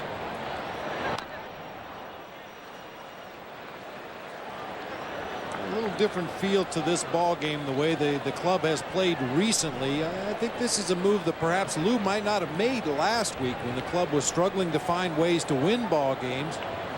Starting to feel a little better about themselves. Takes an opportunity to get Rich Hill out of the ball game a little bit early, perhaps. Try to get his bullpen in order a little bit. You mentioned Oman came in to face 1 left-handed hitter yesterday, walked him. Sometimes if you feel confident about your chances of winning a ball game or your offense's ability to score runs, you'll make some pitching changes that maybe you wouldn't normally make. Good start to the inning. Striking out Casto. Comes on a fastball in. I think that's a pitch that left-handed pitchers don't use often enough against left-handed hitters. Come into a ball game, a lot of times they fall in love with that breaking ball, figuring this is the guy I have to get out, but many times that's a tough pitch to pull the trigger on as a left-handed hitter. That tailing fastball back in on your hands. First at bat for Ryan Langerhans today.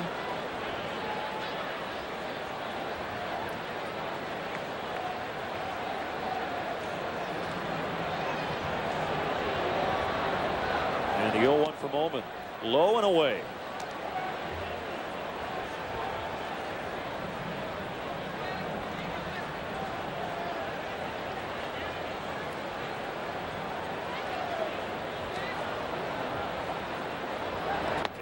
Is a little bit inside. Langerhans now playing left. He was acquired from Oakland on Wednesday in exchange for outfielder Chris Snelling. Second time in less than a week he had been dealt. The A's got him from Atlanta 3 days earlier in exchange for a player to be named.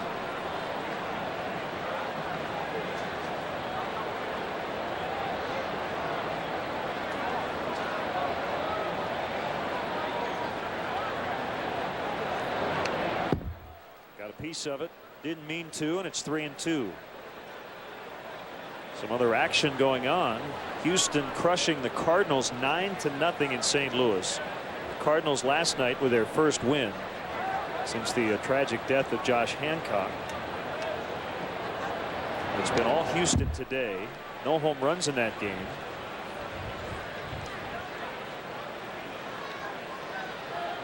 Some other games will be getting underway in about, do the math here, about 40 minutes. Phillies will be in San Francisco in the American League. White Sox and Angels, another called third. As Langerhans is gone, Seattle also playing the Yankees coming up later this hour. A good start to the inning for Will Ullman. Back-to-back strikeouts, and he'll face the switch hitting Felipe Lopez.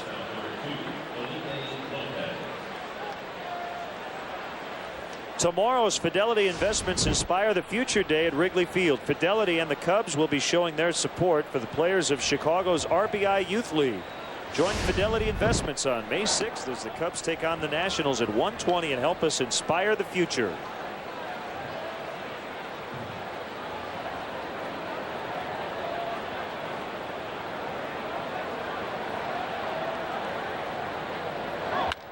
Ground ball to short. Terrio with a long throw, and it's late. Backed him up. He backhanded it. And Lopez gets on the infield hits, the third time he's been on base.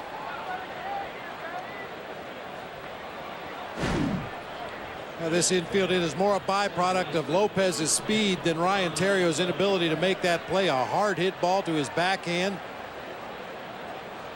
Wheels around, throws on a hop across to Derek Lee, but Lopez just runs way too good. He's going to beat that one out 10 times out of 10.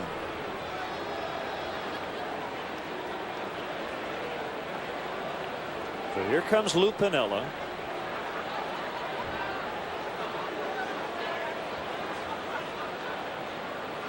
And first he's going to tell the home plate umpire Ron Culpa he's making a double switch. Rocky Cherry, a right-hander, will come in with Ronnie Belliard due up 5-1. A runner on. We'll be back.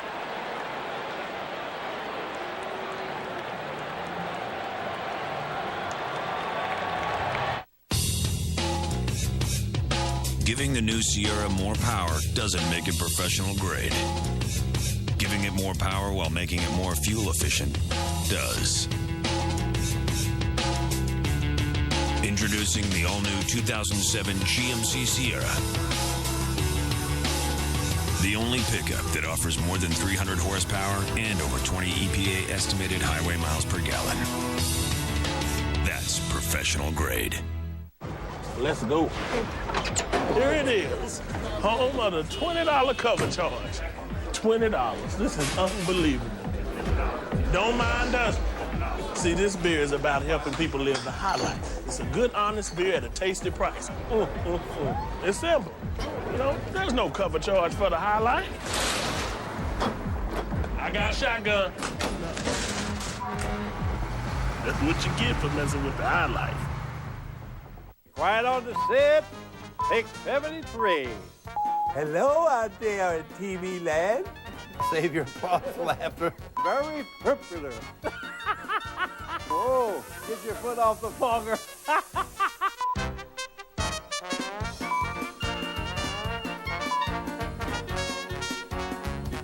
Okay, here we go with another ho-ho. There's only one, Bob Royman. Felix PA coming in as part of the double switch, and he'll play center field and bat ninth. Jock Jones made the final out of the sixth, so he's out of the game, and Rocky Cherry will slot in the fifth spot for Jock Jones.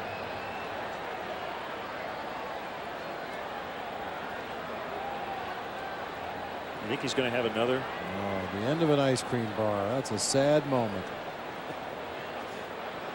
Get that last little bit of chocolate that sticks to the bottom of the stick right there. Yeah, that's the last taste. Lopez, the runner at first, 2 outs. Outside on Ronnie Belliard. So Cherry and PIE into the game at the same time. We've had a little fun with that.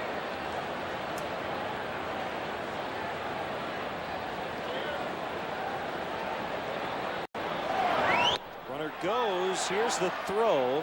Lopez in. His 5th steal of the year. Just talked about Lopez's speed a moment ago when he legged out that infield hit, got a huge jump against Rocky Cherry with the high leg kick, long, slow delivery. Barrett tries to unload that ball quickly. Many times when you try to get rid of it too quickly, that's when you see that throw short hopped into second base. No chance to get Lopez there. And he's going to go to third as it gets away from Barrett.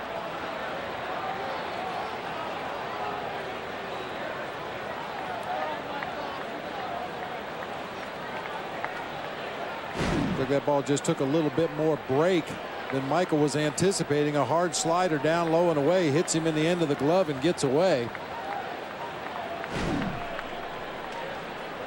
A pass ball charge to Michael, the 4th time he's been charged with a pass ball this year.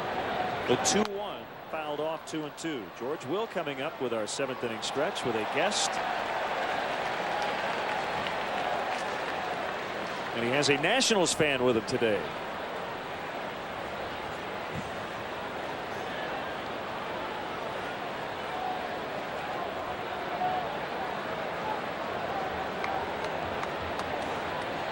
I asked him if he likes the Cubs too. He said, not that much. Well, we've got a half an inning to convert it. That's right.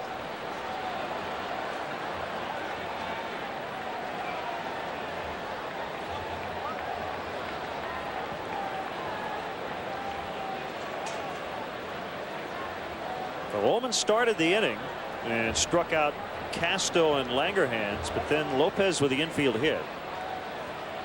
And Lou going with a right-hander, Cherry. As a sign from Barrett. Here he comes. It's outside, and the count is full. Ryan Zimmerman adjusting his batting gloves near the on-deck circle.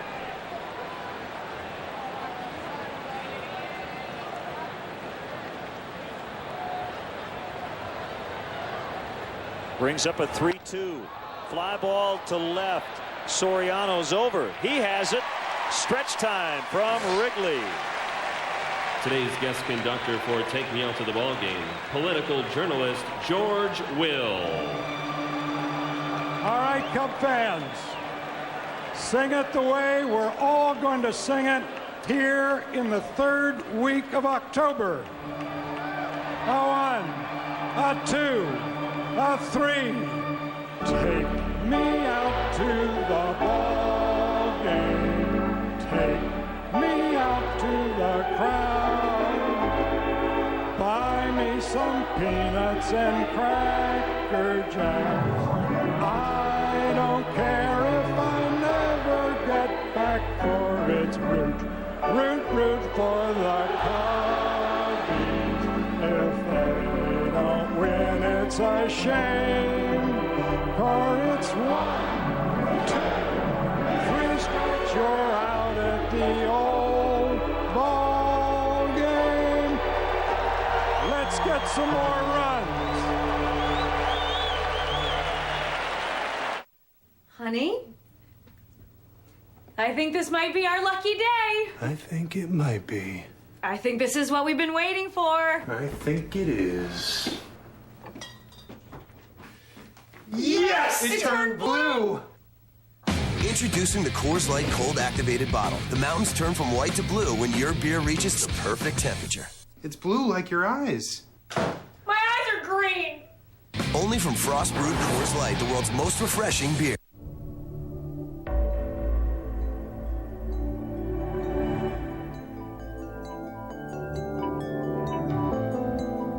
Every texture, every line,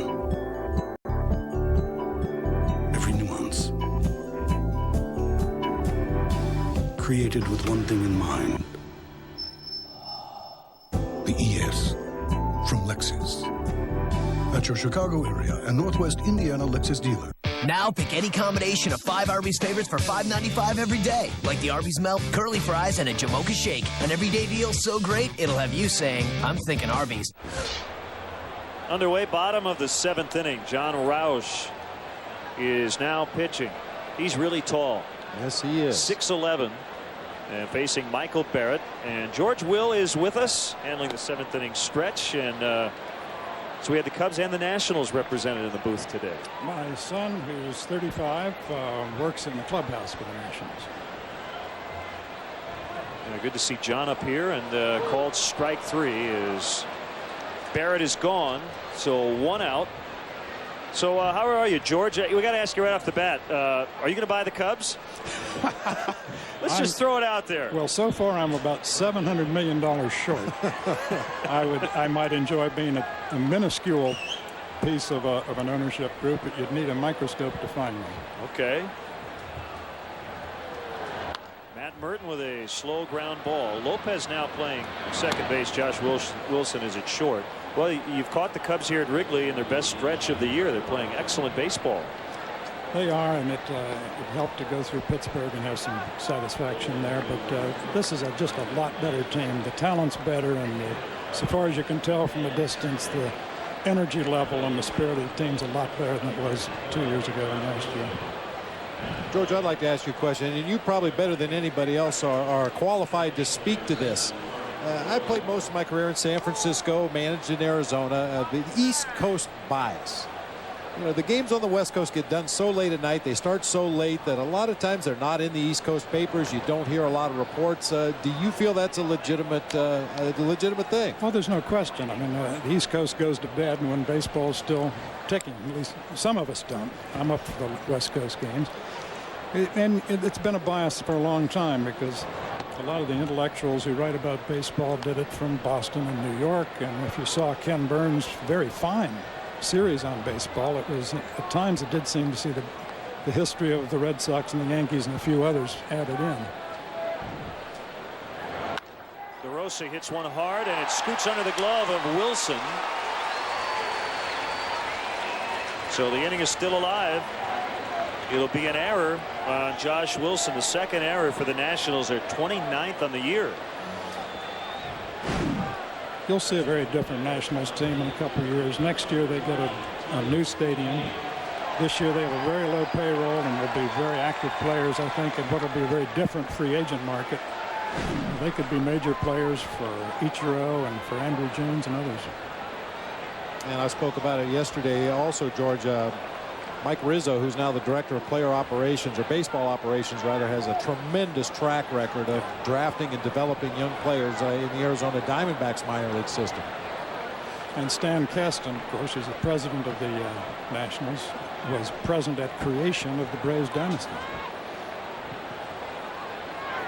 Felix P.A. looks at his strike. Well, just kind of give us your general thoughts on where the Cubs franchise is at the moment, spending upwards of $300 million in the free agent market in the offseason. Talked about the team is going to be sold and getting off to a slow start. But again, it looks like this team is going to be in it. It's a slow start, but it's the right division to have a slow start in. It's going to be a very competitive National League Central. The Cubs proved to their fans, a number of whom are staying away, frankly, at the end of last year, and the television ratings weren't all that they might have been.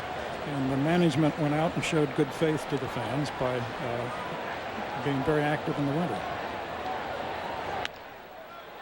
And a ground ball. Lopez will throw out. Felix P.A. Can you hang on for a couple more minutes? Sure. We get into the 8th. We appreciate it. George Will with us, 5-1 after 7. SAP software has made running my mid-sized business much easier. Actually, I have time for lunch. It's all very glamorous.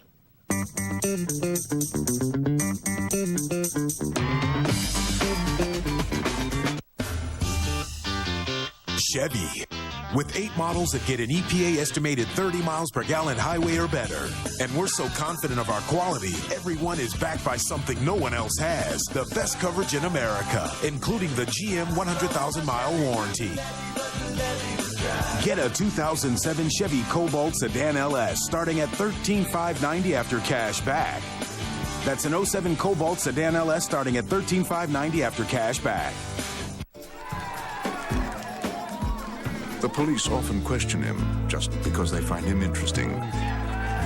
His beard alone has experienced more than a lesser man's entire body. His blood smells like cologne. He is the most interesting man in the world. I don't always drink beer, but when I do, I prefer Dos Equis. Stay thirsty, my friends. Hey, Cubs fans, tune into Comcast Sportsnet all year to watch your team and the LoJack caught stealing play. Then visit Cubs.com/LoJack to enter to win a 2008 spring training trip. LoJack, the only stolen vehicle recovery system operated by the police. Watch the Cubs battle the Pirates Tuesday, May 8th at 7:05. Be sure to arrive early. The first 10,000 fans will receive a Cubs visor, compliments at Banco Popular. Rocky Cherry getting ready for the 8th inning, and the Cubs have the lead 5-1. We're visiting with George Will, political journalist, big Cub fan from Champaign, Illinois, and you're working on a book on Wrigley Field, correct? I am. There's a small series published by Crown, and it's a series of a walk around New Orleans, a walk around the Vatican, a walk around Paris, and I'm doing a walk around Wrigley Field, sampling the beer at every stop. Ryan Zimmerman leading off the 8th inning. So where do you start when you think about Wrigley Field? Well, you go back to the beginning when this was new. This was the state of the art, and it's interesting to write it now in the first decade of the 21st century when Major League Baseball is discovering that Wrigley Field had it right all along. That's hammered to center. PA won't get it. It's going to go all the way to the wall. Zimmerman with a 2-base hit to start the inning. I mean, Camden Yards is, I think, the three most important things that have happened in baseball since the Second World War were Jackie Robinson, free agency, and Camden Yards. And all Camden Yards did was rediscover the truths that you work with here every day. Well, one of the questions people have is how long will Wrigley be here? Nobody really knows, but I think most people would love to preserve it as long as possible. Well, Westminster Abbey's held up and the Vatican's held up, and where'd we get the idea that you have to have an obsolete ballpark? I'm with you on that.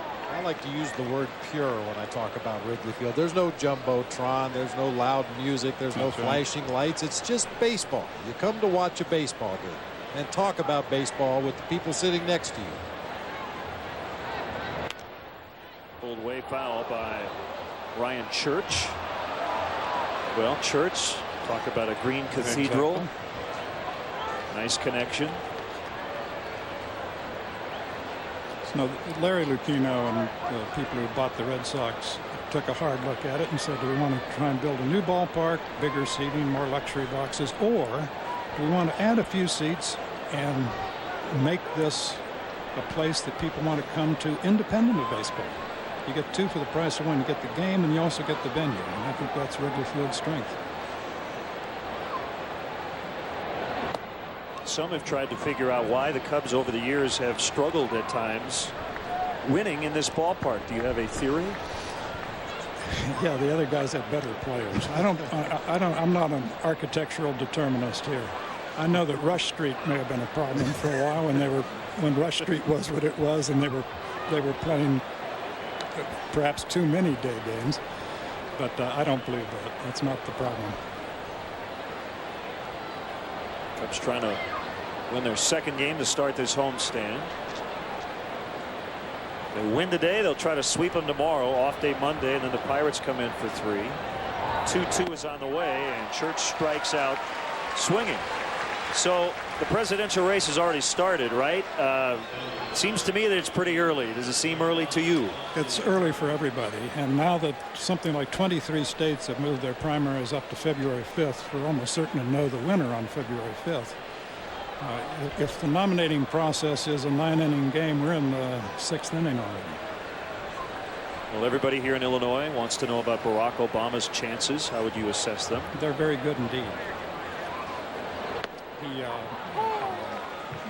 When a candidate bursts on the scene, raises money as well as he has done, the same amount as Mrs. Clinton, but with twice as many donors, which means he can go back to them. and draws 20,000 people in the rain in the midday in Austin, Texas. Soriano over toward the corner, and he can't get it. And that's going to score Zimmerman as Kearns picks up his 4th RBI of the series. So it's now 5-2. A couple of doubles here in the 8th inning. Well, this is another ball, I believe, a fully 100%. Alfonso Soriano gets under this ball and makes the catch, but you could just see him measuring his steps as he got close to that corner down there at the 355 mark. Came up just a little bit short. And quickly on the Republican side, a lot of candidates. There are, but as on the Democratic side, you've got a top tier of 3, Edwards, Obama, and Clinton. On the Republican side, you have a top tier of 3, Romney, Giuliani, and McCain. And one of those 6 is very apt to be the next president. Always a pleasure, and we see you a lot on the road, which is always fun for us. Should be a very fun year. Great to have you and your son John with us in the booth. We enjoyed it. Thank you very much. Thank you, George. Thank you, George. Thanks a lot. George Will. And Lou Piniella is going to make a change. Neil Kotz will be the new pitcher when we come back to Wrigley.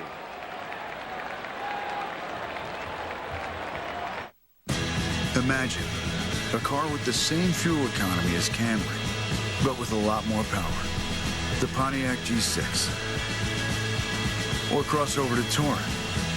More power than Escape, with the same gas mileage. The new Pontiac, designed for action.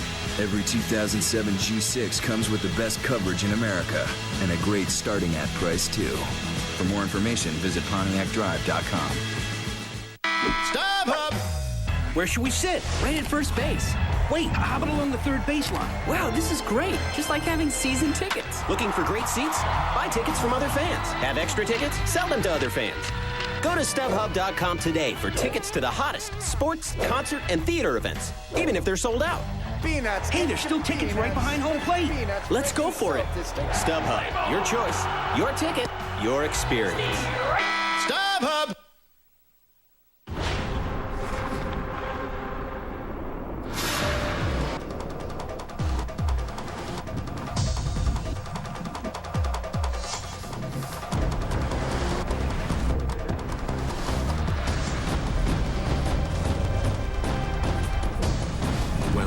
New land.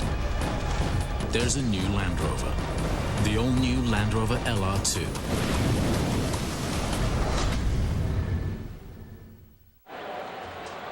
And the Cubs Felco upcoming schedule. We're back on Comcast Sportsnet Wednesday night against the Pirates. It'll be the middle game of that series. And you can also catch us here on Friday in Philadelphia to start the next road trip. So Neil Kotz is coming in and facing Robert Fick.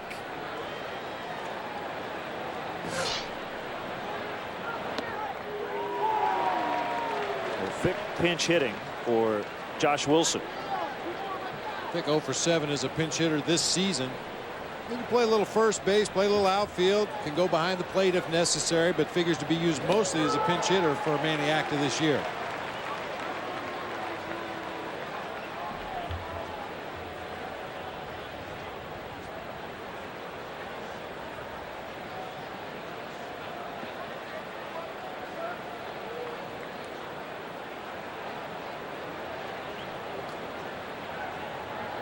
Two on the way.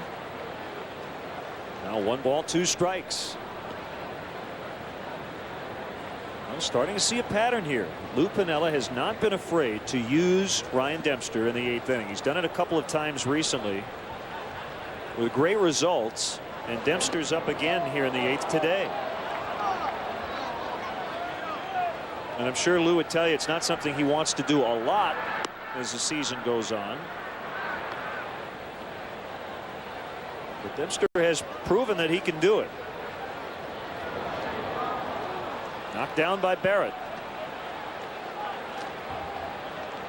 Well, we saw during the rain delay in Pittsburgh on the last road trip, we watched some video of old games between the Pirates and the Cubs. One from 1979 when Kent Tekulve, the closer, came in the ball game.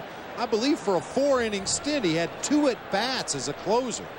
So I don't think Lou's going to go to that extreme, but he doesn't see anything wrong with bringing that closer in to get you out of a tough jam in the 8th inning and then staying in the ball game to get the last 3 outs. Fick walks. And Piniella back out. Going back to that list that you talked about, what managers don't like. You set everything up, and those walks are the one thing you don't want. This might be another one-sided conversation here.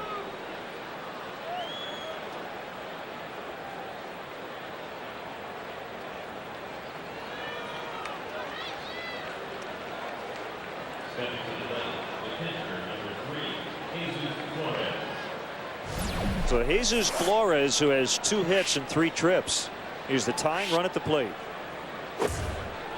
And now Scott Air has joined Dempster in the bullpen.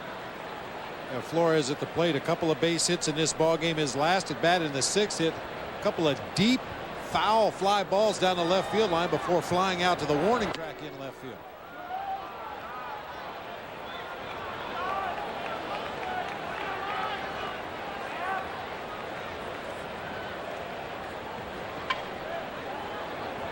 Kearns knocked in a run. He's at second. Fick is at first. Foul tip by Flores.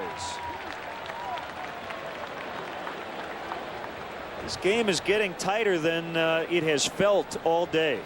Like the Cubs are just going to roll over the Nationals, but all of a sudden the tying run at the plate in the 8th.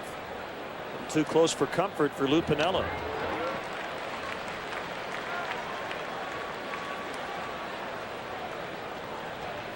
I'll tell you, every now and then as a manager, you need a laugher. You know, we talk about the players needing a game where they get ahead early and add on the lead and win a big game. Managers need those every now and again as well, so you don't have to grind on every at bat and every pitch.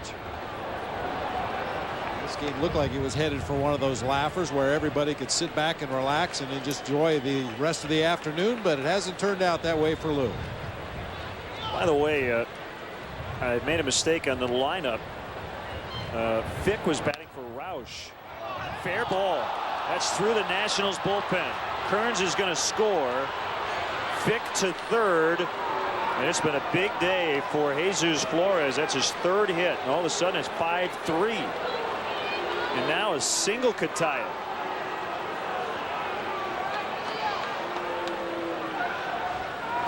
Well, somehow manages to keep this ball fair. That was down below the knees off of the outside corner. Just sticks his bat out there.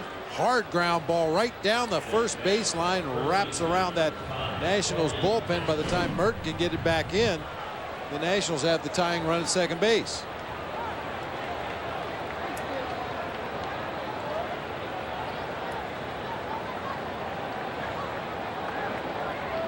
So Wilson was inserted apparently in the 2nd spot, and Roush stayed in the pitcher spot for Colome. That's where Fick batted.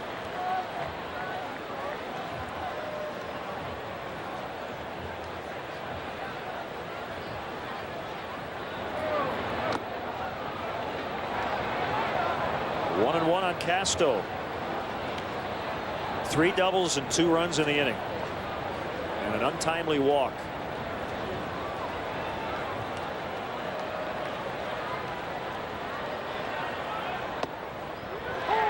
Outside corner strike.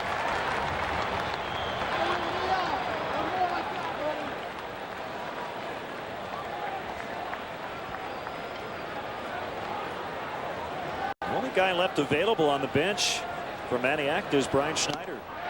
Swing and a miss. That's huge for Neil Kotz. So now a chance to get out of it. He's going to face Langerhans. A good comeback in this at bat.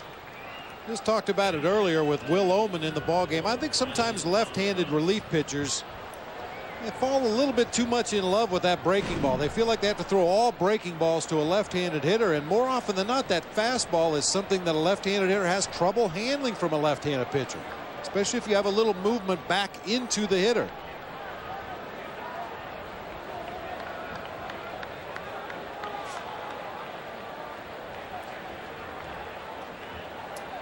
Well, the book closed on Rocky Cherry. 2/3 of an inning, 2 hits, 2 runs.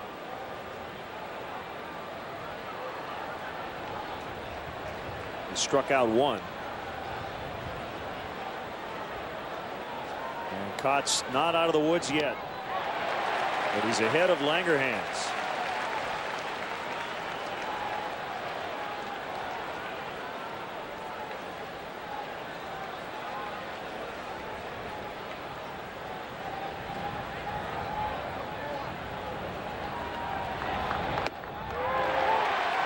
Nothing in 2.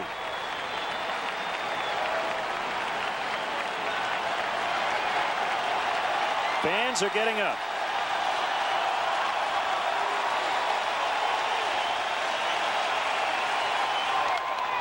Fouled off to the left.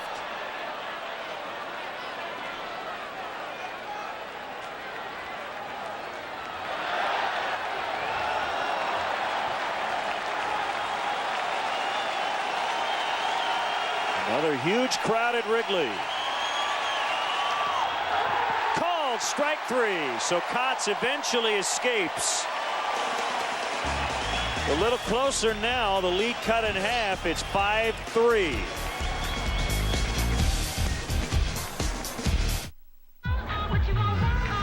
Every night, there's just one place to be. The best damn sports show, period. Come on in and be our guest for Sports Television's nightly party. The world's greatest late-night sports show is just getting started. The best damn sports show, period. Weeknights on Comcast Sportsnet. All month long, That is a lot. you can see a bona fide outer space alien in a brand new episode of an out-of-this-world Cartoon Network original show. Starting with Foster's Home for Imaginary Friends. And Ed and Eddie. My gym partner's a monkey. Camp Laszlo after that. Then the grim adventures of Billy and Mandy. All during the month of May. It's a new alienated episode each week, all leading up to all 5 shows back-to-back in one out-of-this-world miniseries only on Cartoon Network. QC Auto Service Centers, serving the Quad City area for over 30 years. Hi, this is Dan Elias for QC Auto Service Centers. Let's talk brakes. Do you have to stomp on your brakes to stop? Ensure your family's safety by driving into any one of our 3 QC Auto Service Centers. Our techs will inspect your vehicle's brakes free. We'll install lifetime guaranteed original equipment, brake pads, and shoes. QC Auto Centers with 3 convenient locations: Bettendorf, Davenport, and Moline, keeping you on the road. View live weeknights at 5:30 on Comcast Sportsnet. Time now for a Cadillac Sports Update. Josh Moore here in the Comcast Sportsnet studios. We are just a couple hours away from tip-off between the Bulls and the Pistons. Game 1 gets underway at 6 o'clock in Auburn Hills. Game 2 will be Monday night at a time yet to be determined before the series comes to Chicago for Game 3 Thursday at 8. Game 3 can be seen here on Comcast Sportsnet. And be sure to tune in here after every playoff game for Bulls Postgame Live, including tonight. But for now, let's go back to Len and Bob to bring the Cubs home. Guys? All right, Josh, thank you very much. 5-3. And the Cubs, again, would love to add some more insurance. They were able to do it yesterday. They led by a run. Felix P.A. with a big RBI hit, a single in the 8th inning to make the final 6-4. They lead by 2 this afternoon, but they wouldn't mind going to the 9th up 3 or 4.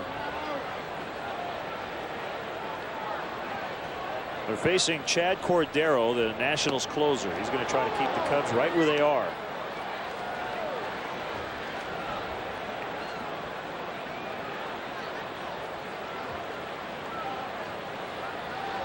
The 0-2 pitch to Soriano, jammed him, and he fouled it off.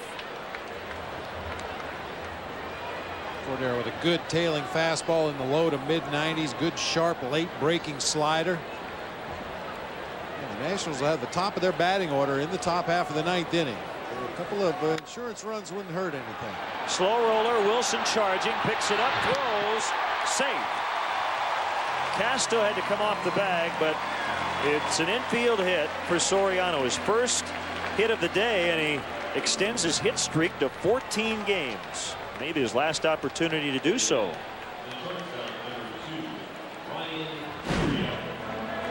A good to see Soriano able to get down the line. Fastball inside. Somehow manages to pull the bat in there. Hit that little dribbler to the left side. Getting out of that batter's box. You know, you can test that hamstring as many times as you want before a ball game, running around the outfield with the trainers. But until you hit a slow roller like that to the infield and really turn it on down that first baseline, that's the real test for the hamstring. Sniffing that base hit, knowing if you get down that line, you got a chance to beat it out for a hit, and Soriano was able to do it successfully. He has reached base in all 22 games in which he's appeared. He's hit safely in 21 of the 22. Bunted by Terrio. He's thrown out by Cordero, so another non-at-bat. A sac bunt. So Terrio, 5 plate appearances, 0 for 1, with 3 walks, an RBI, and a sac bunt.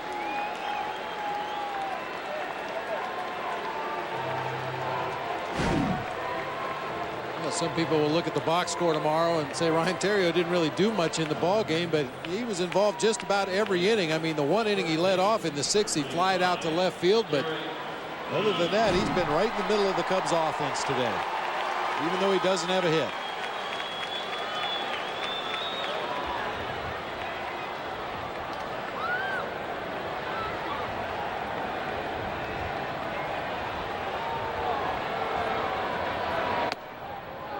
Fastball strike on Derek Lee.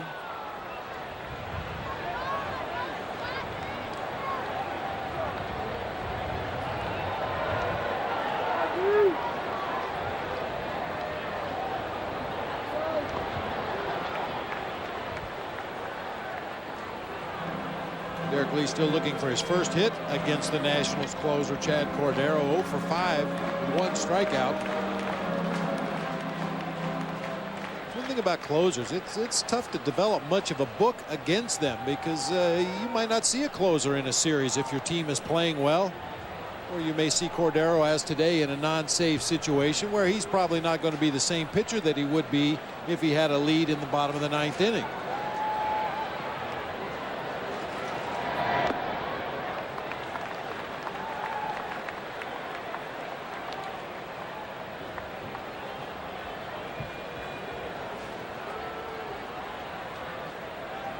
Patterson left after 2 innings plus.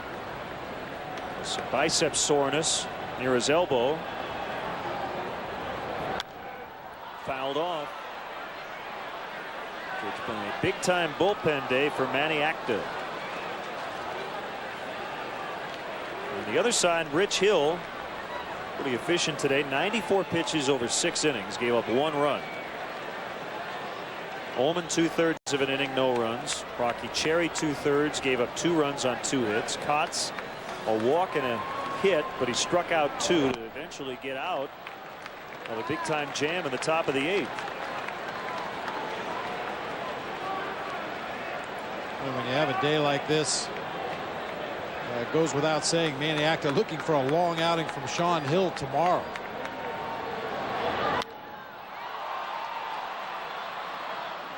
Langer hands and Church, and it's the center fielder making the catch.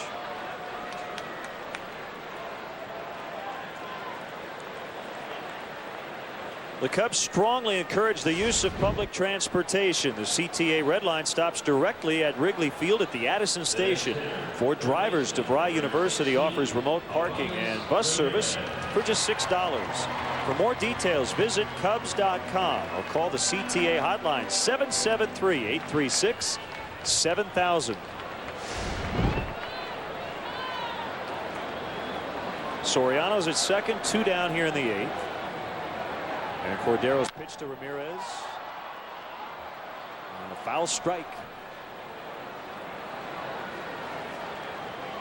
40,267. The paid crowd today. I saw something you don't see a whole lot. 3 bases loaded walks in 1 inning. That was the 4-run 3rd.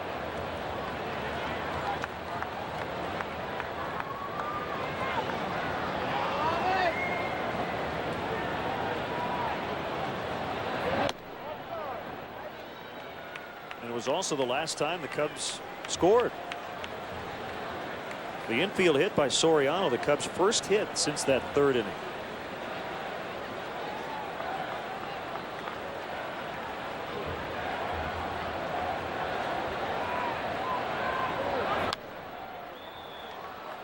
That scenario you talked about, where you score a lot early and you don't score again and you just hang on. Kind of gotten that feeling here, although a win would always feel good. This game, you felt like it should not have been close at all, and it has gotten to that point. Unfortunately, the Cubs got off early in this ball game. Nationals haven't been able to get much going until the last couple of innings here. Those tack-on runs are so huge. Every time you get an opportunity to score, regardless of the score of the ball game, regardless of the inning, it's so important that you capitalize. Good hustle by Soriano to leg out the infield hit. A perfectly executed sac bunt by Terrio, and now an opportunity for Lee and Ramirez. Lee flies out to center field. Ramirez needs a big 2-out knock here to drive that run home.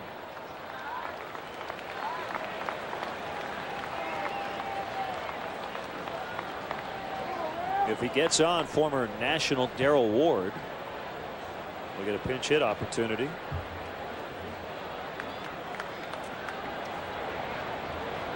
Cordero ready, and a payoff pitch that will not happen as Ramirez strikes out. Ryan Dempster coming on in the ninth with the Cubs up 5-3.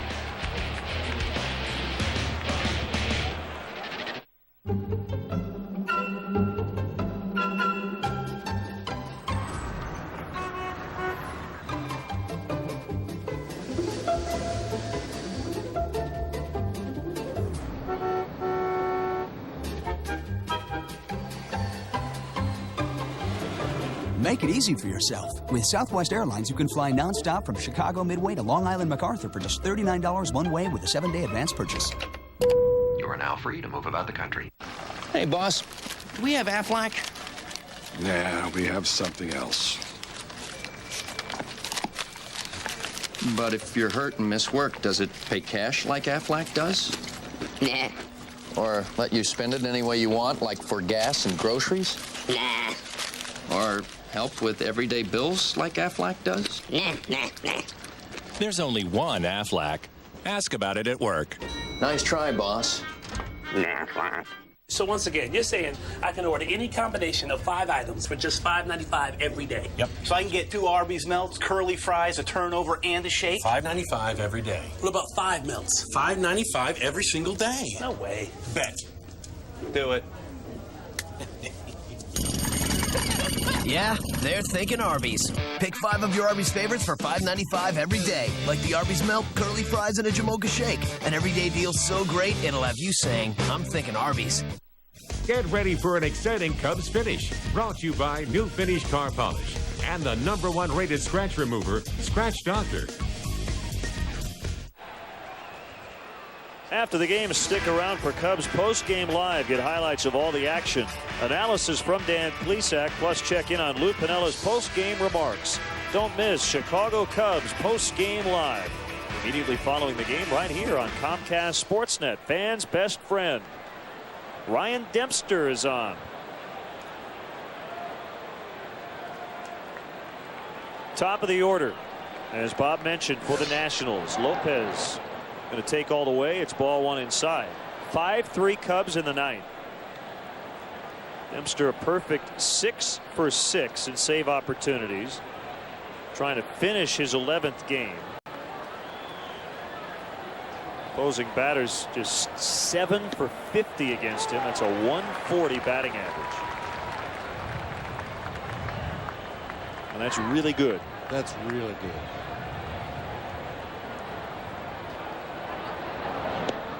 Swing and a miss. Well, I think it really all just gets back to spring training. Ryan felt like last year he relied too much on his splitter and his breaking ball, got away from his sinking fastball a little bit too much. Shown a lot more confidence in that pitch, and because of that, it's made his off-speed pitches very good. Opposing hitters now have to respect everything that he throws up there. He got the save yesterday, gave up a hit, no runs in the ninth. outside, full count. And he's been more aggressive with his heater. And he's gained confidence from the fact that Lou Piniella has used him, in the 8th inning. Called strike 3. 1 out.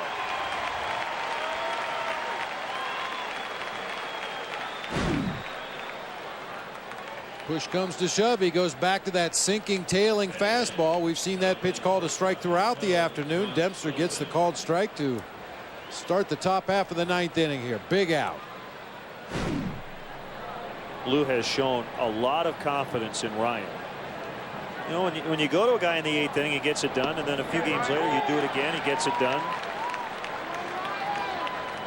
Just to make you feel like you're on top of the world, and as long as you continue to pitch well, that will be an option for the manager. Ground ball to second base. DeRosa throws out Wilson.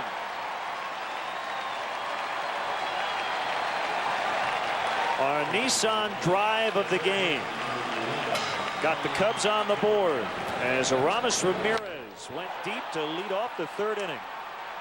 6th home run of the year for Aramis Ramirez, and don't forget that came right after Austin Kearns flied out to very nearly the same location on the half inning before. Huge swing of the ball game for Ramirez to be able to beat the win for that home run. Zimmerman struck out to end the ball game yesterday. Our producer Bob Albrecht, our director Dave Turner, our associate producer Tamara Anderson, Katie Sabata, our stage manager today. Jim Winters, our technical director, Jim Corno Jr., executive producer of Cubs baseball here on Comcast Sportsnet.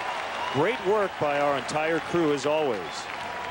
And the Cubs trying to wrap up their 4th consecutive win and get back to 500.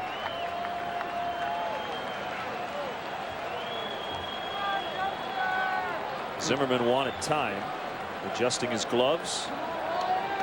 And Len, you talk about the confidence that Lou has shown in Ryan Dempster, and I think it goes all the way back to that series in Cincinnati.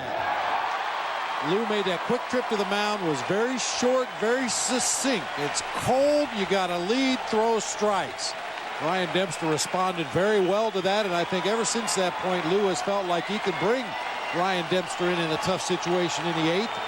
And then have him stay on to get the last 3 outs of the ball game. Lou might have had a similar talk with Neil Kotz today. Here's a 1-2. It's low.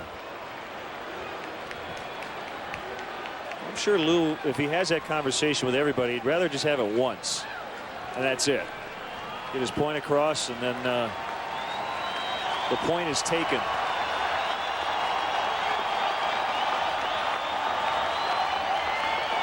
Kick and the 2-2, a fly ball. Merton is on the scene, and the Cubs win their 4th in a row. They're back to 500. They've won 7 of 8, and they'll have a chance to sweep tomorrow.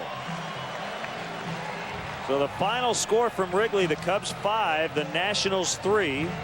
A very patient approach, particularly in the 3rd inning today. Cubs took a lot of walks, 8 on the day, and they come up with the win on Cinco de Mayo.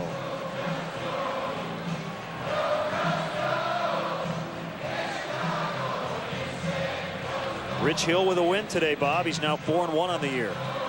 And once again, this is one of those starts for Rich Hill. I don't think he had his best stuff today, but the young pitcher is finding ways to win without his best stuff.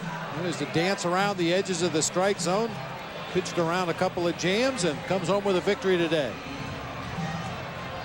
Chuck Garfien is on the field with Ryan Theriot. Very patient day for him, Chuck. Yeah, I was going to say patience is a virtue. You guys were loaded with it today. 8 walks, you had 3 of them. Are you guys just basically taking what they give you?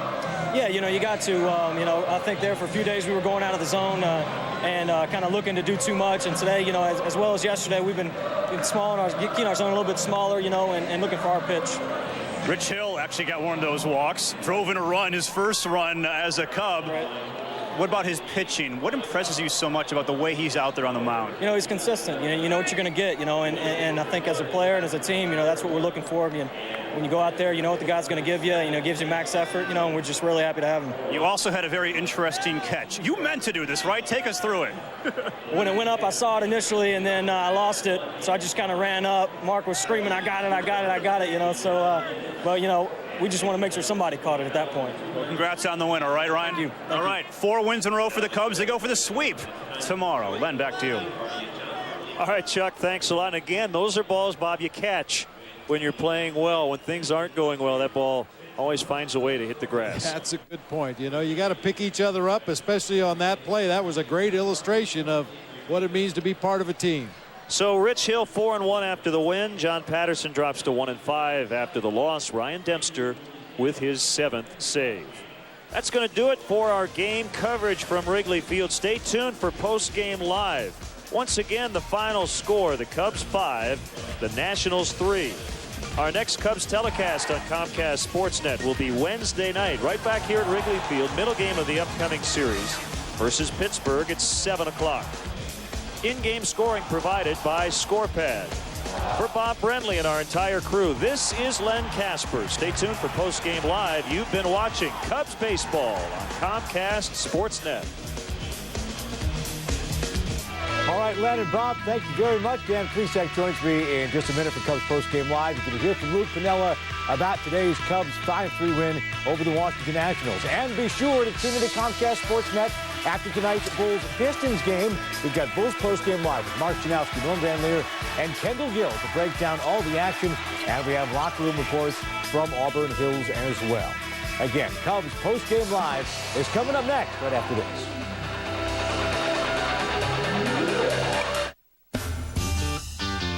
Chevy. With 8 models that get an EPA estimated 30 miles per gallon highway or better.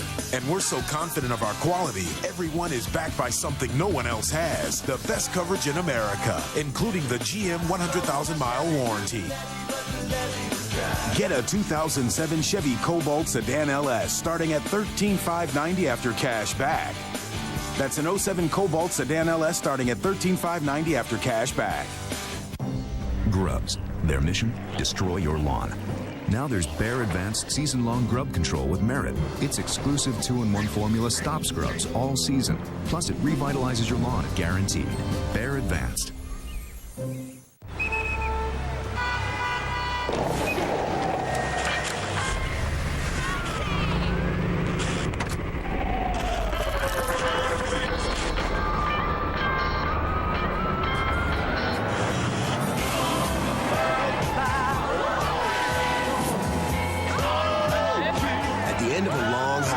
Grab the beer that starts out cold and ends up refreshing. Frost Brewed Coors Light, the world's most refreshing beer. Experience a Cubs game at historic Wrigley Field. Individual tickets are available for upcoming games. Get your tickets now by calling 1-800-THE-CUBS, visiting the Wrigley Field box office, or by logging on to Cubs.com. See you at beautiful Wrigley Field. All new mowers look good.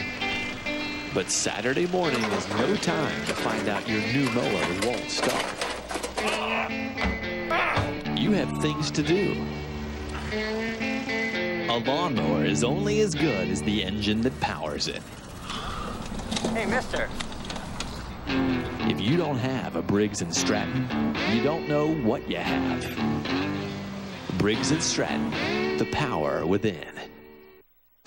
Cubs baseball on Comcast Sportsnet is brought to you in part by LoJack, the only stolen vehicle recovery system operated by the police. Bacardi Rum. If you're going to drink, be responsible. And by Pontiac, 9 performance machines, all designed for action.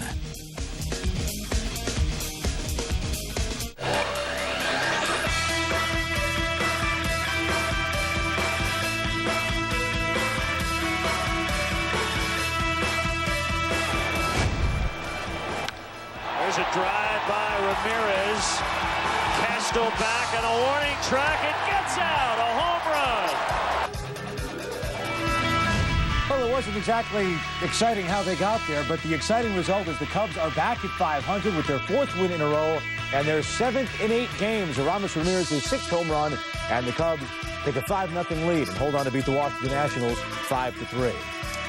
Well, welcome everyone to the Comcast Sportsnet studios in downtown Chicago and Verizon Wireless Cubs postgame live. Josh Mora and Dan Plesac dealing from the left and the right, and that is the exciting part of it. The Cubs are back at 500, kind of a routine win, one that started off as a blowout, didn't quite end up that way, but one the Cubs will certainly take. It's just amazing how things have changed for this team in the last 5 to 7 days. You're looking at 4 or 5 games under 500, really a very favorable schedule in the month of April. A majority of their games at home. They didn't play particularly well at home, but I think really the afternoon the other day in Pittsburgh, getting 2 wins, coming home and beating a team that they should beat on paper, this team right now in Washington. They got another very good performance from Rich Hill, scored enough runs, were aided by some inconsistent strike zone by the Washington pitchers, but you know what? A win is a win, and this is the type of game that they weren't winning these kind of close games, you know, a week to 10 days ago. So definitely a good sign. Absolutely, and the Cubs had a 2-0 lead when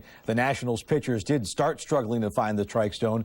They had 2 runs and 7 hits off of starter John Patterson before he left with an elbow injury, what appeared to be an injury, and then Lavelle Spegner couldn't seem to find the plate, and the Cubs scored 3 runs on bases-loaded walks.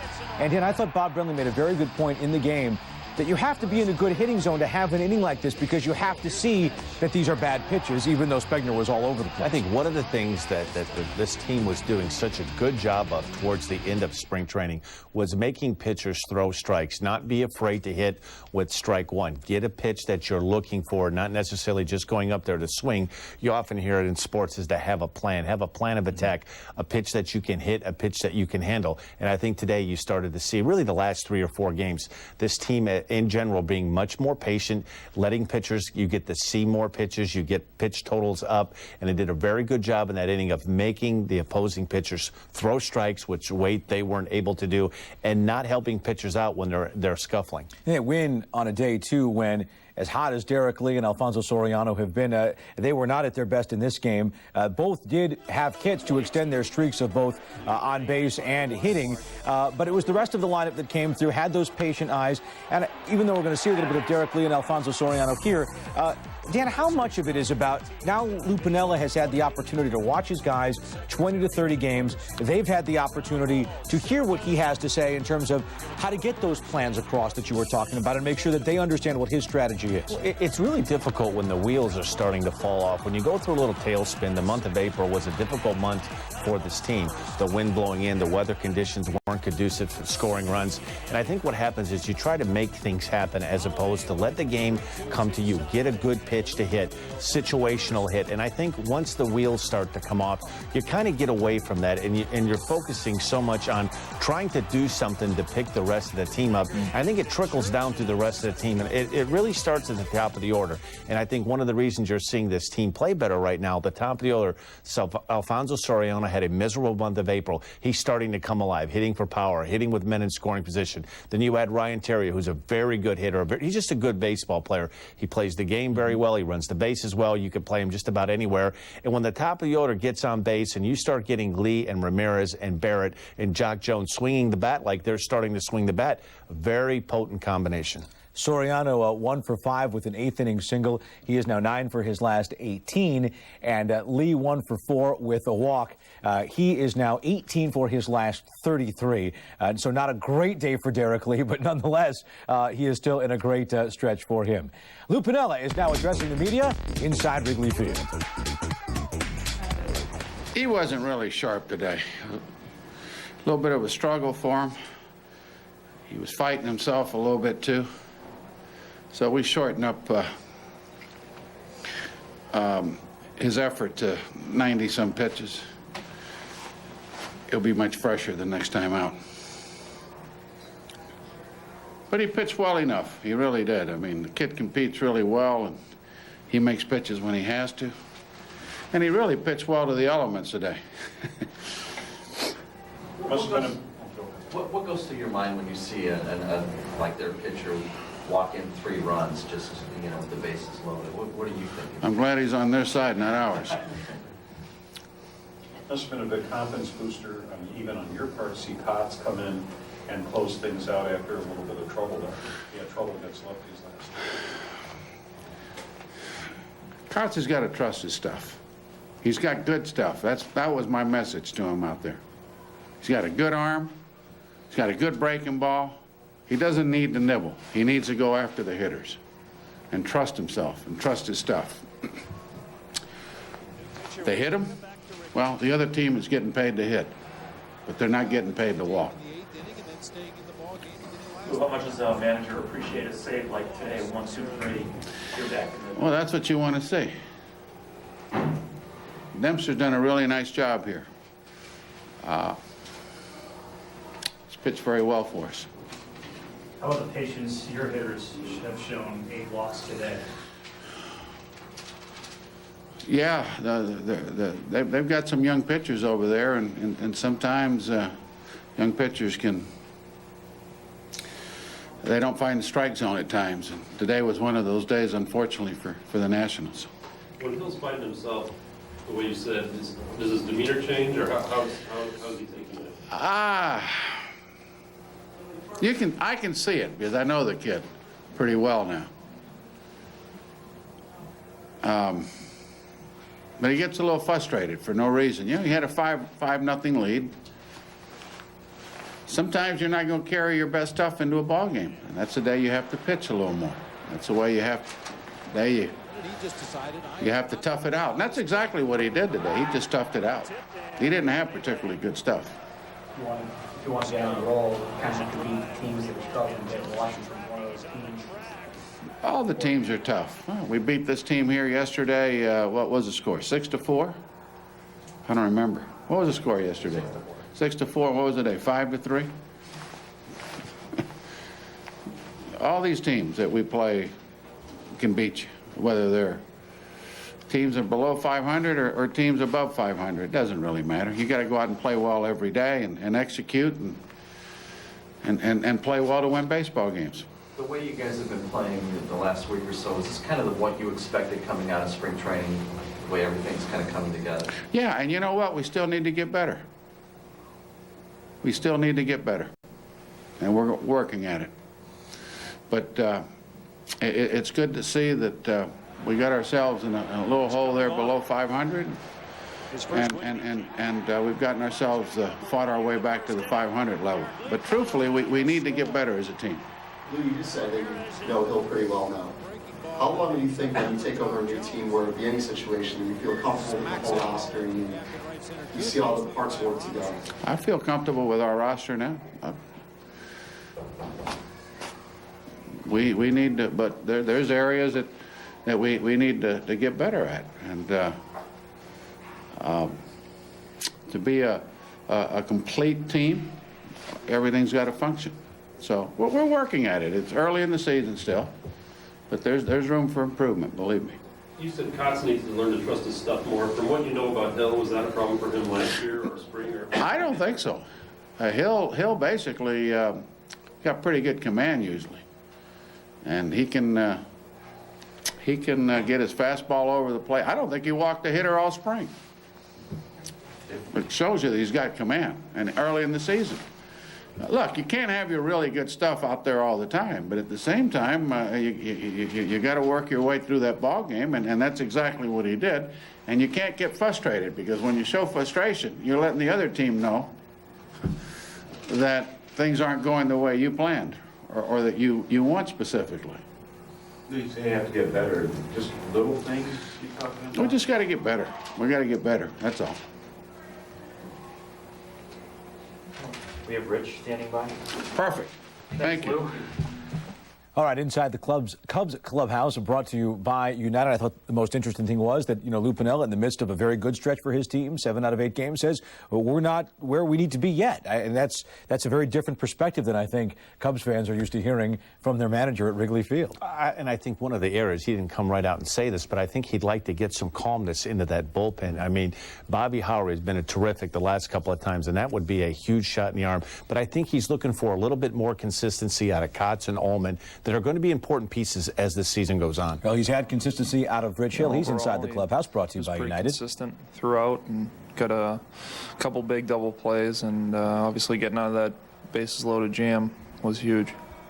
How important is it to get through starts like this that you got to really have to battle, especially with guys? Yeah, very important. I think you have a few starts like that during the season, 5 or 6 starts.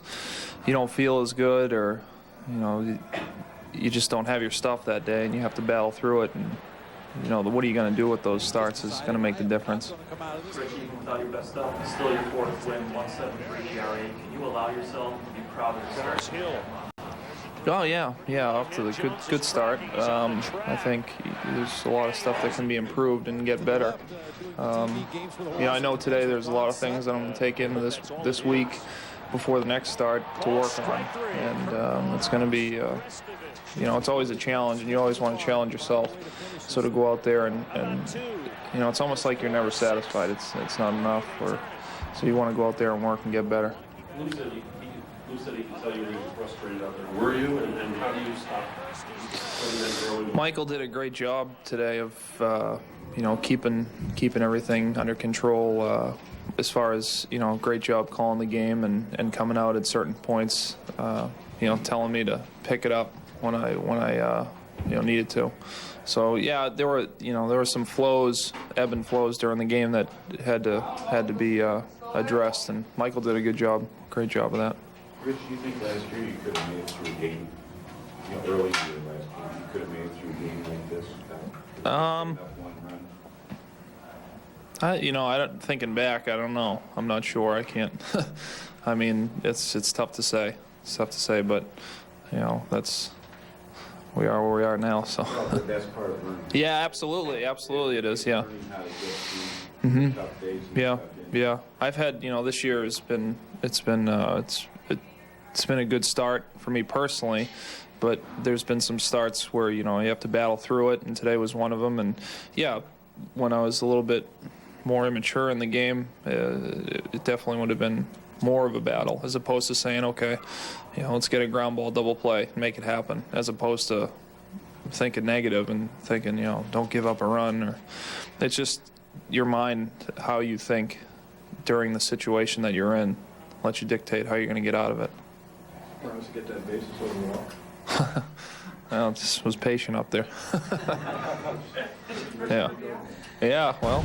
All right, time now for our Feldco pitching recap. You see that Hill went 6 innings, gave up 6 hits, 1 walk, 4 strikeouts, 1 earned run, 94 pitches. That's a lot for him in 6 innings. He's usually very economical. But, Dan, when you see what this guy has when he's on the top of his game, and when you see and listen to what he has to say, you hear that he's an articulate player. He is a very intelligent and introspective player.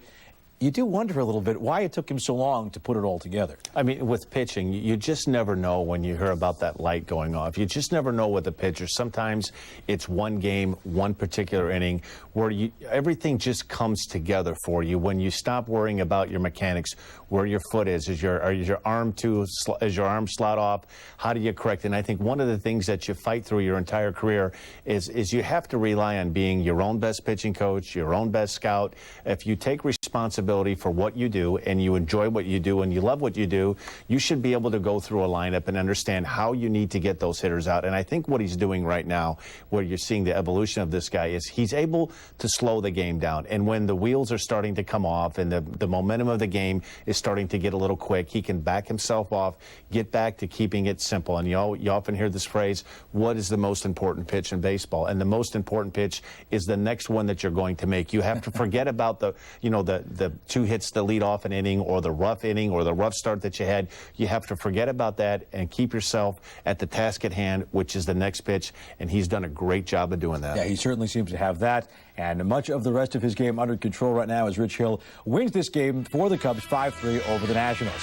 Time for our first break. And as we go to it, we want to take you to our Pontiac opinion poll. The Cubs will call up Angel Guzman to be the starter on Sunday. Who should the Cubs take off the roster to make room for him? Should it be A. Rocky Cherry, B. Ronnie Cedeno, C. Felix Pie, or D. someone else? Go to ComcastSportsNet.com. Click on Chicago and the Cubs page. Vote. We'll have the results for you later in the show.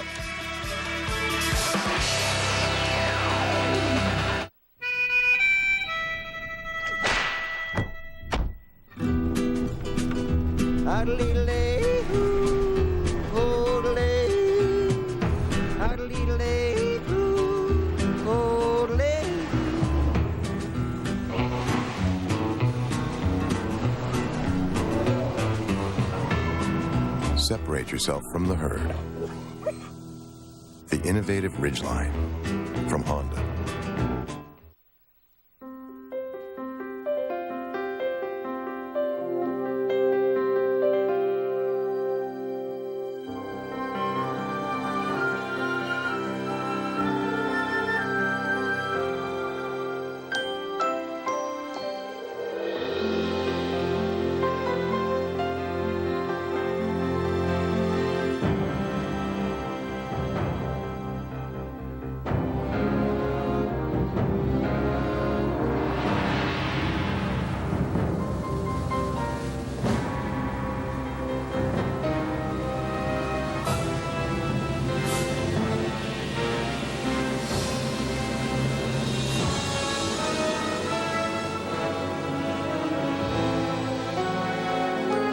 Where you go in life is up to you.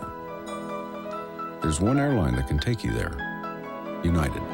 It's time to fly. I remember when call waiting and caller ID cost extra. That was then. Now there's Mediacom Phone with unlimited local and long-distance calling anywhere in the U.S. and Canada for one low monthly rate. Plus 14 great calling features like voicemail, call waiting, and caller ID. Let's call the kids. Great idea. Call 1-800-CABLE-TV and get Mediacom phone service for as low as $29.95 a month. It's my mother. Voicemail.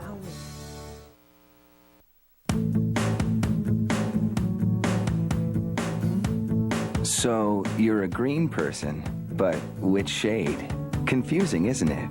Well, True Value's Color Made Simple can help. With exclusive tools, trained professionals, and expert advice, finding your color will always be simple. Now let's talk purple. True Value's Color Made Simple. Meeting the challenge since 1940. Live, weeknights at 5:30 on Comcast Sportsnet. All right, welcome back to Chicago Cubs Postgame Live, presented by Verizon Wireless. Here's how the Cubs lineup did against the Washington Nationals. And a couple of things stand out about this. Number one, they only had one hit after John Patterson left the game in the third inning. And number two, more importantly, they drew 8 walks. The Cubs pitching staff only allowed 1 walk, and I can't remember the last time I saw that happen for a Cubs team. It's certainly under Dusty Baker, it was often the other way. That 1 walk was given up by the Cubs' Neil Kotz, who corrected himself with a couple of strikeouts after he pitched the Cubs into a jam in the top of the 8th inning. And, you know, Dan, Neil Kotz is a guy who in 05 with the White Sox was dominant. He was electric. He was a very valuable member of that bullpen. In 06 with the Sox, he seemed to lose it, and he has struggled here. The walk came after he had Robert Fick 0-2. Well, you know what happens a lot of times is when you're struggling with your command and your location, there's so many things that are going through your head about being aggressive, throwing strike one. You're worrying about your arm angle, where your foot's landing, instead of just making sure that you're paying attention to the task at hand, which is the next pitch. And I often, you know, you talk to young pitchers about what you're going through, and sometimes it's so hard to do, but if you can take a step back and just back off, you tend to, when the wheels are coming off, you want to try to do a little bit too much off and draw a line. Like if you're playing golf, if you're, you know, you could go to the driving range and hit a bucket of balls and hit your driver really well, and you get on the first tee and you spray your drive into the woods, the ball goes into the water, and all of a sudden you're looking for a 3-iron, you're looking for something else. Yeah. You lose that aggressiveness, and I think what happens is most pitchers are afraid of contact, they're afraid to get hit, and when the wheels are coming off, you're trying to pitch not to get hit, and that is a recipe for ball 1, ball 2. You're behind in the count a lot. You're forcing yourself into situations where you have to throw fastballs, and it's really such a fine line that when you're feeling good about yourself and about your stuff, and Lou touched on this, it's trusting your stuff to go out there, even on a day that you don't have your best stuff, to say, listen, this is what I'm bringing to the table today. This is what I have. Let's go, get in the box. Let's initiate the action here. And a lot of times when you're pitching and you're not feeling comfortable, you're kind of tap dancing through what you're trying to do. Well, in that way, Lou Piniella might be a perfect manager for Neil Costa, sort of get in his face a little bit about, you know, you have good stuff, just go out and use it. He said something similar to Ryan Dempster in that opening series in Cincinnati, and you can see that he's had similar results. He has come out and thrown fantastically the rest of the season. He's been terrific, really, with the exception of the home run to Albert Pujols. We touched on it on the pregame show. That's going to happen. You're facing a guy like Albert Pujols. He's going to hit a lot of pitches. He hits fastballs, breaking balls, game-tying situations, tight situations. But I think one of the things that Ryan Dempster is doing right now, and you can just see he's not taking a lot of time between pitches. He's getting the ball. He's very confident in what he's doing. You don't see him shaking off a lot of signs. He's very confident. Whatever Michael Barrett or Henry Bronco put down, he feels confident to throw that. He's going to execute it, and this whole game is about confidence. Well, you should certainly have some now. 7 saves in 7 chances for Ryan Dempster, and for Rich Hill, 4 wins in 6 starts with 1 loss, 1 no decision. He gets the win today, and he is our player of the game. And once again, the stat line, 94 pitches, 4 strikeouts, 1 walk to keep. When you don't have your stuff, 1 walk is an excellent performance, and 6 hits, the 1 earned run as the Cubs beat the Nationals behind Rich Hill 5-3. As we go to our second break, we take a look at the StubHub upcoming schedule for the Cubs. They wrap up this set with the Nationals tomorrow afternoon. Then it's 3 against the Pittsburgh Pirates at Wrigley Field. And then they start a series in Philadelphia against the Phillies. Wednesday night's game against the Pirates and Friday night's game against the Phillies are games you can see on the Comcast Sportsnet family of networks. The upcoming schedule is brought to you by StubHub, where fans buy and sell tickets. They're the teams you live for, the players you cheer for, and the events that make you stop everything. Whatever side you're on, whatever captures your interest most, there's one common bond that unites us all. We all share a passion for Chicago sports. That's why fans like you need a television home devoted solely to you. The games, the news, the analysis, and everything else you desire. It's all right here on Comcast Sportsnet, fans' best friend. Sit, watch.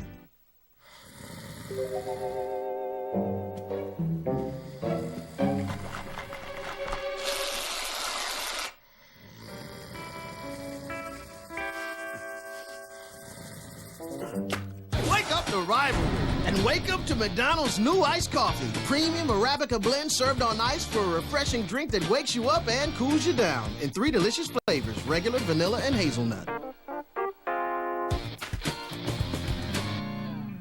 SAP has solutions for mid-sized companies? I'm gonna need some time to come to terms with this whole thing. Okay, I'm good.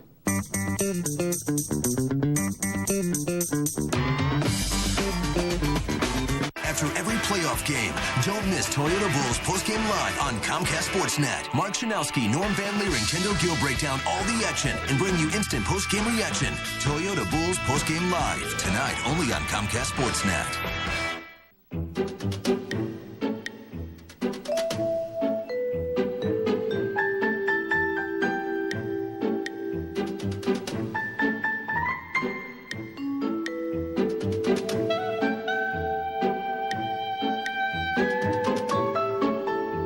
For some people, there's only one airline that fits. United Economy Plus offers more legroom than any other U.S. airline. United, it's time to fly. Where's a fan's best friend online? ComcastSportsNet.com. It's the place to read analysis from Comcast Sportsnet experts that you can't find anywhere else. Get up to the second news headlines. See the day's programming lineup. Check out talent bios and watch video clips featuring the latest info on your teams. Plus, sign up for Sports Extra and Sports Blast email alerts that make you the first to know about breaking news. Log on right now to ComcastSportsNet.com. Fans' best friend online. Okay, the results of our Pontiac opinion poll with Angel Guzman being called up to make Sunday's start. The Cubs have to drop a player. Who do you think the Cubs should take off the roster is what we asked you. Our results are in, and it is very heavily slanted towards shortstop Ronnie Cedeno. It's not going to be Rocky Cherry. Lou Piniella wants to keep 12 pitchers.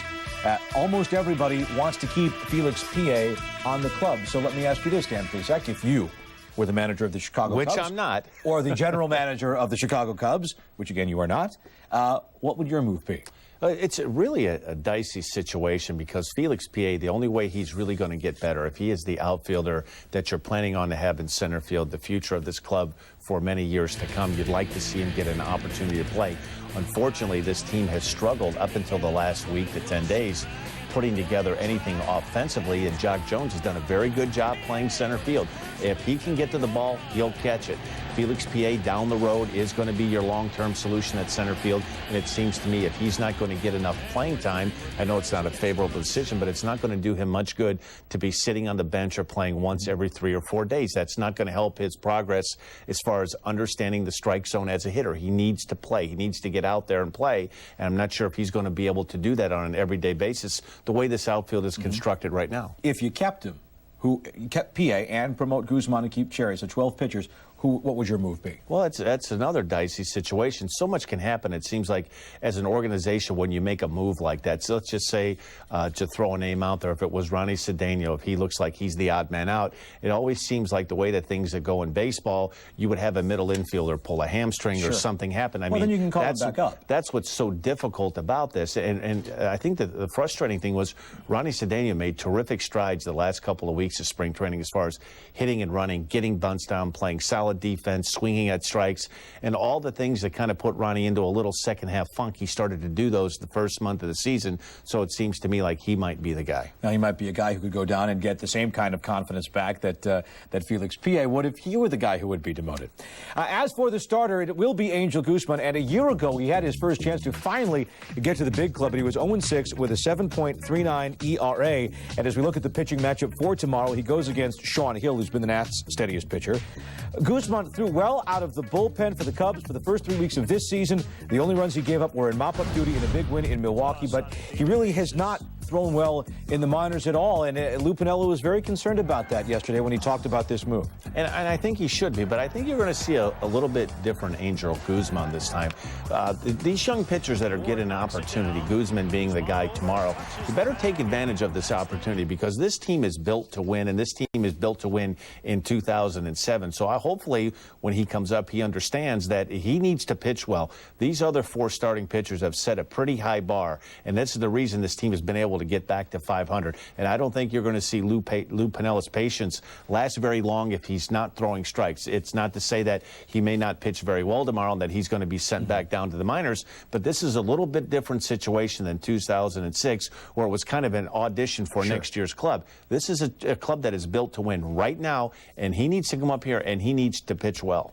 Well, in Iowa, Guzman gave up 14 runs and allowed 20 base runners in 10 1/3 innings. He has a chance to pitch the Cubs to their first sweep of the year. It will be their first opportunity to have a sweep at Wrigley Field and the first opportunity to get back above 500 since very early in this season.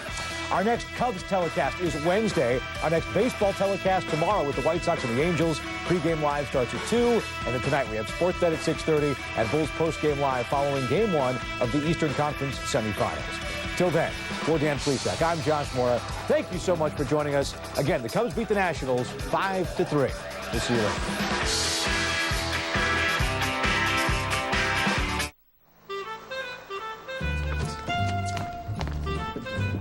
Yeah, you know the spot. Right away, sir.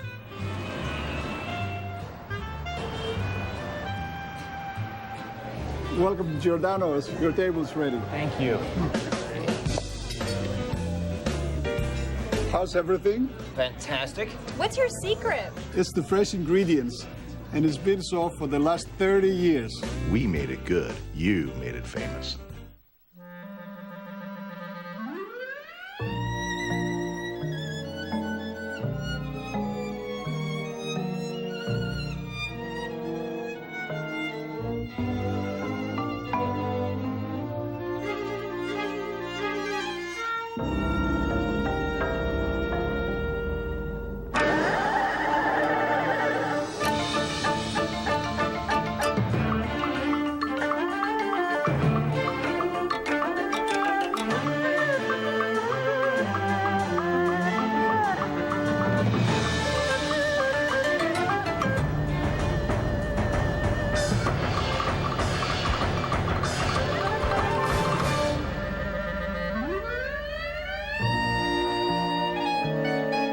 Where you go in life is up to you.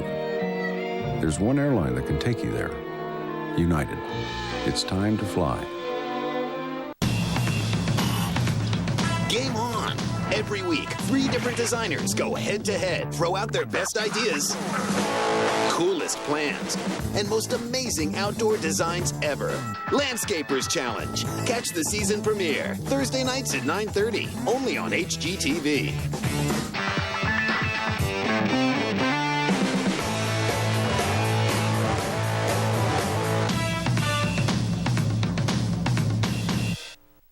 Fox 18 wants to give you gas this May. Gas cards, that is. Now through May 23rd, watch Fox 18 between 6 and 7 for the Laugh Out Loud Character of the Day. When you see it, log on to KLJB.com and enter. One entry from each show will win $180 gas cards. Lucky me. Plus, all correct entries are eligible for the grand prize, $1,800 in gas. Let Fox 18 give you gas this May.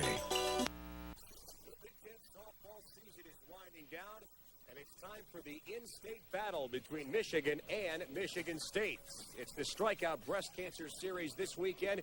It starts here in East Lansing, next on Comcast Local.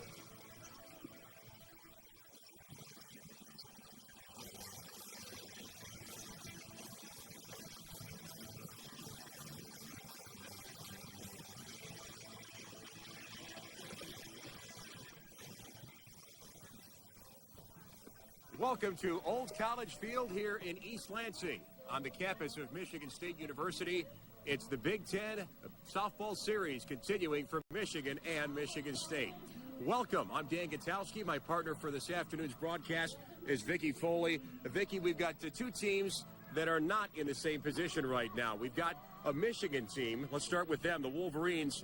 They've started well all season long, and they've continued to play well. They're a lock right now for the Big Ten tournament.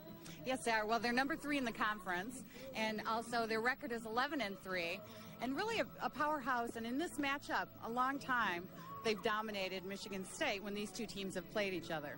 Let's take a look at that series history with these 2 teams, the Spartans and the Wolverines. You can see it has been lopsided in favor of the visiting Wolverines today. A 63-24 advantage there. Now, let's talk about what's key for Michigan State in just a minute. The Spartans, they have got to win one of these 2 games this weekend, Vicky, in order to just qualify for the Big Ten tournament. That's right, they do, Dan. Either one of these games would get them in, although I know that there are a lot of scenarios around the league. Now, Michigan State is actually number 7, and their record in the Big Ten Conference is 6-8. You can see the Big Ten standings there. The Spartans struggling to get into that upper echelon of the Big Ten, and you saw Michigan. They're in very good shape as, again, this is the final weekend of regular season play in the Big Ten, and the Spartans and Wolverines play again tomorrow in Ann Arbor. Vicky, let's talk about some of the key players that we'll be getting into on this. We'll be watching in today's broadcast. How about the key players first for Michigan? This Wolverines team is led by a lot of young players. That's right, Dan. I think the big story for Michigan this year has been all the freshmen. They've got 5 or 6 freshmen who've really stepped up to the plate, and you would never know they were freshmen by as much contribution as they've been able to give to the team this year. Caitlin Mahoney is the big gun for Michigan State, but stay tuned. We'll throw out the first pitch next year as this game begins with Michigan State and Michigan. Women's softball coming up next, live from East Lansing here on Comcast Local.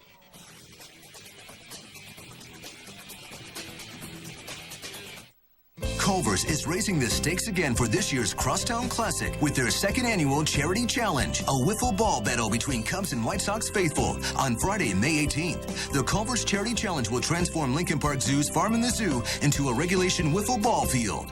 Fans, former players, and some local celebrities will be led by former Cub great Bill Madlock and White Sox slugger Ron Kittle in a battle for charitable bragging rights.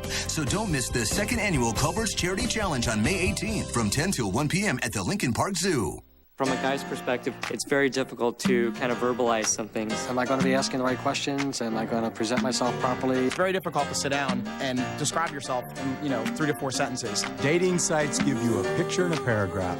At eHarmony, we do the matching for you based on 29 proven dimensions of compatibility. You tell them about you, and that's all you have to do, and they take care of the rest. You're not just randomly taking a picture from a website. So it allows you to be the person that you are. It focuses more on on establishing long-term relationships. Find that one person that is going to appreciate you and love you passionately for who you really are. Get matched with other singles pre-screened for compatibility with you. If you're honest with yourself and you're honest with the process, then you're going to find the person you're supposed to find. It all starts with your personality profile. Yours free when you visit eHarmony.com.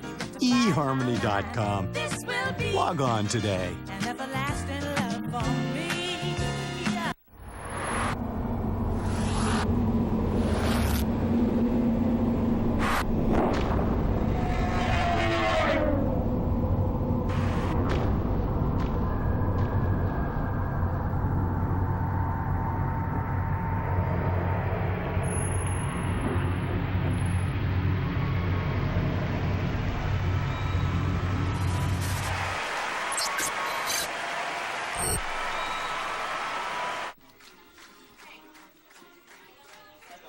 We are back here at East Lansing, and Michigan State, the wife of Michigan State women's basketball coach Lupe Izzo, threw out the ceremonial first pitch as part of the Breast Cancer Awareness Weekend, and right into game action we go. Hard drive to shortstop, knocked down, but the Spartans can't make a play on it. And just like that, Michigan sends out their first runner and gets him on first base. That's Alessandra Giampaolo. So the Wolverines go first, and you can see Leslie Knoll, the Spartan pitcher, one game over 500 in a one-loss record so far this year. And certainly Vicky with Michigan getting base runners early. There's a bunt fouled back. Wolverines certainly want to put pressure on Michigan State early, and they do with that first hit. Well, I know that this is a huge inning, actually, for Michigan State. When I was talking to Coach Jackie before the game started, she said, we get through this inning, the rest of the game, it was really going to set the pace for Michigan State, and they really just want to get out of it with no score. Yeah, it's always important for teams to get those early inning or early game jitters out of their system. And certainly the importance of this weekend, especially for Michigan State, that makes it even a little more important for MSU right now, as that second pitch is also not fouled. Right. Well, you've got the infield in, expecting her to try and bunt something. Yeah, you don't need to unleash power early in the game. If you can get a run or two early, that's what you want to do. But I'd watch the slap. There's the fake, there's the bunt, and they force the runner at second base. So the Spartans get one out. Start to get out of this first inning here.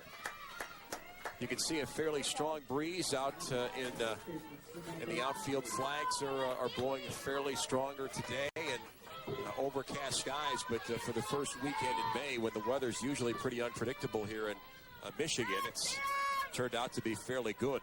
Wolverines send up their third batter, and that's Samantha Finley.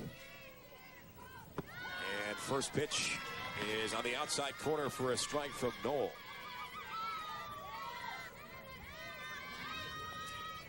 One base runner for the Wolverines at first base. There's a soft tap right back to the mound. They go to second and get that force. Good heads-up play by Knoll. She went right to second base. 2 out for Michigan State. Good speed by Finley to hustle down there to first.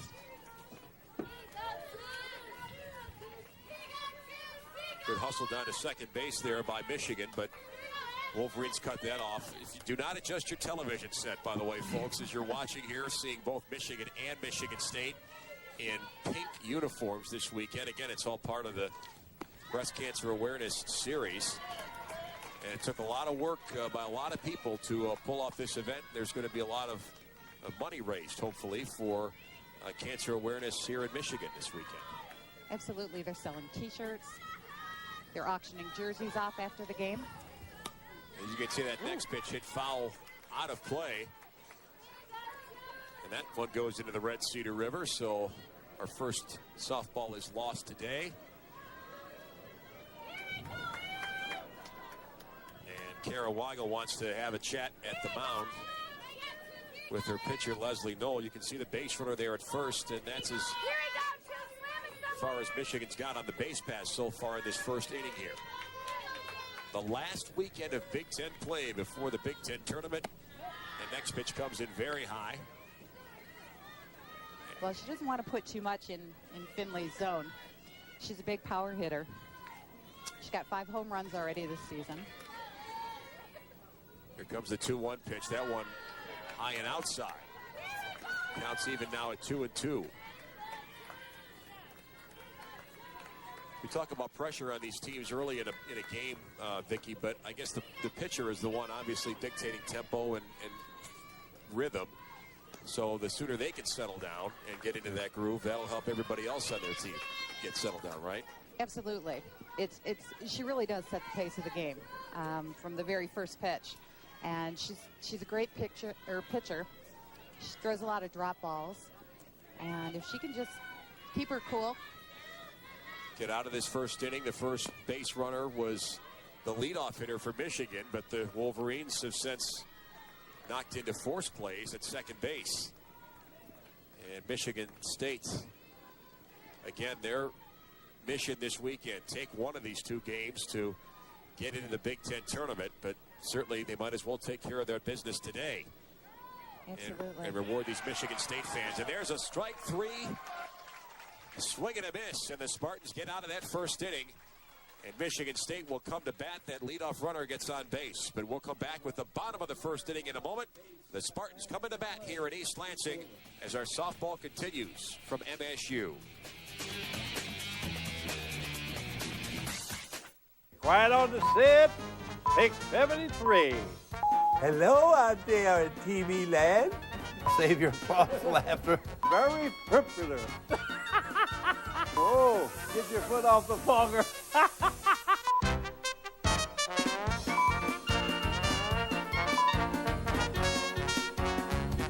Okay, here we go with another ho-ho. There's only one, Bob Rohrman. Paul Carrollson here to tell you about the new and improved hand-tossed pizza from Pizza Hut with its more flavorful crust and even more delicious sauce in every bite.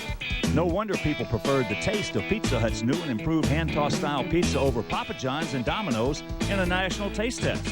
So log on to ComcastSportsNet.com and click on Chicago to find out how you can enter the Grand Slam giveaway to win a chance to see the Sox take on Boston July 21st in Beantown. You can put it on the board. Yes.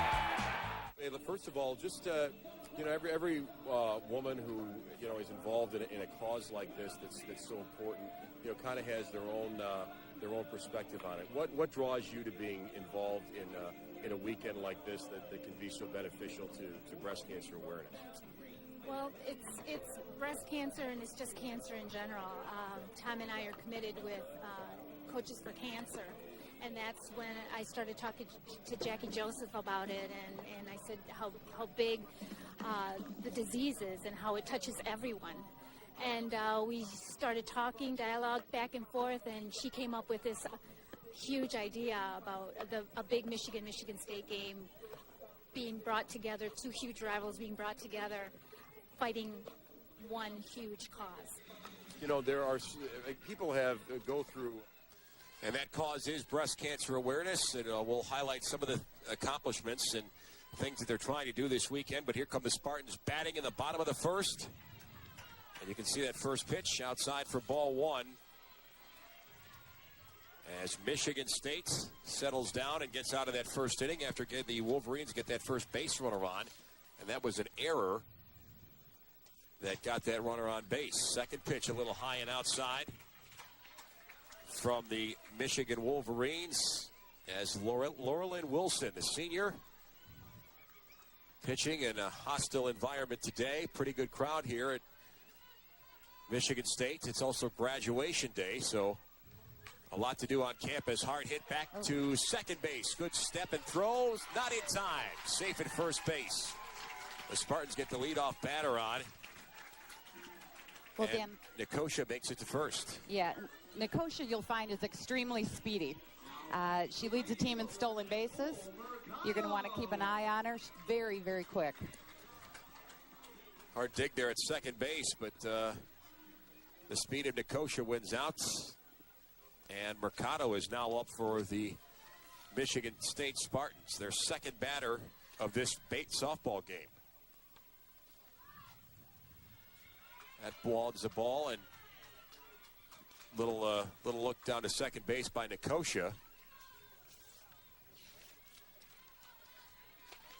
can see Jackie Joseph there instructing her charges. And the Spartans have answered with maybe the start of a threat here in this bottom of the first inning. There's a bunt. That's bunted, not in play, so count goes to 1-1.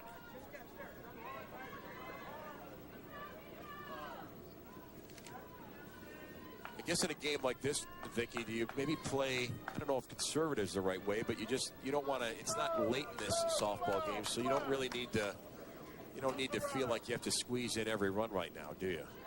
No, but it certainly helps. I mean, you're thinking about it all the time, and it's really the key, but, you know, it's play by play, pitch by pitch, whatever you can do to move those base runners. And I know that that's got to be what Jackie Joseph is thinking of right now. That ball on the outside corner is a called strike. And so the advantage to the pitcher. There's a pitch in the same spot, but this one's too far outside for ball 2. Count is even up. The Spartans with their leadoff runner on base here in the bottom of the first inning. You can see the Wolverine infield coming in tight. They haven't had a ball hit to the outfield yet. And there's a hit shortstop. Quick throw to first. Got it in time, but the runner advances to second. Well, that was pretty much all Ewing could do at that point. She knows about the speed of Nicosia coming down on second, so it's good play. That's Teddy Ewing at shortstop, the sophomore for Michigan today. And Nicosia comes up for Michigan. This is Tracy Nicosia. So we have the Nicosia sisters. And on the other side, we have the Finley sisters. All right, so runner at second. First pitch from Wilson is inside and high for ball 1. And the Spartans with the first legitimate base threat with that runner in scoring position. Yeah. And the Nicosia sisters, both from Plantation, Florida. You can see the sister combination there. Good numbers all across the board for all 4 of those girls. The Nicosia sisters are juniors, and the Finleys are both juniors. So you can see that all 4 of those players have played key roles for both of their teams. Very unusual, too, to have sisters on the same team. And you've got 2 sets of sisters who are leading the league. And, well, you know what? Maybe they having a good practice partner growing up was the key to their success here that is on display this afternoon in this softball game. That could be. Always somebody to play catch with anyway. Right. Next pitch a little high and outside for ball 2, so advantage to Nicosia. She's batting third today and playing outfield for Michigan State. Next one up high. She almost went for it, but it's 3-0. And Laura Lynn Wilson is starting to get into a jam here for Michigan. The senior pitcher. Do a wind up. That one is a called strike. High in the strike zone, but she would have taken that pitch likely anyway. It'd be interesting to see what Wilson throws right now. There's a hard drive out of play down the third baseline. So now a full count here. As we have this Feenstra on deck for Michigan State. Spartans hoping to make some noise early. Get the Wolverines back on their heels. Remember, the Spartans have won 4 straight coming into this game. That one is right down the middle, and she watches it go by for a called strike 3. That's a big pitch and a big out for Michigan. Not the kind of thing that the Wolverines want more of that. You can see Wilson, the best ERA in the Big Ten. Look at this pitch. Yep. Oh. Right down the pipe. And so the Spartans bring out their leadoff batter, Feenstra, as they want to get this runner at second base across, and that's a called strike as she tries the check swing. Dana Feenstra, first baseman, came from California. That one way over the backstop, and it's past the catcher, and the runner advances to third base. Well, that sure helps Michigan State's cause. Absolutely. Not often you get a wild pitch straight over the head. You don't see Wilson do that much either. No. You can see that one went zooming. Next pitch is fouled out of play past the Michigan dugout on the first base side. Again, the pink jerseys are all part of the Breast Cancer Awareness Weekend with Spartan basketball coach Tom Izzo, his wife Lupe, throwing out the first pitch. That pitch comes in high and inside, and the count evens up at 2-2.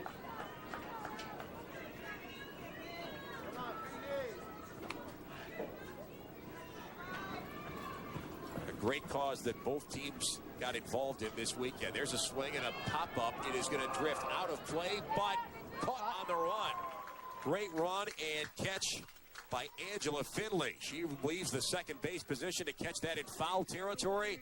And the Michigan Wolverines give up no runs in that bottom of the first inning. You can see a long run for Finley to chase that one down, but she was the one that had the angle on it, and she catches it there. Top of the second inning coming up next. Michigan batting, no score here between the Spartans and the Wolverines. Diamonds. The Jewelry Exchange imports diamonds direct from site holders. We have thousands, most GIA and EGL certified, laser inscribed, and guaranteed the lowest price. Half-carat fancies are $3.99. 1-carat solitaires are $5.99, $9.90, and $15.90. 2-carat solitaires $19.90, and certified ISI quality $2,900. We also have super large rounds and fancies, D Flawless, and GIA Triple Excellent makes. Plus, we set while you watch. Buy factory direct. The Jewelry Exchange in Villa Park.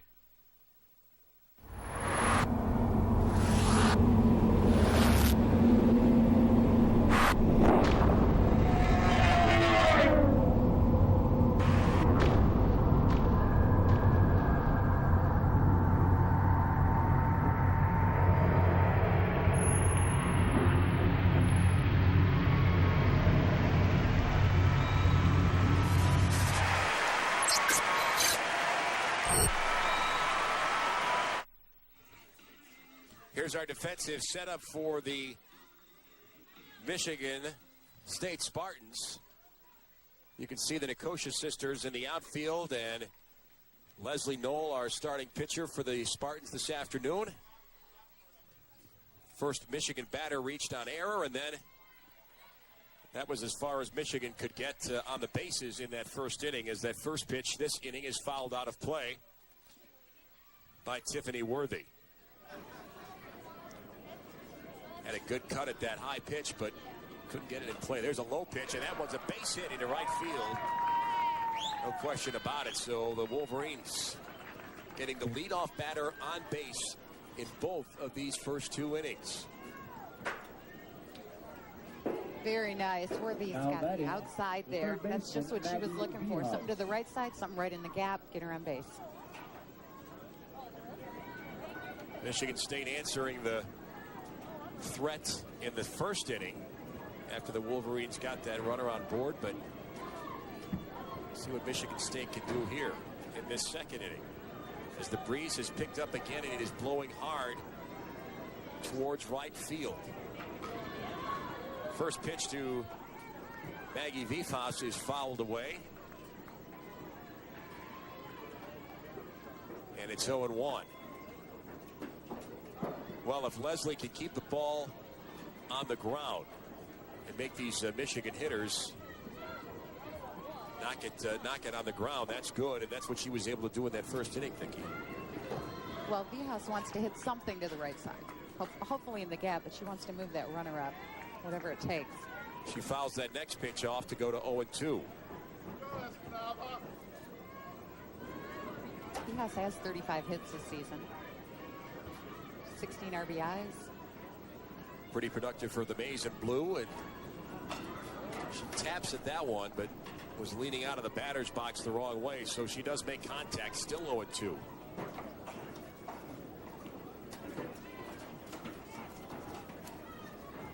The first of two games this weekend between Michigan and Michigan State. See Carol Hutchins giving the signals to her batter, Maggie Viefhaus.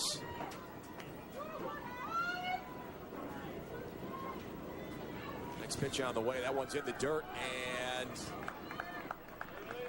the runner's going to advance to second base, so Carol Weigel couldn't handle it. Pretty easy steal there for Worthy. Yeah, she was off and moving, so really no play for Weigel, but that's help for Michigan. Now that takes off the force on the infield. Sure, and they've got a runner in scoring position, so let's see what Viefhaus does here. So the strategy changes a little for Michigan State. Now there's the next pitch, and that one's fouled down the third base line, out of play beyond the Michigan State dugout. And boy, all kinds of activity on campus today with the graduation ceremonies, and the spring weather brings a lot of people outdoors as well here on Michigan State's campus. There's a hard hit into left field, and camping under it and catching it. No problems there as Mercado catches it in left field. So there's one out for Michigan State, and the runner has to hold it second. Designated player, Roya St. Clair. Roya St. Clair coming up for Michigan.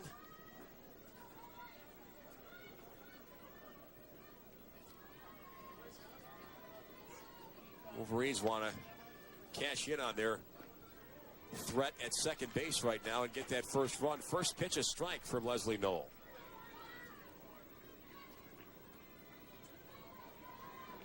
Nothing flashy about it as you see St. Clair from the Livonia, Michigan native.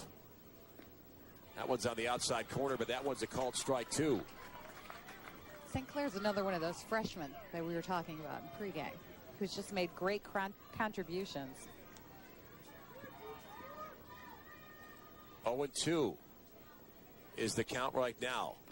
There's a foul ball out of play, and those freshmen really have contributed a lot for Michigan so far this year. Absolutely.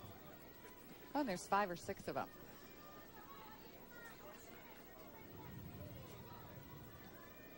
Still one out for Michigan. They're in good shape to get the first run in this game. 0-2 count. There's a soft pop-up on the infield. Caught.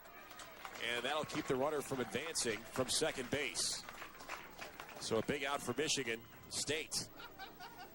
Fairly easy play for Mondo there at second. Little pressure off.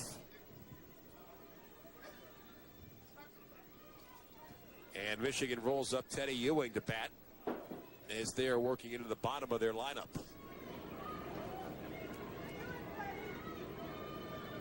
Ewing, the shortstop for the Wolverines, as she takes a look at ball one on that first pitch.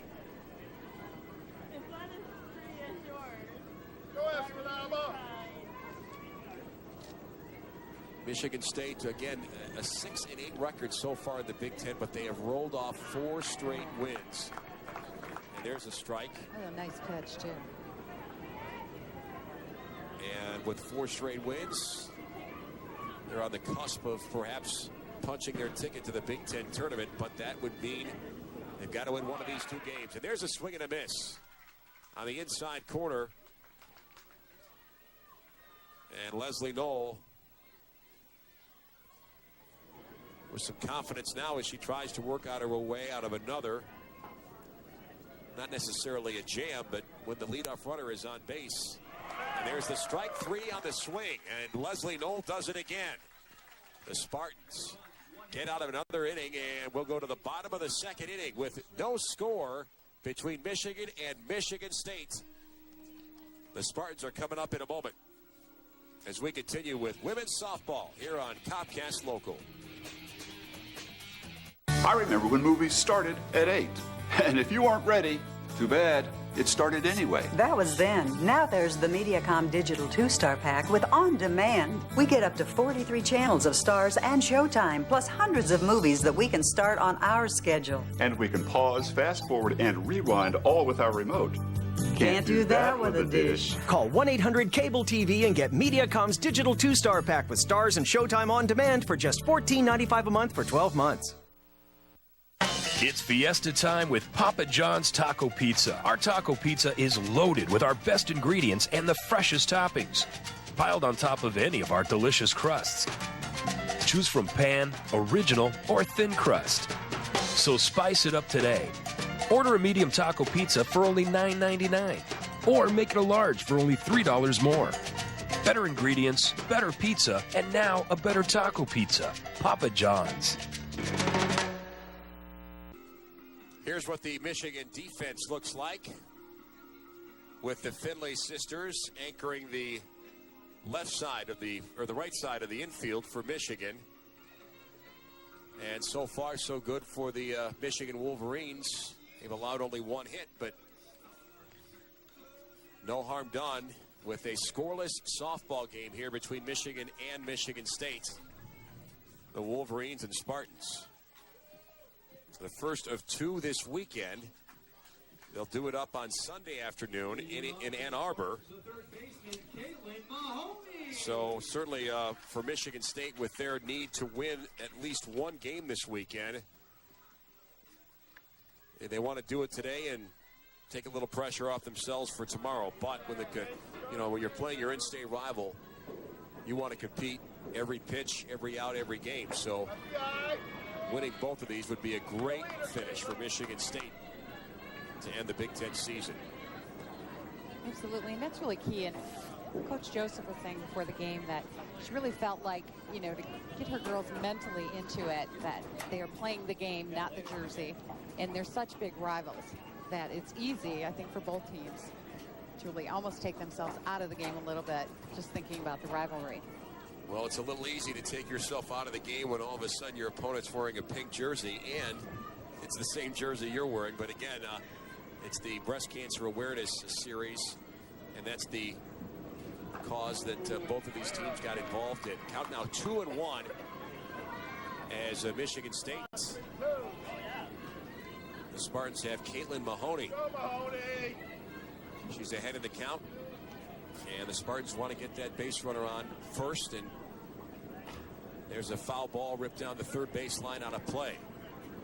Count stays even at 2-2.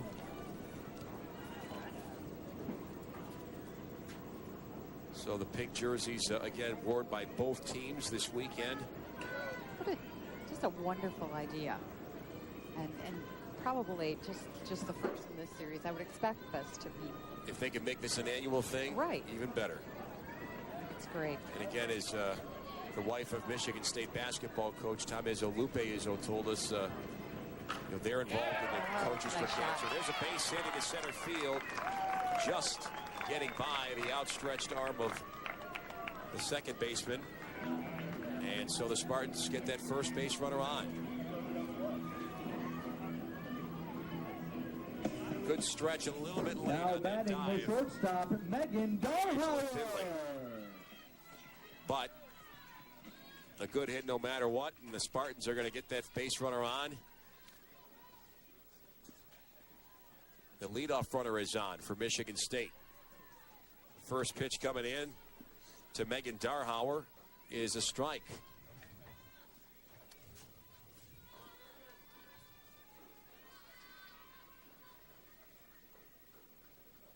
Wind is still fairly strong, blowing to right field. Second pitch high and inside, but she went for it and missed it. And Darhauer is looking at 0-2. And certainly that helps Laurelyn Wilson. That one's high and outside for a ball one. Darhauer's contributed 8 home runs and 20 RBIs in the last 15 games. So she's been pretty hot for Michigan State. Well, there's never a bad time for a home run against Michigan, and she watches that one come up high for ball two.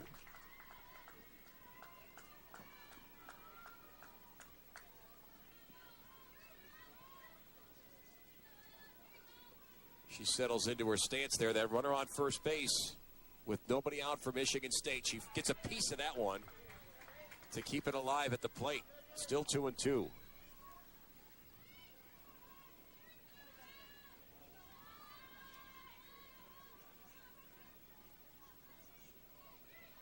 Two hits for Michigan State and 1 hit for Michigan so far in this softball game.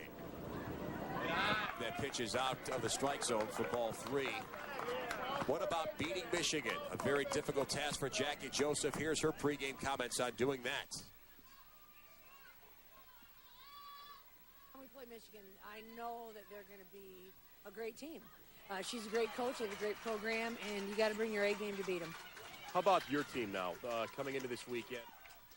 You can see the base runner getting on base with that walk. And so it's a second and first runners now for Michigan. And Laurelyn Wilson will get a little talking to from her coach. And Carol Hutchins probably wants to settle her down a little bit. What's your impression of what you've seen from Laurelyn pitching today, Vicki? Well, she's got, like I said, she's got the best numbers in the Big Ten. I think she's got a bag of tricks. I think she's got all kinds of pitches. And I've been watching her. She has good speed. She has good control. She had one wild pitch, which is not typical of her. But overall, I think she's throwing the ball hard. She's throwing the ball well. She's maybe a little shaken up at the moment. In softball, well, in baseball, you know, pitchers usually have 3, maybe 4 pitches, but 2 pitches that are they're really strong in. Does that equate to softball as well, or do they not have as much versatility that way? Well, I think there aren't as many pitches, and a lot of them are difficult to throw, but you've got a drop, and you've got a curve, and you've got a fastball, and I think it's more about placement. Foul back. Oh. Pretty close to us here by Gina Mondo for Michigan State, the second baseman, who also spends time in the outfield. She's a sophomore, batting right-handed from Connecticut. 0-1. She swings, fouls that one out of play as well. So 2 base runners on for Michigan State here with nobody out in the second inning. This is the best threat either team has had so far in this softball game this afternoon. See if the Spartans play conservative and try and move it along with a sacrifice. Doesn't look like it, but she fouls that one out of play. Yeah, she's on the way. Or she may be just setting him up. Mahoney's the runner at second base. The lead runner. Spartans anxious to get that first run. She gets a piece of that one to foul it off and stay alive. And Mondo still swinging for Michigan State, and Laurelyn Wilson. That last pitch was 45 miles an hour. Hey, set up yellow now. Set up yellow. Wilson's not going to throw much of anything good right now. With the count 0-2. That ball just outside for ball 1. So Gina Mondo laid off of that.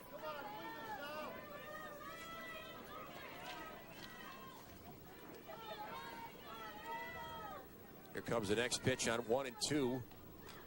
Popped up, straight up. Is it going to get out of play? It's behind the net and out of play. So close, but Michigan would have sure loved to have kept that in play. The MAC Softball Championship is coming up. The best in the MAC go head-to-head. The final game is May 12th at 3 p.m.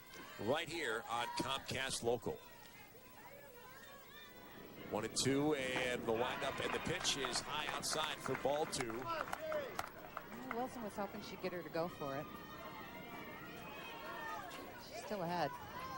It's still nobody out for Michigan State, so the Spartans are in a good spot right now here in the bottom of the second. She swings, chopper down the third baseline, but it's out of play. Gloved over there for Michigan by V-Faust, but well, she's certainly making Wilson work out there. Absolutely. She's done a lot of pitches. And that's fine as far as the Spartans are concerned. Here it comes at 2-2. She swings and gets it to the outfield. It is deep, it is straight up the gap, and it is gone.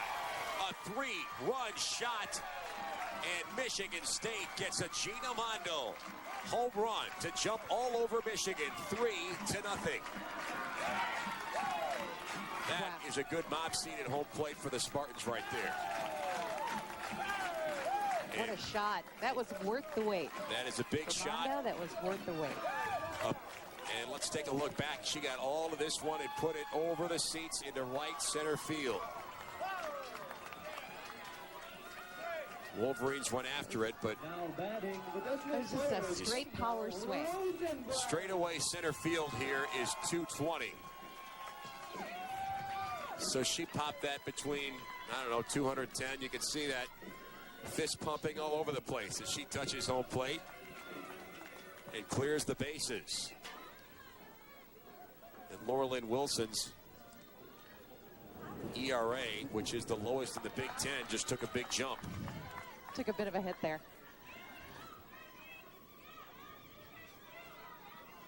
And Michigan State will see if there's something else coming in this inning. There's a swing and a line drive knocked down by Wilson, and Rosenblatt is out at first base. Good job for Wilson to knock that down, get the out.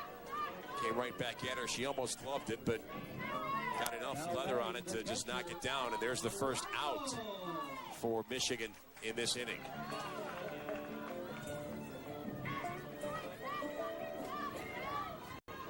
And we're with Kara Weigel stepping in from Naples, Florida. There's the first pitch to her, is outside, but it's a called strike. Just got that outside corner. Weigel's batting .353. Okay. There's a Stadio. Owen.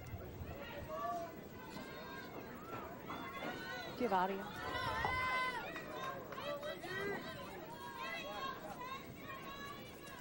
Oh, 0-2 count now.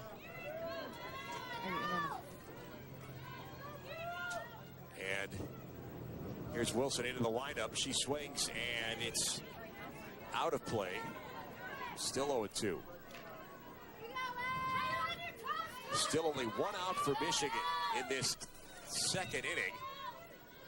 The big hit, Gina Mondo, a 3-run homer. And that has really helped Michigan State, gotten this crowd into the softball game. That pitch outside. Count goes to 1-2.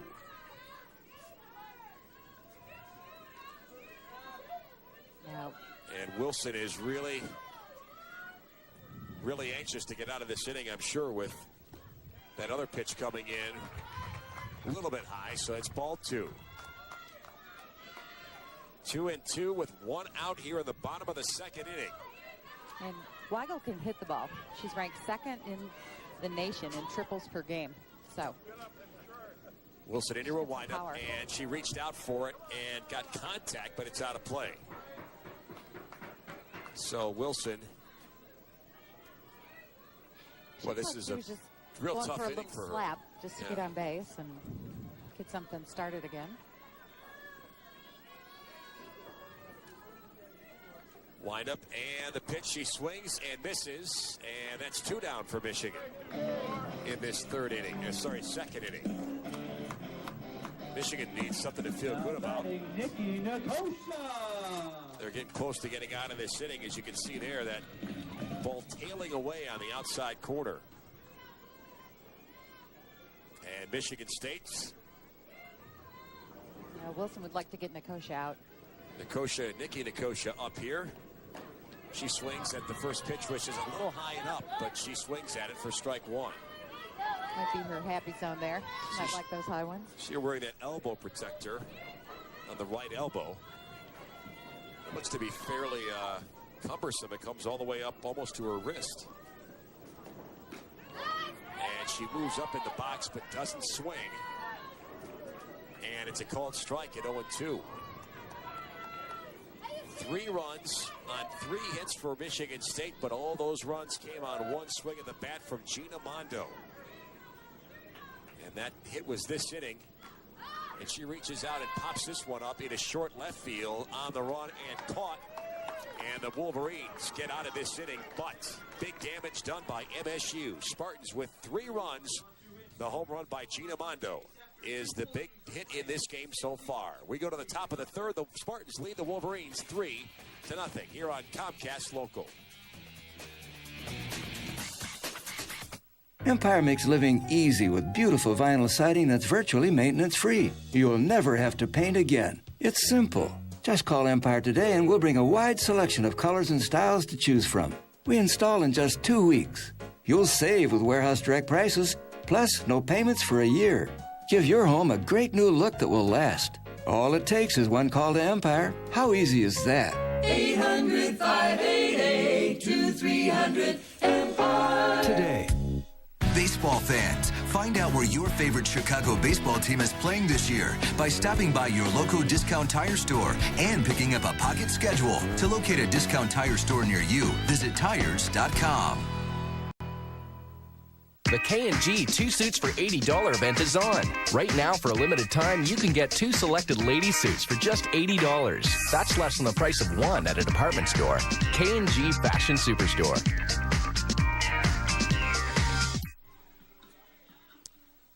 Here's the replay of the big hit so far for Michigan State. Gina Mondo reached out for it and got all she needed. She just crushed that to right center field.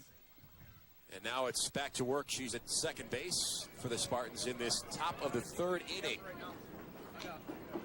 So we'll see how the Wolverines like dealing with a little adversity in this first game of the weekend. Again, the pink jerseys, if you're just joining us, are all part of the Breast Cancer Awareness Series. Here's a little soft tap back to Noel, and she gets the out.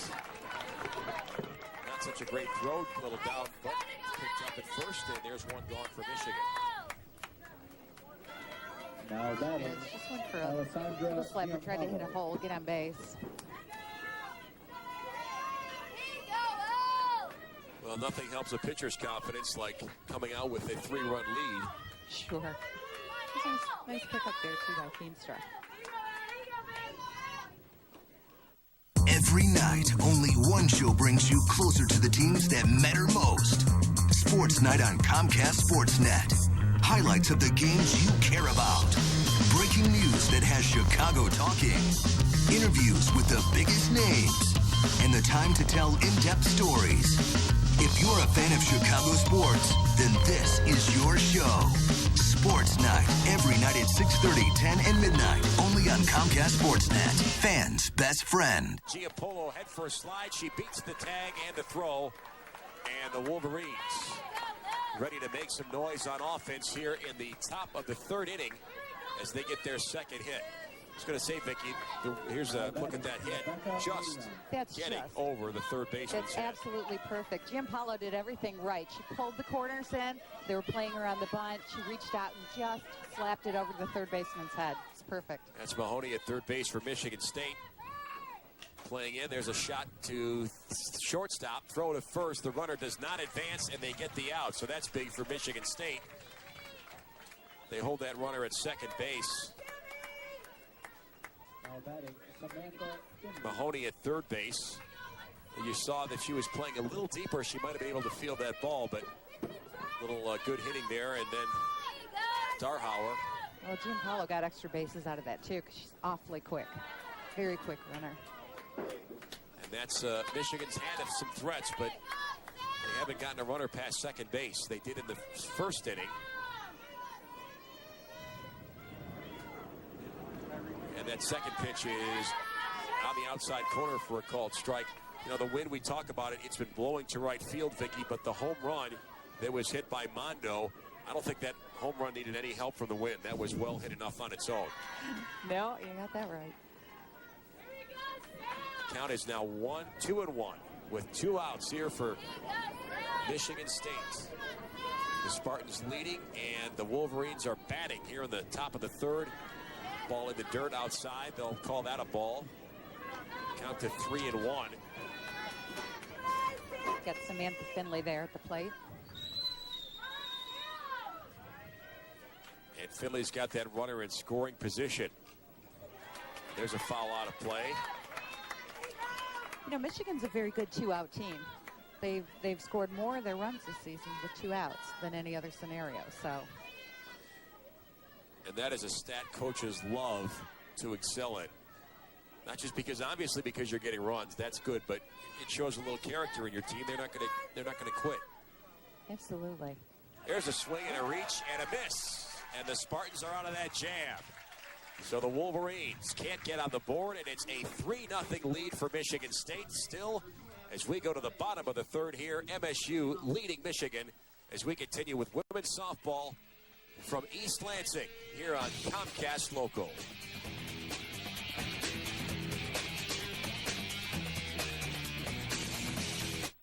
Culver's is raising the stakes again for this year's Crosstown Classic with their second annual Charity Challenge, a wiffle ball battle between Cubs and White Sox faithful on Friday, May 18th. The Culver's Charity Challenge will transform Lincoln Park Zoo's Farm in the Zoo into a regulation wiffle ball field. Fans, former players, and some local celebrities will be led by former Cub great Bill Madlock and White Sox slugger Ron Kittle in a battle for charitable bragging rights. So don't miss the second annual Culver's Charity Challenge on May 18th from 10 till 1 p.m. at the Lincoln Park Zoo.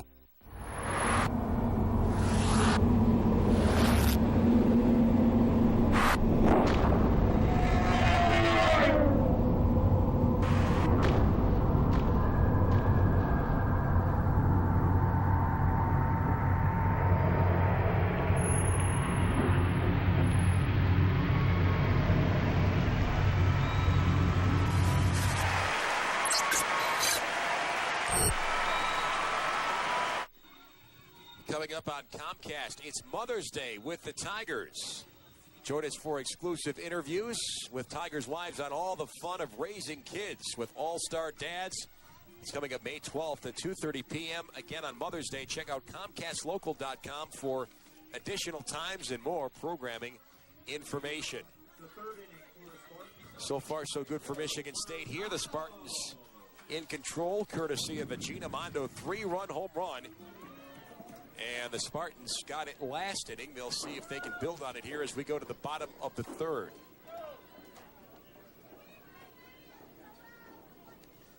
And there's Michigan State's Jackie Joseph, her 14th year. And that first pitch is outside for ball one.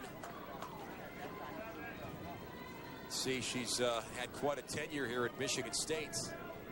Yeah, Vicky? she has. This is her 14th season. She's actually 11-28 against Coach Hutchins. So I asked her going in, is it a little intimidating? She said, no, it's not intimidating. It's intense.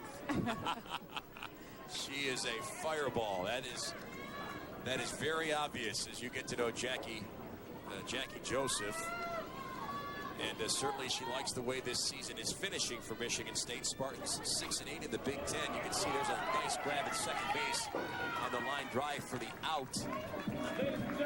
And Michigan State clocks in 32-24 Now batting overall. So Michigan State bringing up their second batter of this inning, Tracy Nikosha.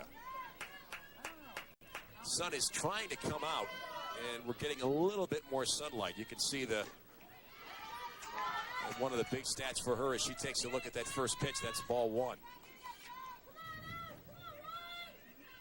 Very comfortable weather conditions today. The wind is present, but not impacting play too much. And second pitch is a ground ball. Nope, not gloved at third, and they don't have a play at first base. Hit hard down to third base. Vifas got a glove on it, but couldn't hold it. And let's see how that play unfolded. She just couldn't get it. Well, yeah, just a matter of inches off the tip of her glove, so that hurts. And that's the first base runner for Michigan State. Spartans have the runner on first base with only one out. First pitch is fouled, or is it? Fouled off her foot by Dana Feenstra, so it rolled into foul play, and it's 0-1.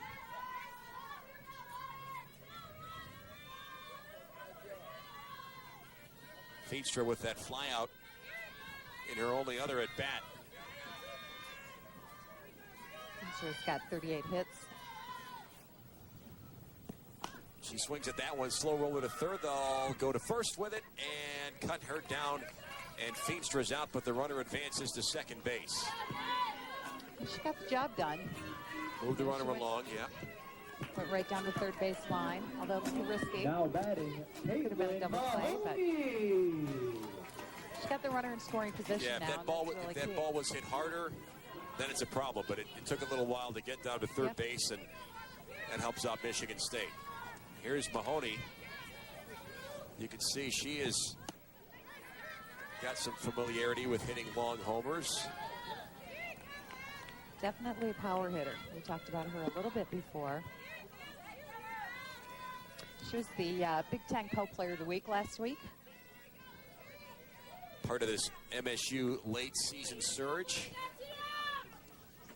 As Weigel goes out to talk with Laurelyn Wilson.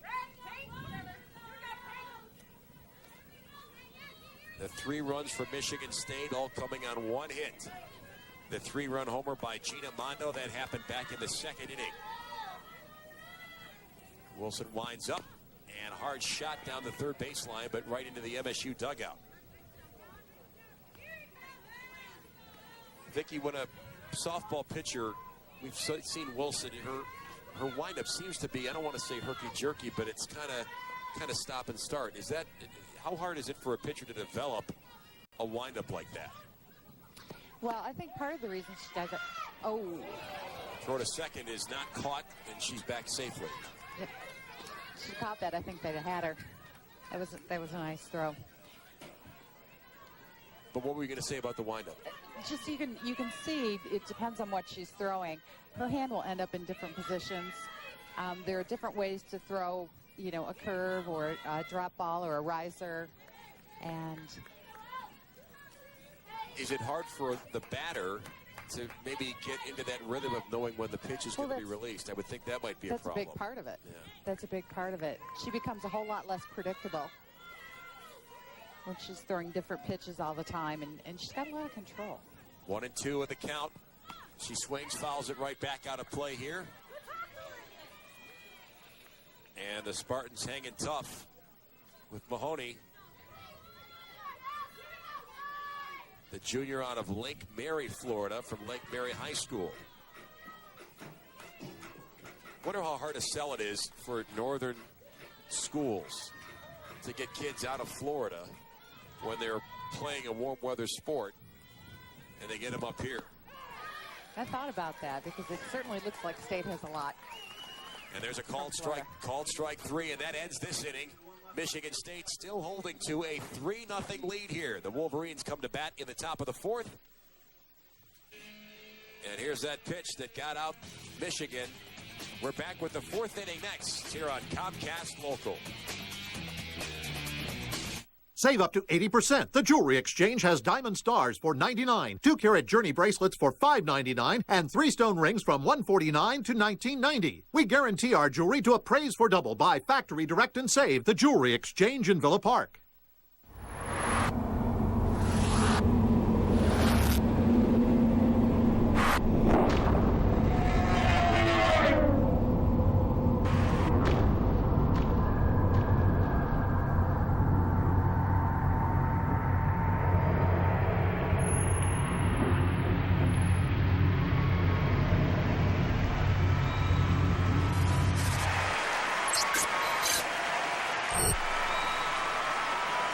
Now pick any combination of 5 Arby's favorites for $5.95 every day. Like the Arby's Melt, curly fries, and a Jamocha shake. An everyday deal so great, it'll have you saying, I'm thinking Arby's. You're watching the home of the Bulls, Blackhawks, Cubs, and White Sox. Comcast Sportsnet. This big weekend series of softball continues. Michigan State at Michigan in Ann Arbor tomorrow, 1 p.m. here on Comcast Local. As the breast cancer awareness weekend continues for these two teams. Again, that's what the pink jerseys are all about. I'm sure people wondering, who's washing these jerseys for these teams? Well, they're going to auction them off after the series. So they are. Well, that's I don't know better. if they'll be washed or not. Well, some of them got dirty. There's the first pitch and knocked down, but they'll play as Mahoney got a little bit of it, but couldn't field it, and the Wolverines get their first base runner on. She had to reach down and get that ball, so good contact on the swing.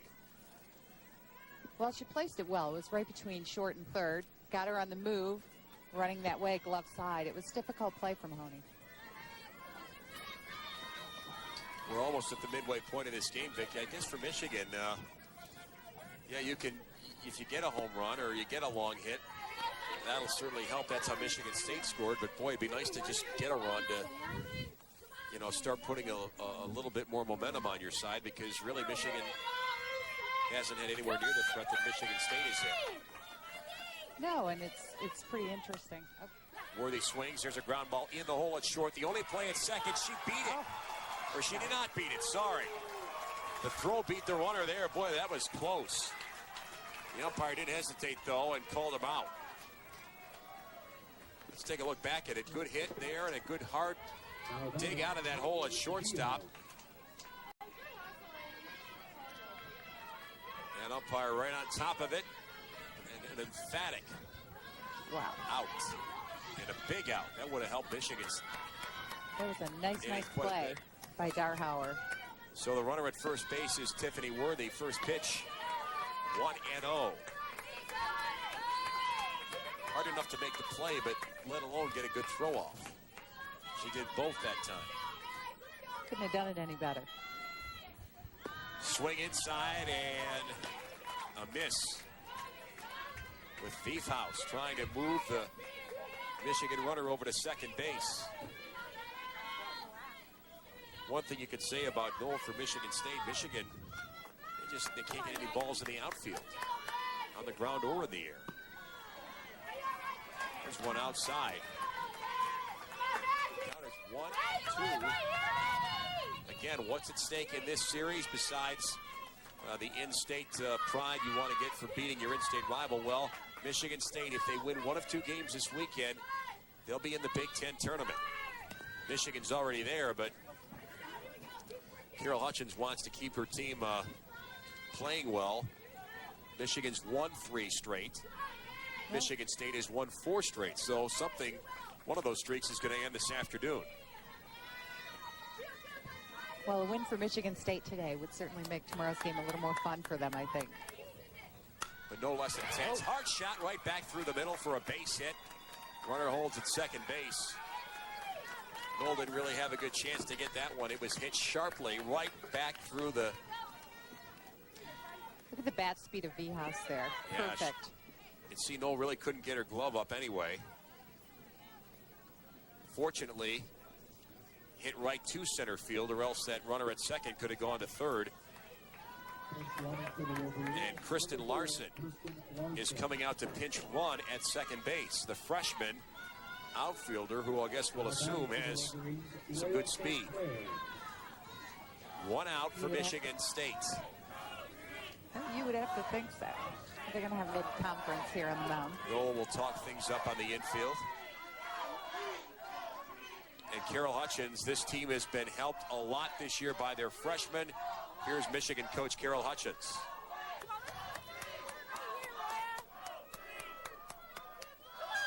Well, we certainly, both of our pitchers, Laurelyn Wilson, Nikki Nemitz, we needed them to make the contribution, and both of them have done their part, which is all we've asked them to do, is just do your part and keep us in the games. And Laurelyn's done a great job, and so has Nikki. And I think you look at our freshman class, you look at especially Angela Finley and Maggie V-House and Roya St. Clair, who's been off and on for us. But we've been really, really fortunate that the freshmen have come in and helped us win and competed like they've been here all along.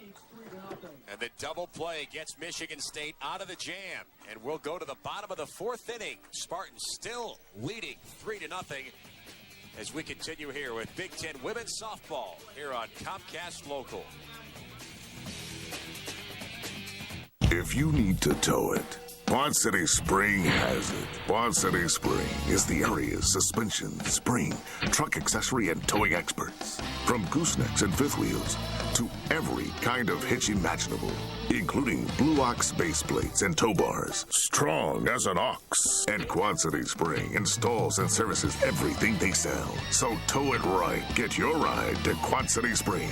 Quad City Spring, 34th Street at River Drive in Moline.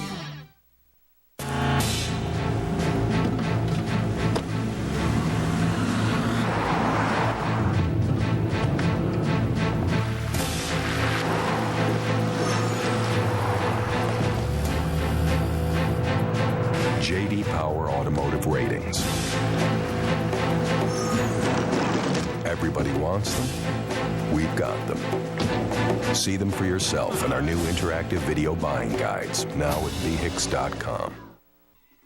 We are in the bottom of the fourth inning now here with Michigan State's at home and feeling good right now with a 3-0 lead. Gina Mondo's big swing in the second inning. A 3-run homer is the big difference now. And the Spartans looking to get a little bit more here in this bottom of the fourth inning. You can see Laurelyn Wilson, that low ERA, and that great record. What a season for her, but boy, losing to this Michigan State team today would certainly not be something she'd be bragging about. Well, hopefully the Michigan batters will help her out in the late innings here, Vicki. Let's hope so. Spartans step in here with Gina Mondo is leading off, and she is the hero so far for Michigan State. She watches that first pitch outside for ball one.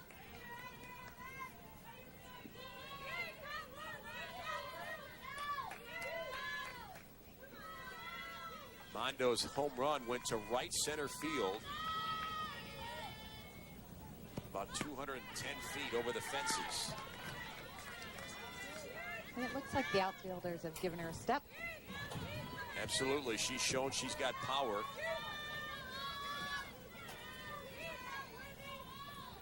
And it's 1-1 now here on Gina Mondo. That one tailing, and it's a called strike. It got the corner.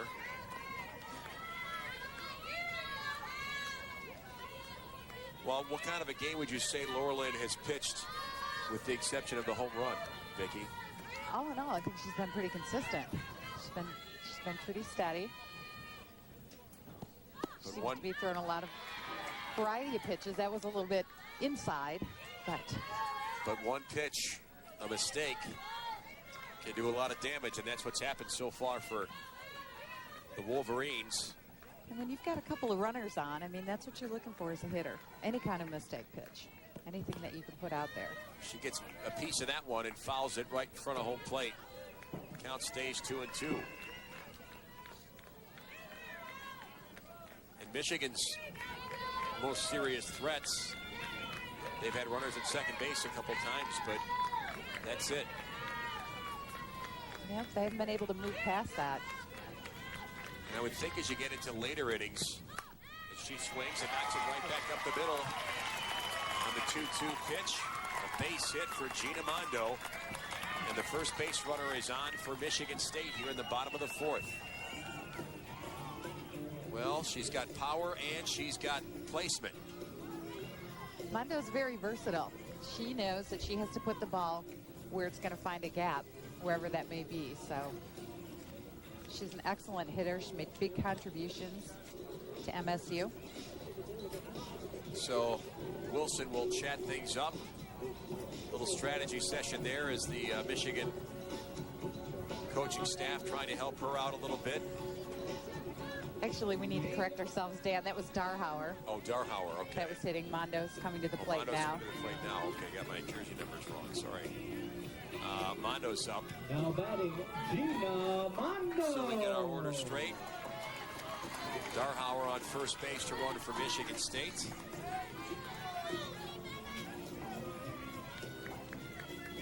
So let's see what Mondo can do here. Of course, again, her last hit was that home run. She swings a little high in the strike zone, and it's strike one.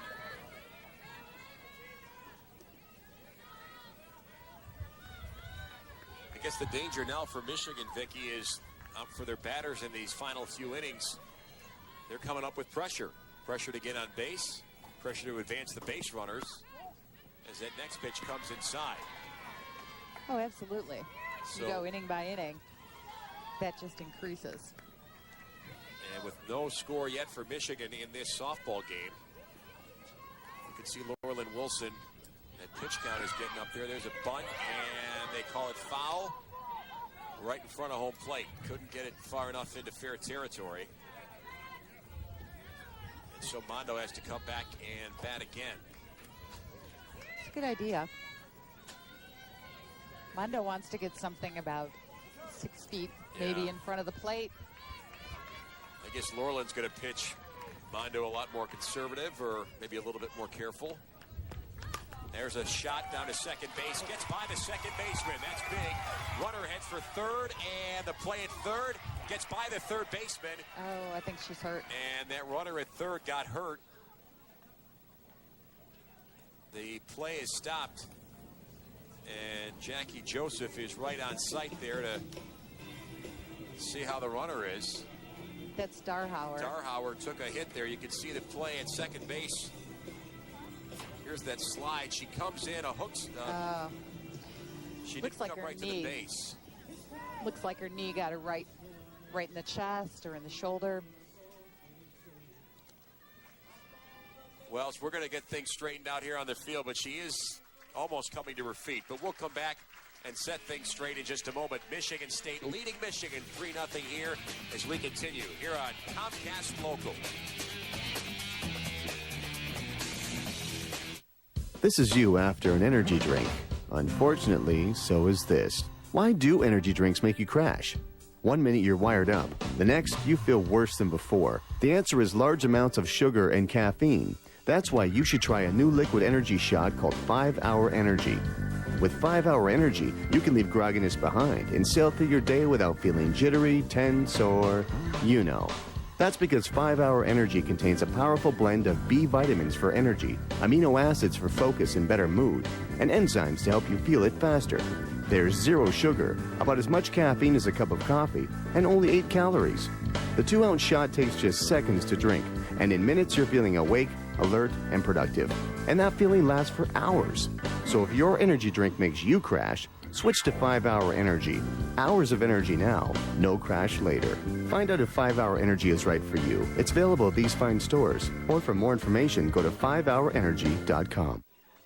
More softball coming up on Saturday, May 12th, the MAC Softball Championship. The best teams in the MAC going head-to-head for the championship game and a berth in the NCAA tournament, May 12th at 3 p.m. Let's set the scene for what happened. Darhauer came in hard to third base, and she was injured on the tag. There really was no tag because the ball went past the third baseman. You can see here's the hit. She'll go to third base, and on this slide, she gets hit and injured. But the ball goes past. She's allowed to go home, and the upside of it is for Michigan State. She got up and ran to home, and she's in good shape. So the Spartans get that run. It's 4-0, and the Wolverines bring out a new pitcher, Stacy Delaney, coming in for the Maize and Blue. And Michigan State still in good shape. As Rosenblatt will step up, Dana will hit for Michigan State with a chance to add this lead a little bit more. You can see Delaney with no decision, but 16 strikeouts this season. That runner on third, and Michigan moves in on the infield on defense. First pitch to Rosenblatt is a swing and a miss. High and inside. 0-1. So still nobody out for Michigan.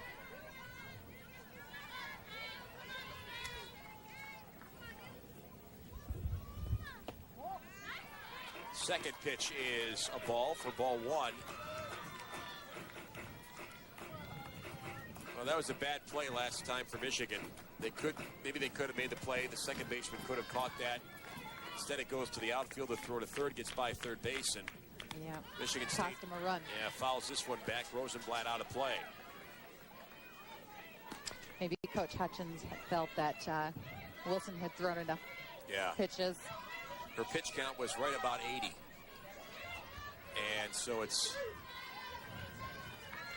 the new pitcher for Michigan. Swing and a miss for a strikeout. And good news for Michigan as Delaney gets that strikeout, gets the out, keeps that runner right there at third base. You can see that one came up high and almost around the shoulders, but Rosenblatt chased it anyway. Michigan State, Kara Weigel batting left-handed for the Spartans. First pitch is outside for ball one. Still one out. Spartans have that runner in scoring position.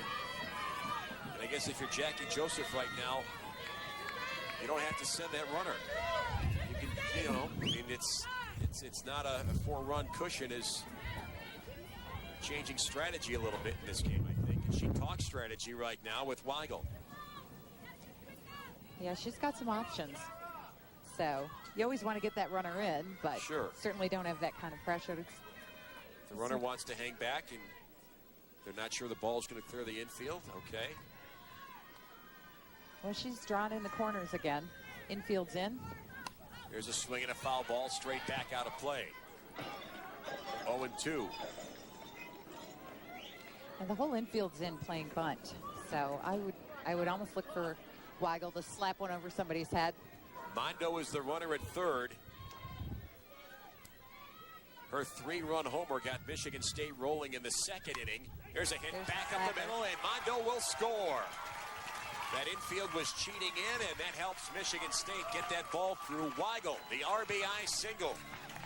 And it's a 5-0 Michigan State lead with one out here in the bottom of the fourth inning. Well, this is just what Weigel wants to do. It's that little slapper. Once she's drawn them in, she just wants to slap it somewhere where she can get it through. She reached out to get it, and she's the runner at first base. And that's ball one. And that missed outside with Nikki Nikosha, the leadoff hitter for Michigan State. She swings on that one. There's a sharp hit past first base and a single. The runner holds at second. Samantha Finley couldn't get in front of that softball to glove it. And Michigan State still banging away. They certainly are. Not content to sit. One hit at a time. Right. This 5-run lead is not enough. And Jackie Joseph wants to keep all the base runners moving around.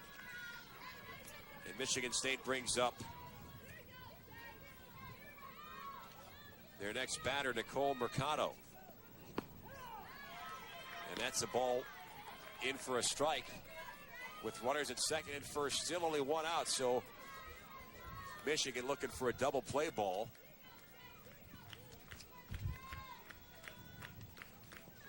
She swings and misses at that one, counts 0-2.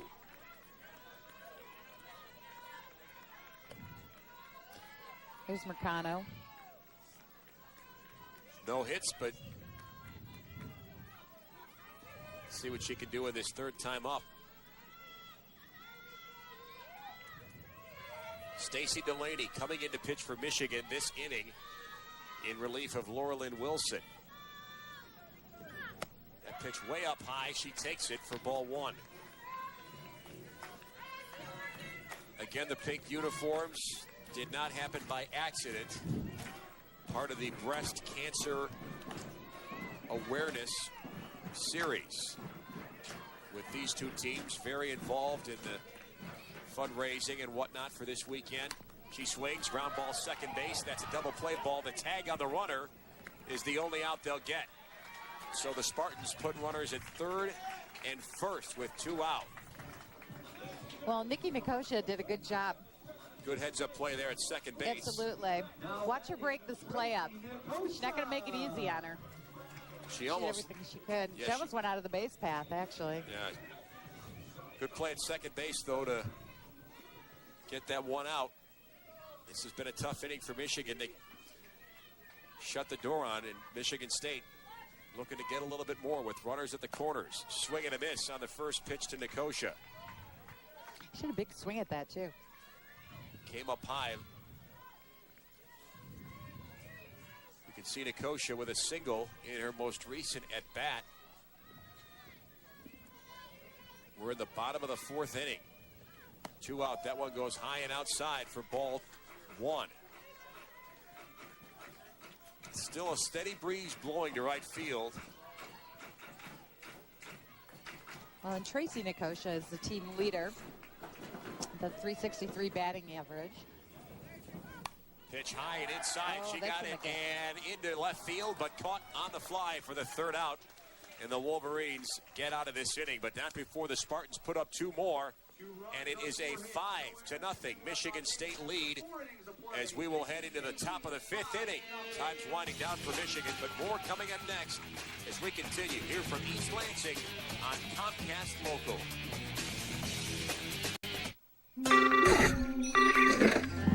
A rental car in Miami. I'm on it. Got a woman. Needs a deal on a midsize. Something sassy. Sorry, can't discount. What's with the hawk? It's not a hawk. It's a falcon. Falcon of truth. Tiniest fib goes right for the eye. Bang. How does $19 a day sound? Sounds good to us. Save up to 30% on rental cars at Priceline. Quiet on the set. Pick 73. Hello out there in TV land. Save your false laughter. Very popular. Whoa, get your foot off the fogger.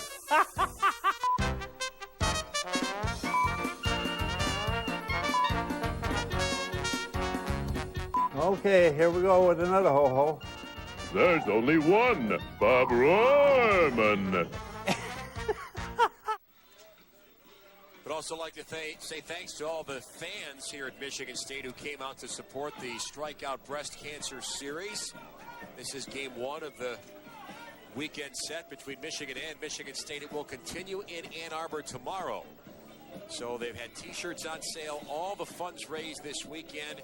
And again, as Vicki mentioned, those jerseys the Spartans and Wolverines are wearing, they'll be auctioned off once the weekend is over as well. All the funds going to help strike out breast cancer, and certainly a worthy cause that both teams contribute to. Oh, it's a terrific cause, and it's so important, Dan.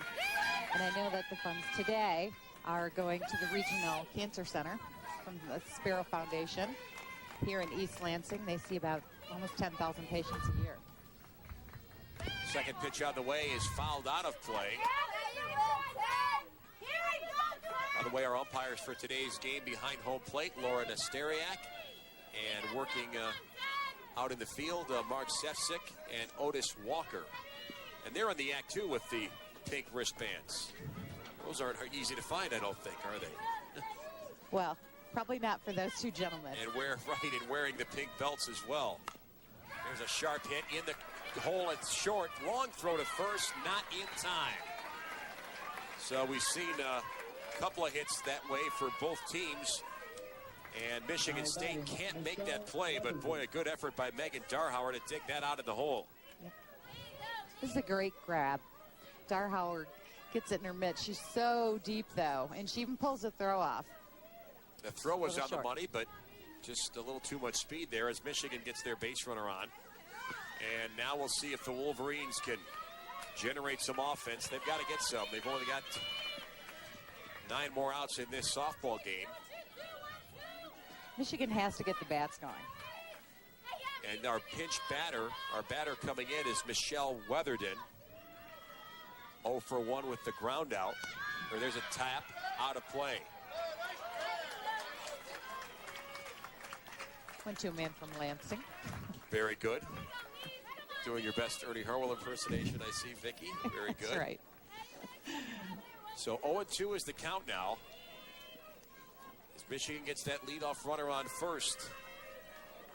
Getting runners on base hasn't been a huge problem, but advancing him has. There's a short hit. They call it fair. Short throw to first. And they get Weatherden down there. Or they call it foul. They called it foul. That ball didn't look like it was in play, but runners ran it out anyway.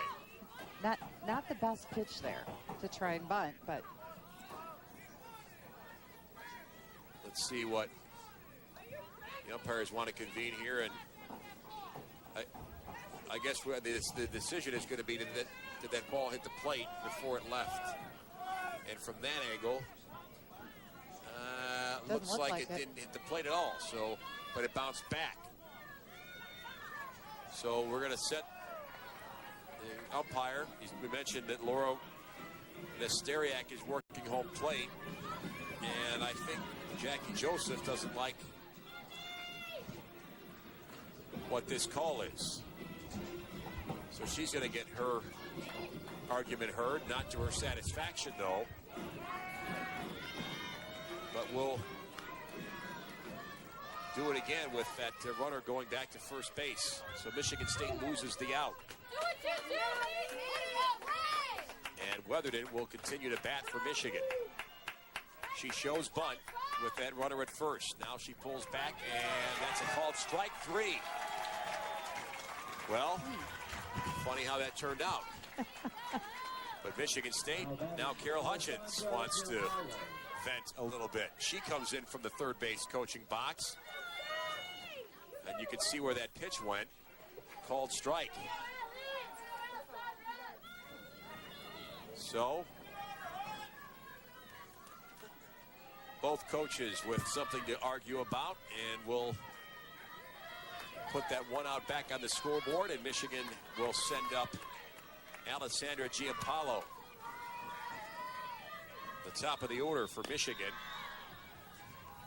As she swings and hits that one foul. Michigan playing from behind since the second inning when Gina Mondo put a big home run into the over the right field, center field wall. And Michigan State gets a couple more in the bottom of the fourth. We're in the top of the fifth now. You can see Giampaolo's been a big force already for Michigan. See if she can continue that here as the Wolverines need some offense. With a runner on base and one out here in the top of the fourth. Well, Giampaolo's a team leader, hitting, and she's very crafty. She pulls things out, gets herself on base any which way she Swing there can. hard to third, gloved, but knocked into foul territory and no play anywhere. So hit right at Caitlin Mahoney. And all she could do was knock it down. Here it is. Yeah. Low Perfect liner. hit. She caught it clean. Would have been an out, but Leslie Knoll will get everybody at the pitcher's mound and talk a little strategy right now with runners at second and first. Well, a 5-run deficit, that's a big one. Absolutely. Fifth inning. But at least getting base runners on is going to help Michigan in their effort to make it hard on Michigan State. Again, the Spartans this weekend, one win against the Maize and Blue, and the Pink will get them into the Big Ten tournament. Well, and this season, too, Michigan State is 23-4 when they've scored first in a game. So, we'll see if that holds true. The early lead has paid off for the Spartans. And for Michigan, a chance to come from behind as Michigan State brings in the infield tight. As a pinch batter now, Rebecca Millian. Liner, a short shot to third base. They get the force at third. That's big. 2 outs now. As Millian swung at that first pitch. Yeah. And hit it right to Mahoney at third. Well, and I think, too, that she wasn't trying to get that much on it. Just trying to place it in between home and third. Draw her in further, cause a little confusion, make short come over. Good coverage there. Third. After Mahoney caught it. There's a sharp, hot shot to short. They go to third for the force, and the Wolverines can't do anything after getting 2 runners on base. The Spartans in good shape with a 5-0 lead here as we will roll into the bottom of the 5th inning here at Old College Field. The Spartans lead it, and we'll continue next here on Comcast Local. Haven't ordered dinner yet? Then try Giordano's, Chicago's famous stuffed pizza. We made it good. You made it famous.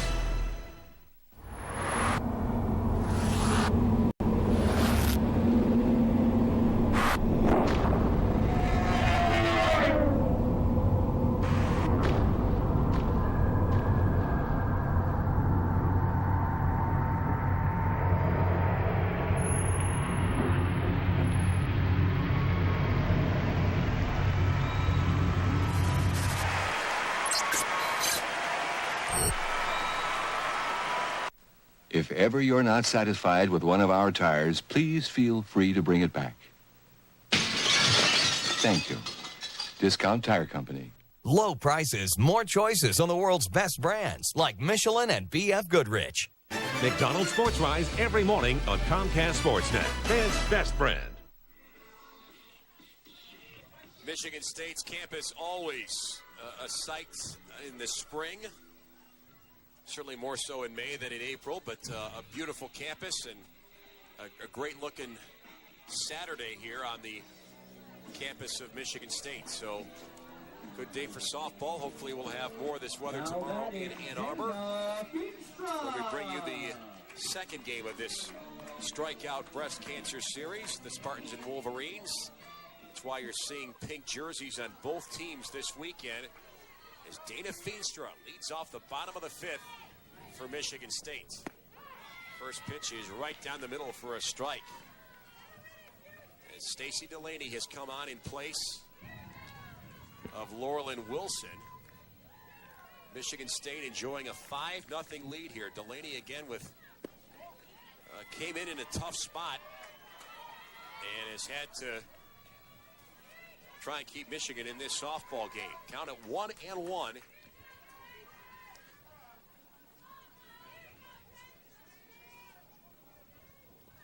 here's that 1-1 pitch, swing and a miss as Feenstra went after it. She did too. She had a big cut at that one. She liked the way that looked. Well, a 5-run lead. You can commit to those pitches if you think they're in your zone. And she thought that one was. That one's outside for ball 2.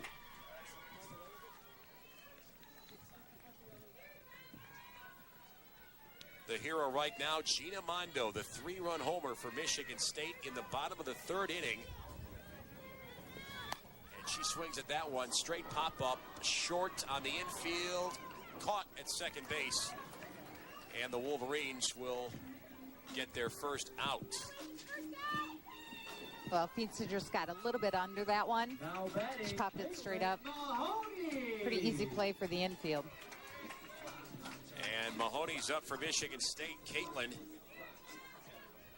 playing at third base today. And here comes the first pitch. And off speed, outside for ball 1. Outside the strike zone. Inside, though, you can see 1 for 2 today for Caitlin as she settles in. Next one's on the way. She swings at that one, knocked out of play, straight behind the plate for strike 1.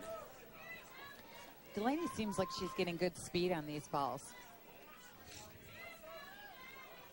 Again, Laurelyn Wilson was the starting pitcher for Michigan. Her pitch count got close to 80 before she was pulled.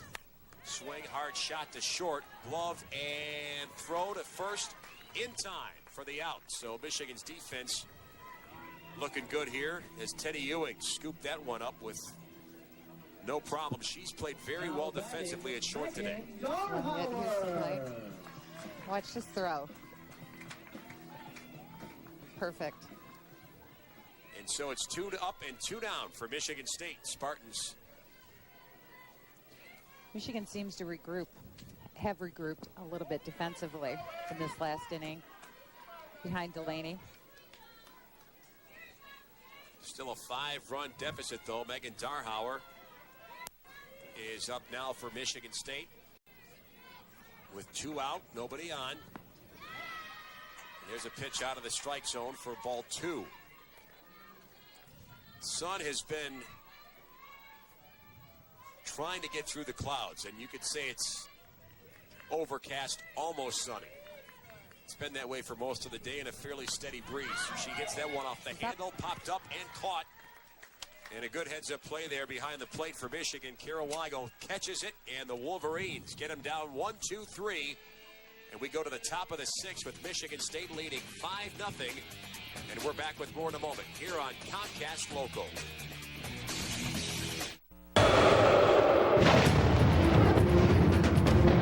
Honda presents Spring into Action 3, starring Honda's on- and off-road bikes, personal watercraft, and ATVs, featuring up to $1,500 in bonus bucks and payments as low as $39 a month upon approved credit. Honda presents Spring into Action 3 sales event. The world may never be the same, ever. Hawkeye Motor works, so you can play right on. I remember when letters and pictures were sent through the mail. That was then. Now there's Mediacom Online, with download speeds up to 6 times faster than DSL. We get videos and pictures of the kids almost instantly. And Mediacom makes us feel safer with firewall and antivirus protection. Call 1-800-CABLE-TV and get Mediacom Online for just $29.95 a month for 12 months. Call 1-800-CABLE-TV. Oh, now isn't he cute? Michigan State here with the Big Ten Tournament Championship from 2004 on the boards outside in the outfield here at Old College Field, and you can see the wind is still prevalent. And you know, Dan, that was the last time that Michigan State has beat Michigan. Well, in recent years, so. See if Michigan State, if they win today, they've punched their ticket for the Big Ten Tournament. And here's one of our sister combinations. The Wolverines with the Finleys and the Nicotias for Michigan State. Good players, all 4 of them. And you can see we talked about the sisterly competition probably helped them growing up as they honed their softball skills. And batting right now is Angela Finley, the freshman. And her count is 2-1. Do some other Big Ten softball. For 2. Do some other Big Ten softball scores in just a moment. That ball coming out of the strike zone. It's 3-1. Ohio State, the best team in the Big Ten right now at 12-2. They are leading at Penn State 4-0. That's a 6th inning score. Purdue leading by that same score, 4-zip over Indiana. Iowa and Illinois tied at 4. And a rain delay, Minnesota leading Wisconsin 3-0, but that game's delayed to the 4th inning. Count now full at 3-2. Leslie Knoll has pitched the whole way for Michigan State, and she got a big cushion with that 3-run homer in the 2nd inning by Gina Mondo. She walks Finley, though, for ball 4, and Michigan's got a base runner on. They got runners on base last inning. Couldn't score them. And time is starting to tick away for Michigan. 6 outs left. Well, Knoll hasn't walked a lot in this game. So Michigan will take that. Wolverines bring up Tiffany Worthy. The senior swings right back to the mound. They'll try and get 2 to 2nd. And at first, they get them both. Well, how about that for an answer? Michigan State is just in their game today. Great defensive play by Knoll. That was smooth all the way around. She had to go low to get it. Good throw to 2nd, a little bit behind the shortstop, and a clean throw to 1st to get them both. Just a little behind, but still plenty of time. There's a nice shot. Line drive up the gap in right center field, and that will send her down to 2nd base. Fiefhaus hit that one. Oh, and too bad they couldn't have. If they had those runners on, that would have been a big push towards getting a run for Michigan, but. Absolutely, they're happy, though. They've got a runner in scoring position. Right. Michigan brings up Roya St. Clair to pinch hit. And the freshman is at bat with that runner in scoring position. 2 outs. Tough position. She watches the first pitch come in for ball 1.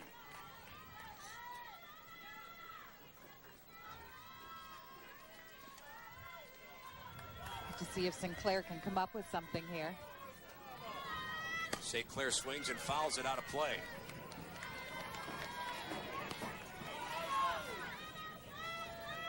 Again, we'll be back for Michigan State softball tomorrow, Sunday, in Ann Arbor. It's the final Big Ten game of the season for these two teams, but there's a hard shot right back to the mound, and Knoll throws to first for the out in Michigan. Keeps Michigan off the scoreboard yet again. 5.5 innings in the books here at Old College Field. Spartans still looking good, up 5-0 over Michigan. We'll come back for the bottom of the 6th in a moment here on Comcast Local. Culver's is raising the stakes again for this year's Crosstown Classic with their second annual Charity Challenge, a wiffle ball battle between Cubs and White Sox faithful on Friday, May 18th. The Culver's Charity Challenge will transform Lincoln Park Zoo's Farm in the Zoo into a regulation wiffle ball field. Fans, former players, and some local celebrities will be led by former Cub great Bill Madlock and White Sox slugger Ron Kittle in a battle for charitable bragging rights. So don't miss the second annual Culver's Charity Challenge on May 18th from 10 till 1 p.m. at the Lincoln Park Zoo. Quiet on the set. Pick 73. Hello out there in TV land. Save your false laughter. Very popular. Whoa, get your foot off the fogger.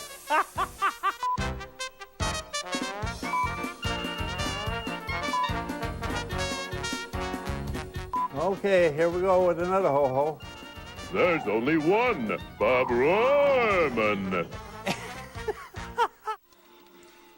It's Mother's Day with the Tigers. Join us for exclusive interviews with Tigers' wives on all the fun of raising kids with All-Star Dads. May 12th at 2:30 p.m. and we'll repeat it again on Mother's Day. Check out ComcastLocal.com for additional times and information. As we are settling in for the bottom of the 6th inning here at Old College Field. Gina Mondo leads off for the Spartans. She will be the hero, assuming this final score doesn't change too much. Her 3-run homer in the 2nd inning. The big blow for the Spartans. And a single to boot, so... Well, this has just been all Michigan State today. So one from Fernandez, line drive into right field for another hit for Mondo. Well, just something else to brag about as she's back on first base to lead off this 6th inning. She reached down low to get it and just lined it. Nobody had a chance get her for on it. base. Yeah.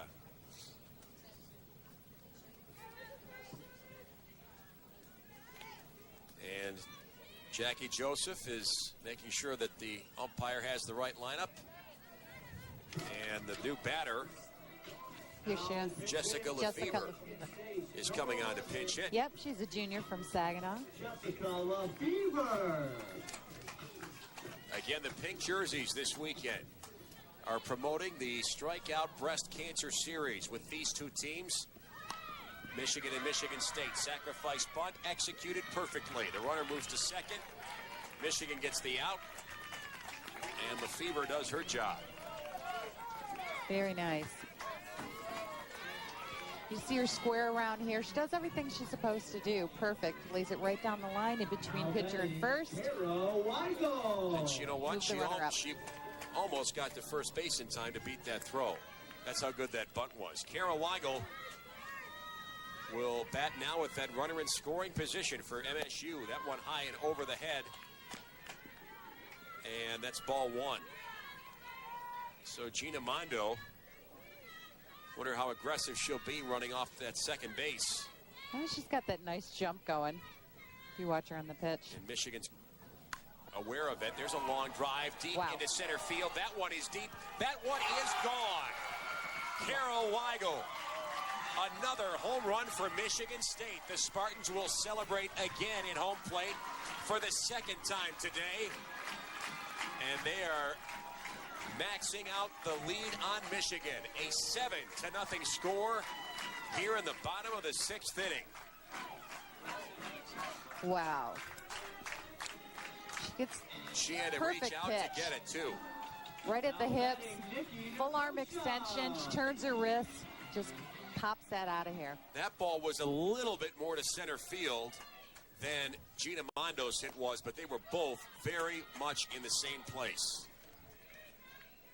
Wow. 2 home runs off of Michigan pitchers, different Michigan pitchers. And Michigan State is well on their way to the Big Ten tournament and their 5th straight win.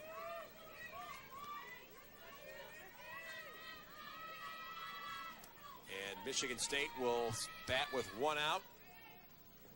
In this inning, there's a hard shot to short. Glove, throw to first, out. Good contact by Nikki Nikosha, but Stacy Delaney's been getting hit pretty hard this inning. As you see, Kara Weigel, her 7th home run this year. And certainly hitting one against Michigan is a feel-good kind of hit. She reaches out and slaps at that one on the first pitch, fouled out of plate on the third baseline. And again, there's Nicole Mercado with that elbow pad, still looking for her first hit. Nicole's a senior from California. Next pitch outside for a called strike, though. She worked the outside corner and got it for 0-2 with 2 out. Mercado wasn't going to go for that. But the damage has been done now for Michigan State. Spartans get 2 more in this inning, and she swings at strike 3. Well, it's a big lead for Michigan State. They get 2 more, and they're 3 outs away from securing their Big Ten tournament berth. We're coming back with the top of the 7th inning next, here from Old College Field. Look at Weigel. Comcast Local.